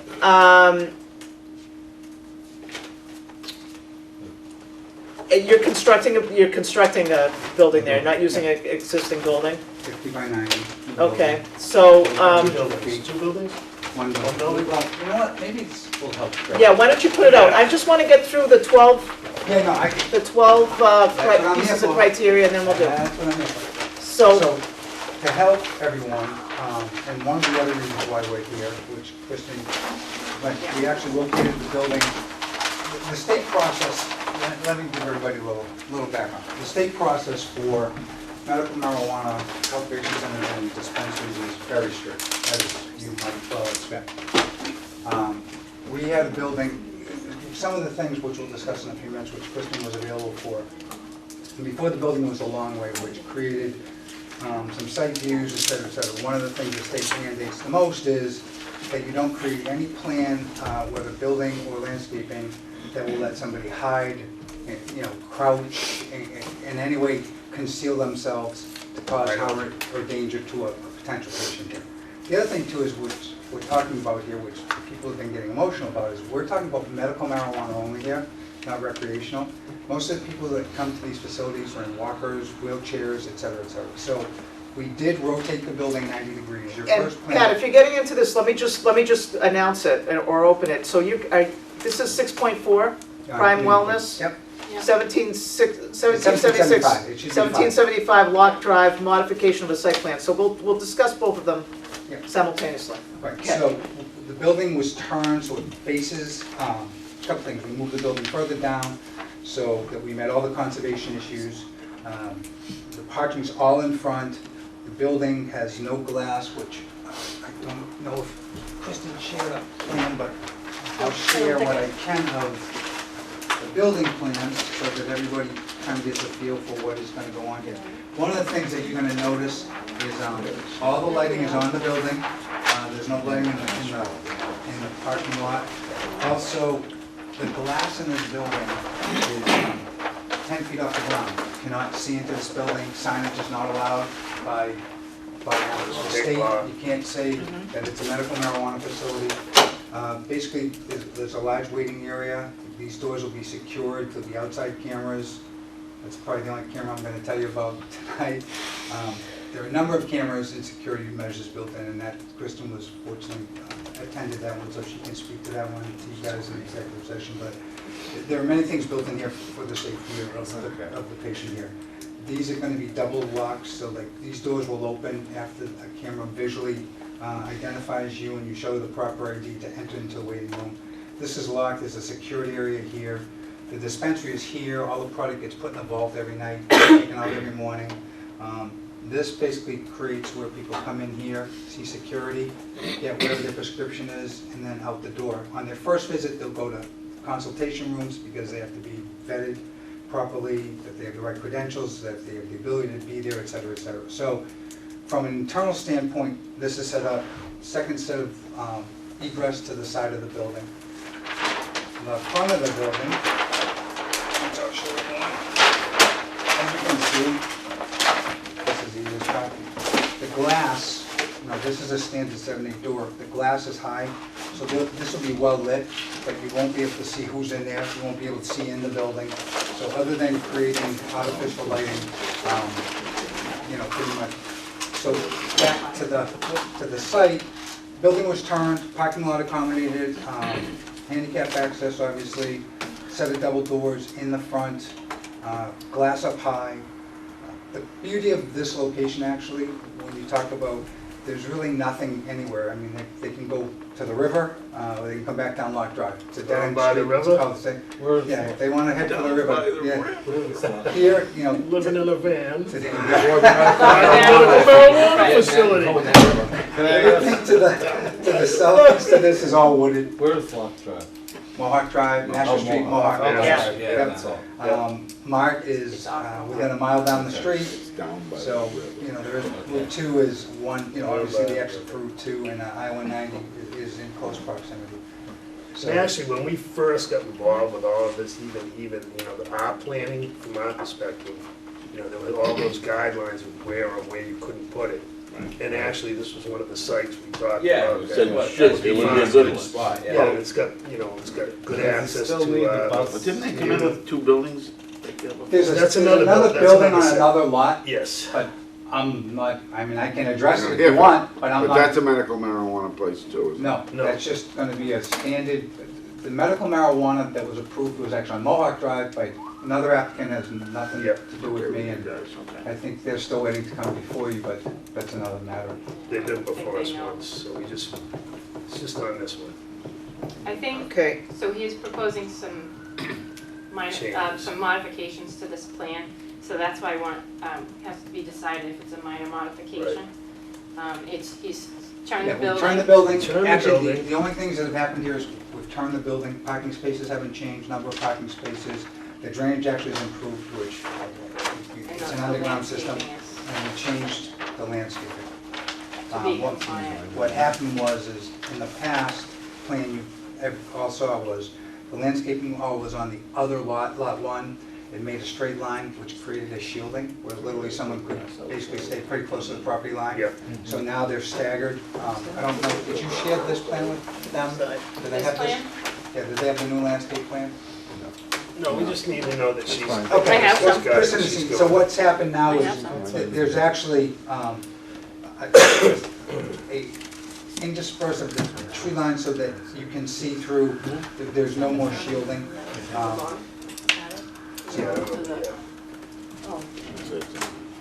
So I think other than that, that's all that's changed. So do we have to make a motion that's a minor modification? So moved. Second. Motion made in second. We're just making a. All those in favor that the plan is this is us, a minor modification? All those in favor? Aye. All those opposed? Motion carries. So now, do I have a motion to approve the plan? Yeah, so moved. Second. Yeah. Motion made and second to approve the modification. All It's a those in favor? manufacturing value. All those opposed? Motion carries. Now, so as to a recommendation to the city council for the issuance of the special permit, under the relatively new ordinance for medical marijuana facilities,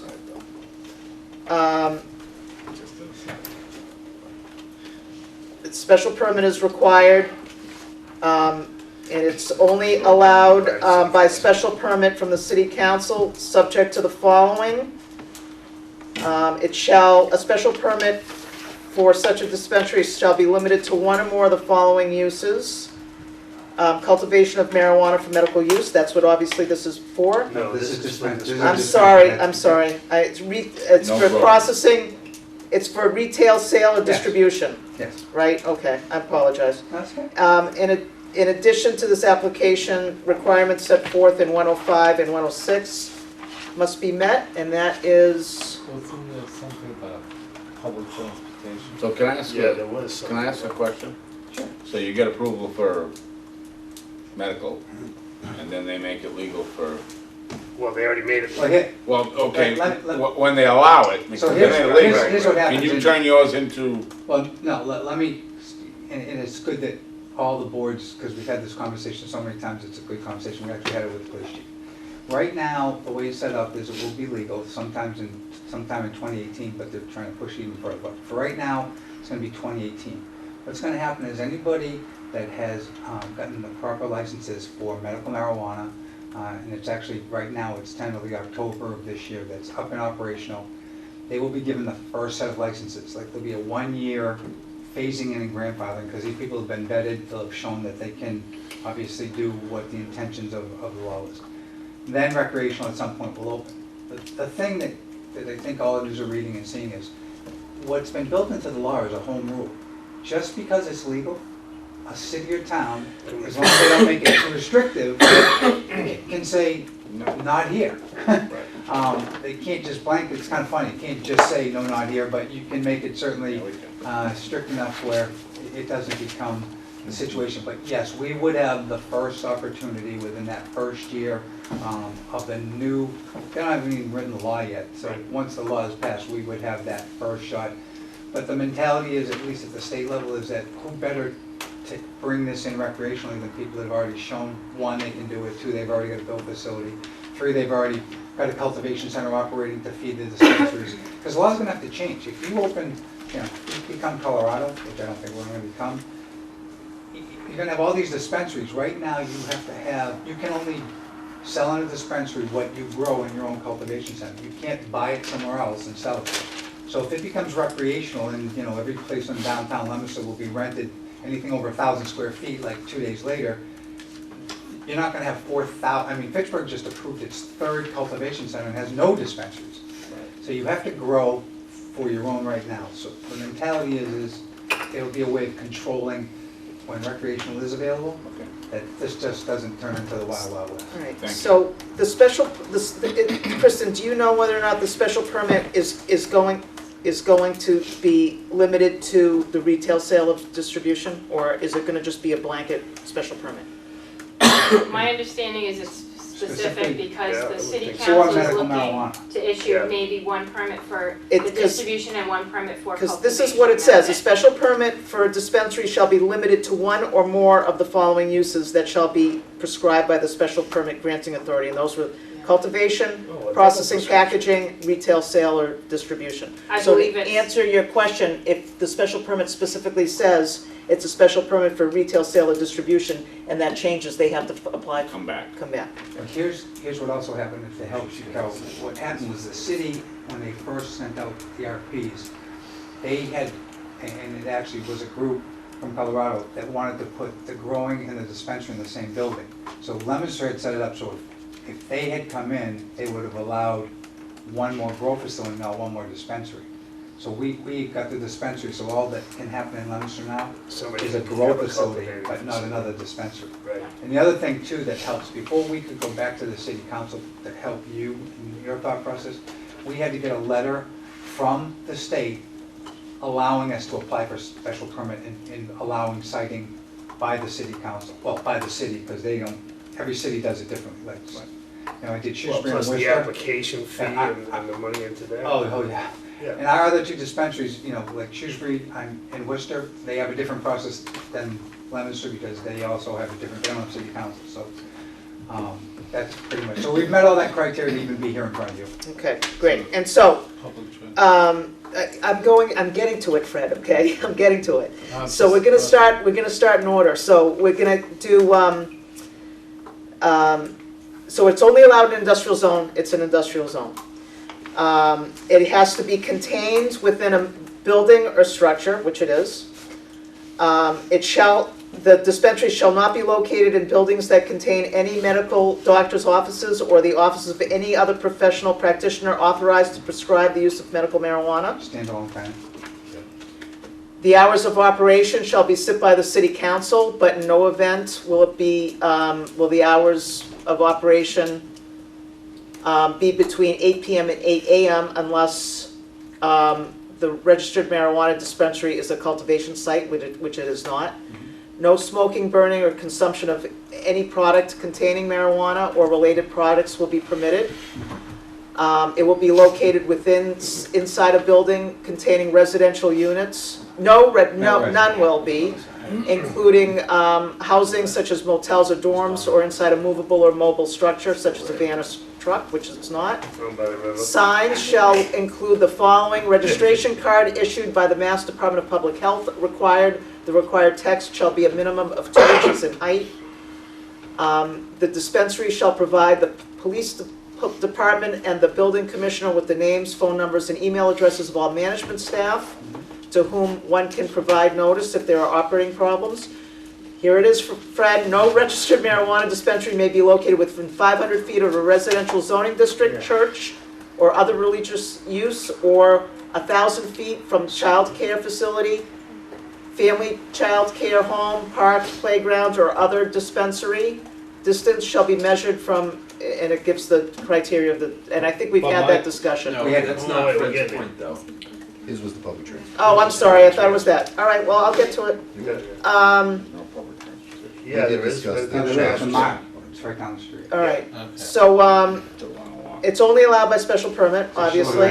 Short Uber. Not when you're smoking, Okay, sorry. then you have what you have to do to actually submit your application, which we don't have to get into. Checks all the The boxes. city council shall not issue a special permit unless it finds that the facility is designed to minimize an adverse visual or economic impacts on abutters and other parties in interest. And Pat went through that with the design of the building. The facility demonstrates that it will meet all permitting requirements, and we discussed that. The applicant has satisfied all of the conditions of 105.5 and 6, which I already went through, which are that they're, it's not contained in residential, et cetera. I already did those. And you're going to report every year. 10 bars,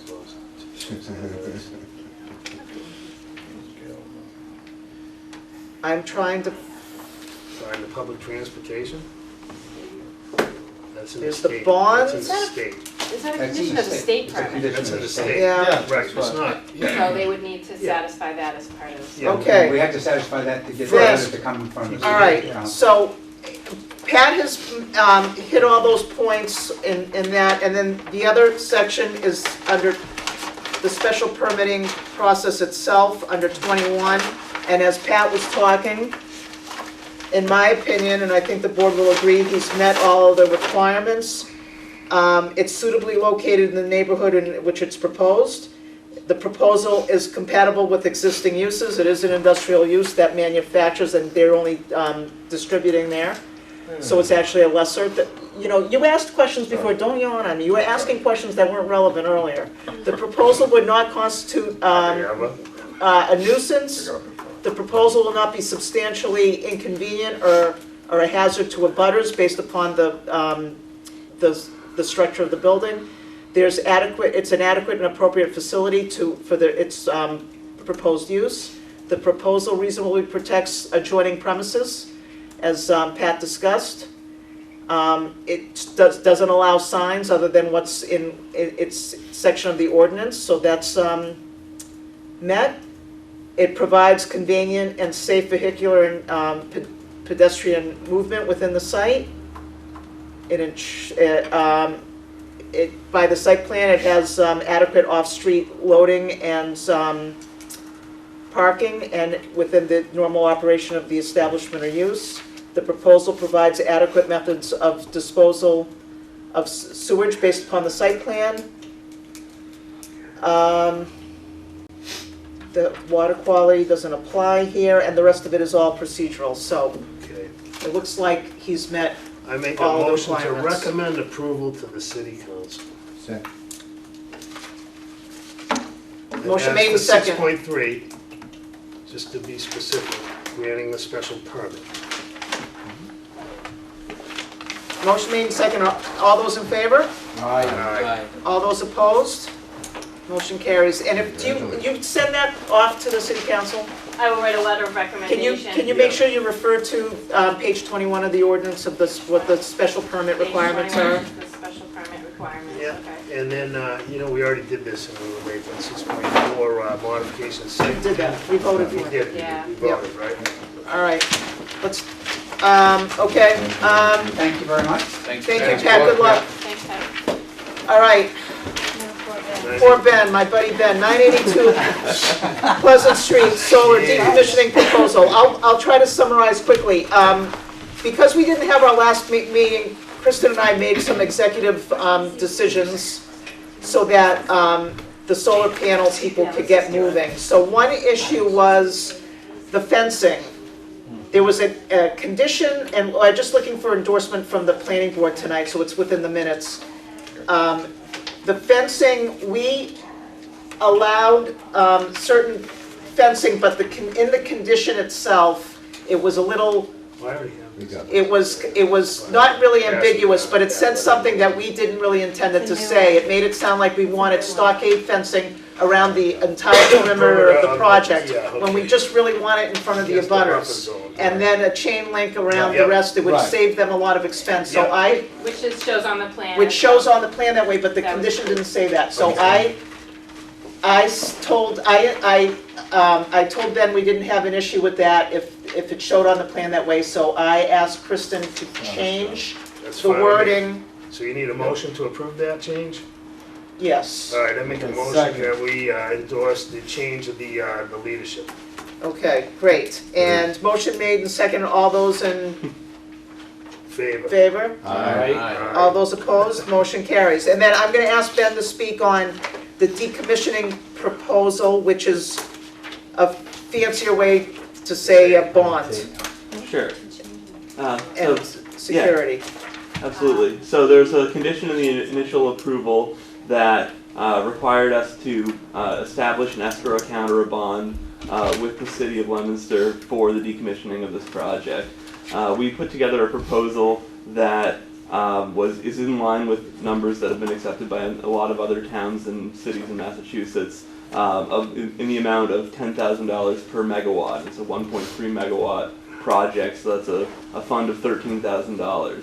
Every time we've gone and asked a scrap metal company to price out the cost of decommissioning these projects, they've told us that the scrap value of the project is significantly worth more than the cost to actually go and pull it out. So the way that we look at it and the way that a lot of towns have looked at it is that it's important to have a bond there. The bond is enough to cover a large portion of the cost of decommission, even without taking into account the scrap value. So that should, protect the city in case commodity prices change over the 20-year life of the project. And the money is basically there to fund it, find a scrap metal company, entice them to come in, and fund the cost of getting them into to take the project down. We're not expecting there to be an issue just based on the fact that any company would be thrilled to come in and take it all out in compliance with the special permit, because it'll be a money-making enterprise for them. So what he's looking for us to approve is The bond, the 13,000? 13,000. Yeah, approve the. And that's what Even kind though of it could cost more, but The whole Oh, it's a decommissioning. 1.5% Yeah. increase Document. every year. Yes. So that'll be increased every year. And he did give a comparison with other projects, and this one is like similar to the one in Belchertown at 13,000, but the rest of them are all based upon that formula. But if in the remote chance Next Camp or its predecessor abandons it, apparently that equipment is worth a lot, even if it's not there. So the city of Leominster would be covered, plus an additional 13,000 for and the other costs. escalation of 1.5% per year? Yes. Yep. So I told him in advance that I thought that went, and then Ben also sent to me written proposals from the scrap companies to show, and they show on there that they would pay I believe in 6 figures for it, so. I do believe that. All So right, if we want to uh, approve his decommissioning plan Motion to approve proposal. Second. based on the information, the escalation percentages over the life of the project. Okay, motion made, second? Yeah. All those in favor? Aye. All those opposed? Motion carries. Thanks, Ben, for your recommendations. Thank you. Oh, of course. Thanks, that was a brutal Have a good bit night. to wait. Yeah. I would It have been happens. I would have been creeping there in the back. Traffic warning. One more item. One more item. One more This item. is All right, another, we have to schedule this too? Yeah, it's scheduled, yeah, this is a schedule, so can we do this on 3/6 at 6 o'clock? We need to advertise this, we have not done so yet, so. 3:20 along with the other ones? Yep. 3:20 at 3:20 far enough? 6:45, right? 7:30. Well, we have No, we have cell the- tower at yes. 6:30, then we have Sawtell Road through those At three at 6:00. 7, 7:05, and 7:10. So 7:15? 7:15. Yeah, 3:20 at 7:30, was, it's starting to get there. 7:15 Or is 10 o'clock. going to be Even 38, if we had the meeting more. 17. Okay, This was That was a me. perfect storm I meeting. think it was me. Did I do that? Yeah. Who seconded that? I'll second. Sure. Motion made and second to schedule it for the date and time that we picked. All those in favor? Aye. All those opposed? Motion carries. Sal, you're up. No, director's report. She doesn't have any Executive comments. She session, no. wouldn't even Motion to adjourn, dare. motion to adjourn. Aye.